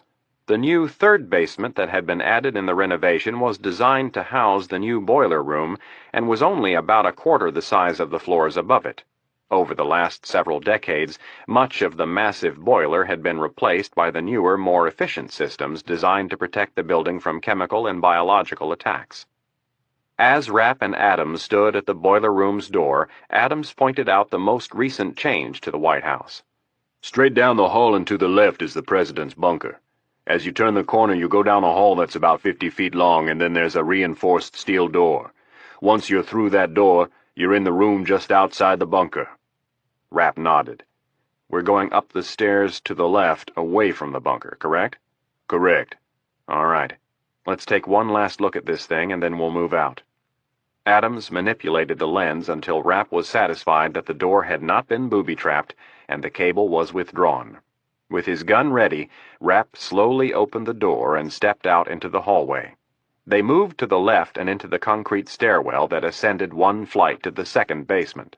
Adams stuck the tiny lens under the next metal door and found nothing. With Rapp and his MP-10 in the lead, they continued to the 1st basement landing and stopped.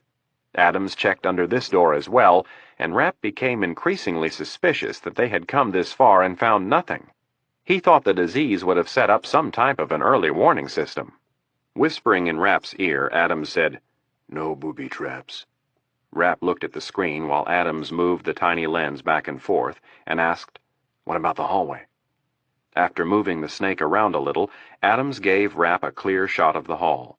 "Midway down, right-hand side. That's our door." "Good," Rapp whispered back. "Secure that thing, and when I give you the signal, open the door and follow me. Stay on my right and one step back, no matter what happens." Adams closed the screen against his chest, zipped it up, and then coiled the snake into a loose loop and strapped it to his hip. Rapp gripped his MP-10 tightly in both hands, the collapsible stock wedged between his cheek and shoulder. With the thick black silencer leveled at the closed door, Rapp nodded. Adams jerked the door open, and Rapp took one step forward, sweeping the gun from left to right.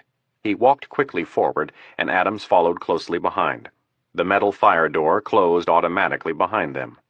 Both men walked softly, making almost no noise. Rapp spun several times, nervously checking their six, looking for any sign of a motion sensor or tripwire. A third of the way down the hall, Adams stopped at another gray metal door, extracted his S-key, and opened the door to reveal a hidden elevator. Rapp swore under his breath while they waited for the elevator to arrive, exposed in the middle of the hallway. When the doors finally opened, Adams silently shooed Rapp into the tiny compartment and pressed the proper button. The elevator was big enough to handle 4 people at the most. As the elevator started to move, Rapp handed his gun to Adams, and with both hands he took his headset from around his neck and secured it over his baseball cap. Static crackled loudly from his earpiece, but as they rose it lessened. The elevator ascended quickly and noiselessly. By the time they reached the second floor, the static was greatly decreased, and Rapp had his weapon back in his hands. When the elevator stopped, Adams gave Rapp an uneasy look. Rapp nodded and said, "Don't worry." And with a grin to help ease the tension, he added, "I'll go first." Then, pulling his lip mic down, he whispered, "Iron Man to command. Over." Rapp waited several seconds for a reply, and then repeated his words. After the third check, he thought he heard something, but it was too broken up to discern. They would have to move to the stash room and set up a more powerful secure field radio. Rapp looked up at the small light above his head. It would have to be extinguished before they opened the door. After popping the frosted glass cover off the fixture, he reached up and gave the hot bulb several quick turns with his bare hand. The bulb flickered and then went dark. Rapp then pulled a circular red plastic filter from one of his pockets and attached it to the flashlight that was affixed to the barrel of his submachine gun. When he turned on the flashlight, a faint red light illuminated the floor of the elevator. Adams pressed a button, and the elevator doors opened to reveal a wall. There was no crack to wedge the snake under, so they would have to chance it and go forward without looking. Slowly, Adams ran his hand along the wall until he found what he was looking for. As Adams pressed the catch, the wall popped outward several inches, revealing the tile floor of the president's bathroom. The lights were off, and the room was dark, with the exception of the faint red light coming from under the barrel of Rapp's gun. Rapp checked the way and slid through the narrow entrance, taking 3 cautious steps toward the bedroom. Milt followed close behind. The door was open. Rapp checked for tripwires and then looked into the actual bedroom. The door that led to the hallway was slightly open, and a sliver of light spilled into the dark room from the hallway. Before entering the bedroom, Rapp looked back over his shoulder and whispered, "Close that." Placing both hands on the wall, Adams pushed it back into place. The wall shut with a slight click, and all traces of the hidden elevator disappeared. Rapp stepped cautiously into the room. He moved across the president's bedroom to the door that led to the Truman balcony, the semicircular porch that overlooked the south lawn. When Rapp reached the door, he froze in his tracks. He had missed it on the first sweep, but caught the slightest glimpse of it on the second. A thin, clear wire ran across the base of the door about 12 inches off the ground. Rapp's right hand snapped up next to his head in a tight-closed fist. Milt Adams, a combat veteran, knew the hand signal all too well and froze in his tracks. At first, only Rapp's eyes moved, and then his head swiveled from side to side. Adams was good enough to not say anything. It was apparent from Rapp's body language that he had found something. What Rapp had found was a filament tripwire, and he knew it was attached to something that petrified him. Rapp hated bombs. One of the qualities that made him so successful during his almost decade of service with the CIA was knowing his own limitations. He didn't have the patience or the skill to deal with explosives, so he tended to avoid them like the plague.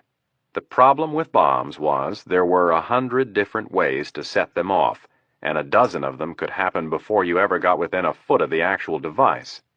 There could be a pressure pad under the carpet, a magnetic plate, infrared beams, microwave beams, motion sensors, tremble or mercury switches. The list went on. And with Rafiq Aziz involved, Rapp had no doubt these devices would be really hairy. One thing was certain, however. The tripwire was attached to something, and Rapp had to find out exactly what it was. The door leading to the balcony was bordered on both sides with drapes. Rapp stepped carefully to his right and looked behind a chair situated between the door and a window to the right. Sticking the black silencer of his gun behind the curtain, he pointed it down and found nothing on this side of the door, but on the left side he could discern the rectangular shape of a box. The tripwire was attached to a switch on the side of the bomb and a nail on the other side of the door. Rapp crossed over to the other side of the door and examined the box from a closer angle. It appeared that the tripwire was the only exterior trigger device. Rapp wiped a bead of sweat from his brow, and then reluctantly he drew back the curtain. The box was simple, about 8 inches high and 6 wide. In the upper right corner was a small red digital readout and a green light that blinked every 3 seconds. Gingerly, he let the drape fall back into its natural hanging position and took a step back. If the box was loaded with Semtex, the Czechoslovakian version of C4 plastique, there was probably enough to blow the entire wall halfway across the south lawn. Milt Adams leaned over and whispered, "What did you find?" "A bomb." Rapp wiped some more sweat from his face. "If we set one of these things off, they'll be picking us up with a vacuum cleaner, Milt. Let's leave this alone and get ourselves set up." Adams led the way across the bedroom to a large walk-in closet. Rapp followed him in and left the door open as they had found it. On the left was a substantial closet organizer. The smaller compartments near the bottom were filled with pairs of shoes, but as the organizer rose, the cubicles grew larger and were occupied by shirts and sweaters.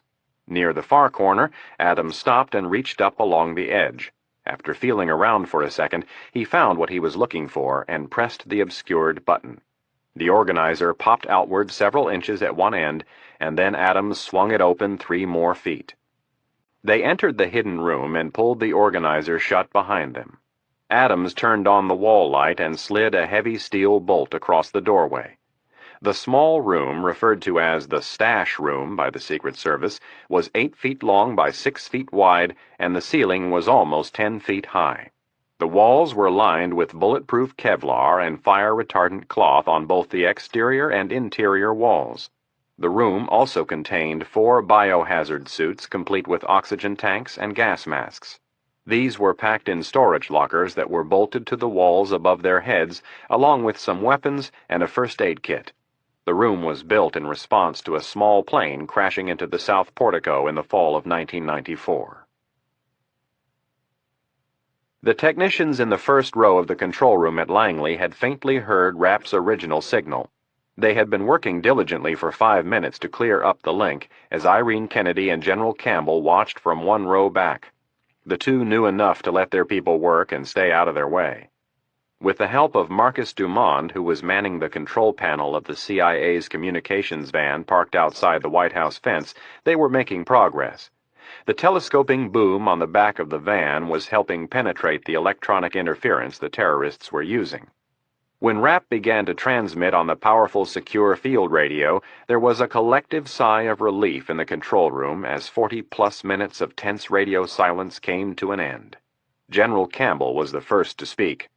"Give me a sit-rep, Iron Man." Rapp's reply came back slightly garbled but audible. He recounted how the insertion had progressed and the device he had discovered in the president's bedroom. After Rapp had given as much detail as possible about the explosive device, he asked Campbell and Kennedy what they wanted him to do. Campbell thought about it for only a second and replied, "Continue your reconnaissance, and we'll figure out what to do about the bomb." "Roger that," replied Rapp. "I'll get to work." Back in the control room at Langley, one of the technicians in the front row raised his hand up and snapped his fingers. Kennedy leaned forward and listened to what the technician had to say, then spoke into her headset. "Iron Man, we need you to conduct a radio check on your portable. Over." Rapp was holding the handset to the secure field radio to his ear and replied, "Roger." He put his headset back on and adjusted the lip mic. "Testing 1, 2, 3, 4. Do you read? Over." They could hear Rapp well enough to understand what he was saying, but not as clearly as when he used the field radio. The larger problem was that Rapp was having a hard time receiving signals. After several tries, Rapp lifted the lip mic of his headset and picked up the handset to the field radio. "My radio isn't working. Over." "We can hear you on our end, Iron Man," replied Kennedy. "Are you saying you can't receive us?" "That's correct." Kennedy looked to one of the technicians to see if there were any answers. All she got was an unknowing shrug. Into her headset she said, "Iron Man, we'll work on that.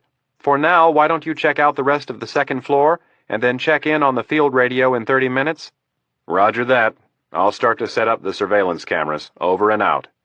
Rapp placed the handset back in its cradle and started to organize his gear.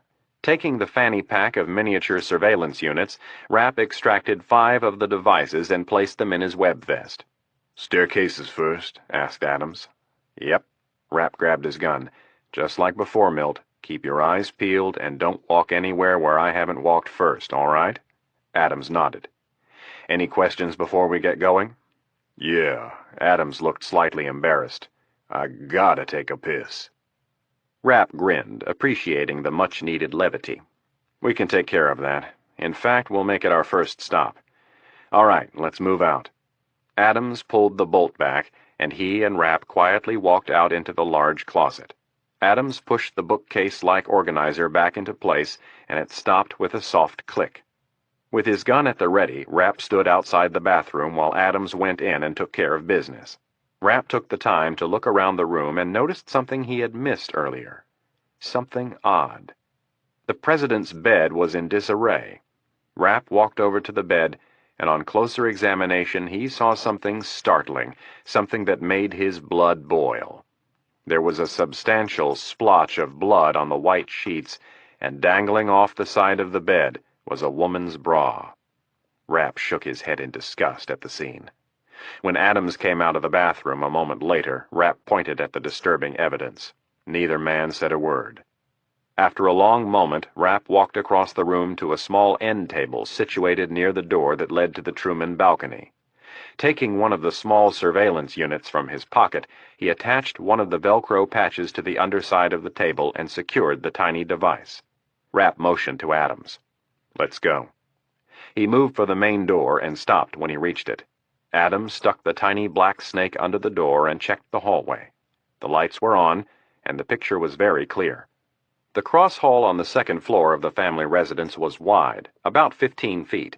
It was brightly lit, and the walls were adorned with built-in bookcases and several oil portraits of past presidents. Various groupings of couches, chairs, tables, and lamps gave the space the dual role of informal living room and hallway.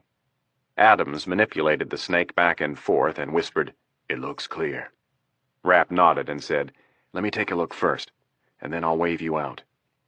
Rapp looked at the camera one more time and checked the hallway. Slowly, Rapp turned the knob and opened the door, taking the first step into the brightly lit hallway. Chapter 24. Her eyes blinked several times before they could stay open. Anna really let out a weak groan. It took her a second to regain her senses, and even then she had no idea where she was. All she knew was her head ached and she was having a hard time breathing. As her eyes came into focus, she saw stairs and then a pair of legs and boots. For a second, she thought she was dreaming, and then everything fell into place. The terrorist was carrying her over his shoulder. She tried to lift her head, but a searing pain shot through her neck. She knew she had to fight no matter how much it hurt.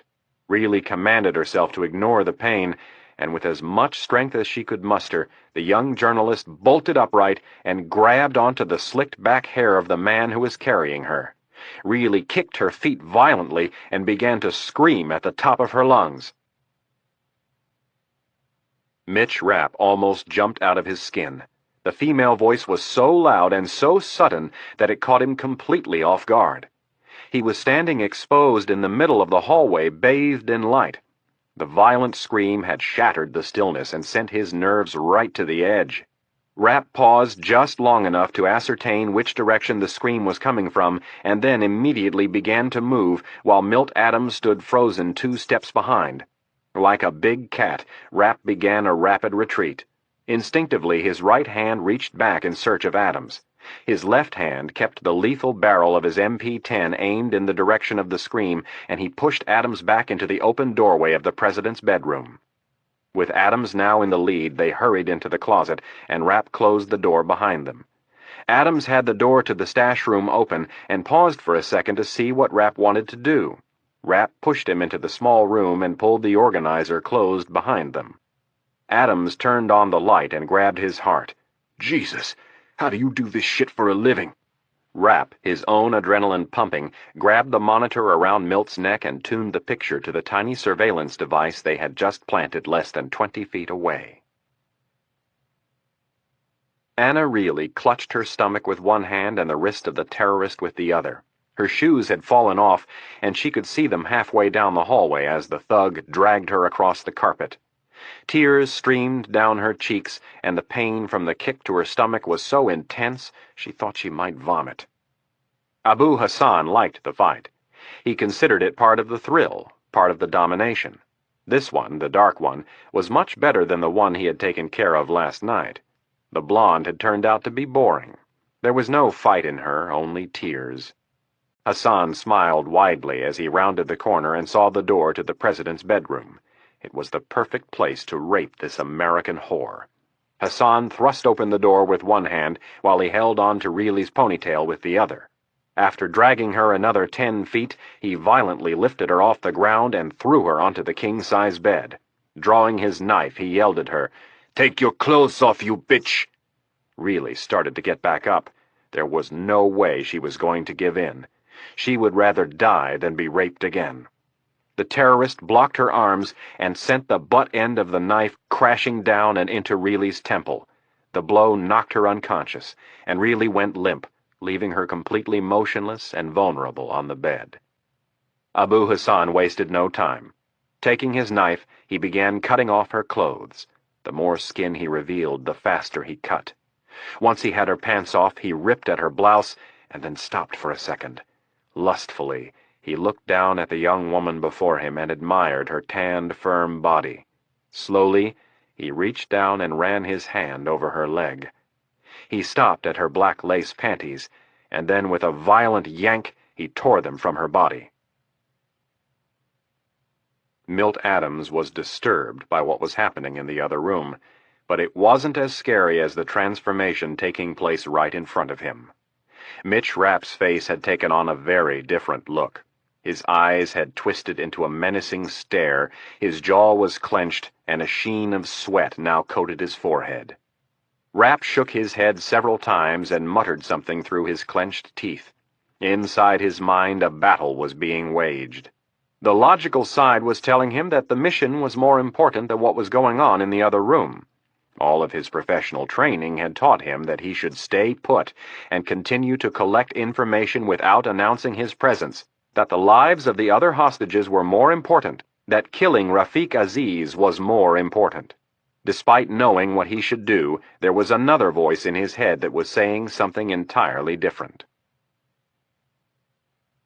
Back in the control room at Langley, all eyes were on the big board. A surveillance device had been activated by Rapp, and its grainy transmission was being received on one of the monitors.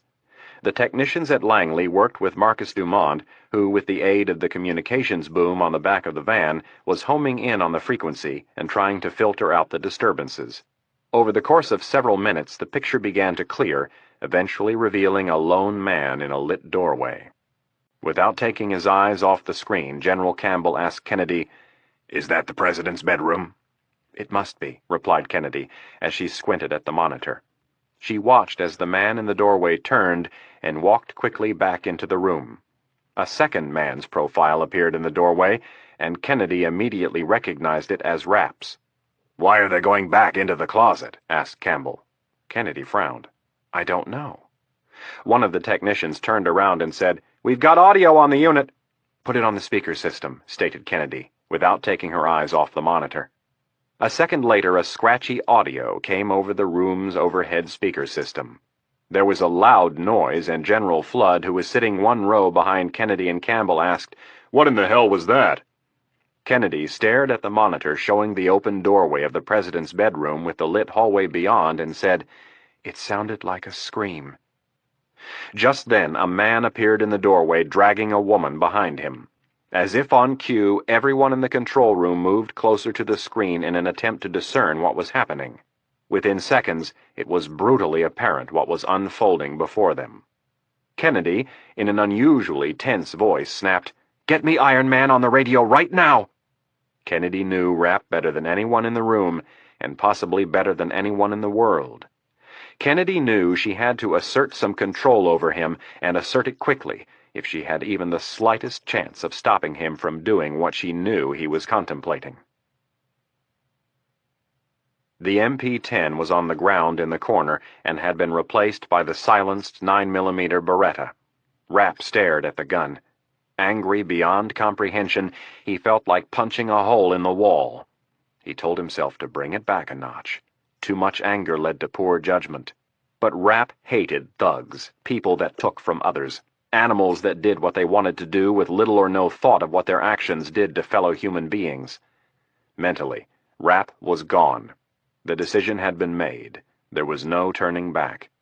The woman in the other room was somebody's daughter, probably somebody's wife, and maybe some poor kid's mother, and there was no way he could allow himself to sit in the safety of the bulletproof room and let it happen. The secure field radio spurted a quiet beeping noise, and a green light on the panel began to flash. Adams reached for the handset, and Rapp stopped him. "Don't answer that." Adams slowly withdrew his hand. He no longer recognized the man sitting next to him. Rapp reached out, turned the power switch on the radio to the off position, and pulled his headset down around his neck. Standing, he retrieved his matte black combat knife and held it in his left hand. He looked at the pistol in one hand and the knife in the other, and paused. Standing, Milt Adams licked his dry lips, and with a worried expression on his face, he asked, "What are you going to do?"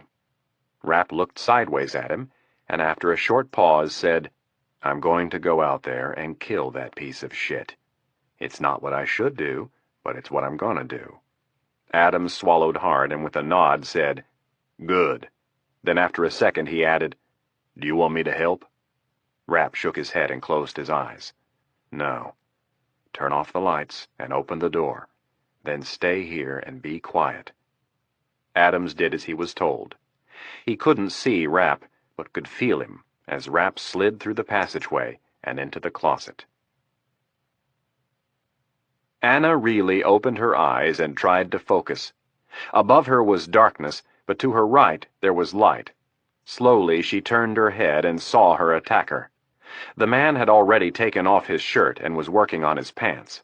Reilly tried to move, but her arms wouldn't respond. Looking down, she saw her bare chest through tear-filled eyes. She was living the nightmare. Mitch Rapp stood at the closet doorway for several seconds and listened. His eyes were closed. He wanted them to adjust to the darkness as much as possible. There was a noise from the bedroom. It sounded as if the woman was crying, and then he heard a male laugh. Rapp opened his eyes and looked at his two weapons. He could shoot equally well with either hand, but he was better with the knife in his left hand. Rapp decided that if he could get close enough, he would use the knife, and he had few doubts he could. Before leaving, he started the timer on his watch and then reached for the door. Slowly, cautiously, he turned the handle and began to open it. Reilly sobbed as she looked at the man looming over her. He was laughing. his disgusting cigarette breath enveloping her face. He held his erection with one hand and reached out with his other hand, pawing at Reilly's groin. The young journalist clamped down with her legs and screamed. The terrorist yanked her legs apart and slapped her across the face. Reilly tried to fight, but her strength was gone. All she could do was cry as he lowered his body on top of her. The door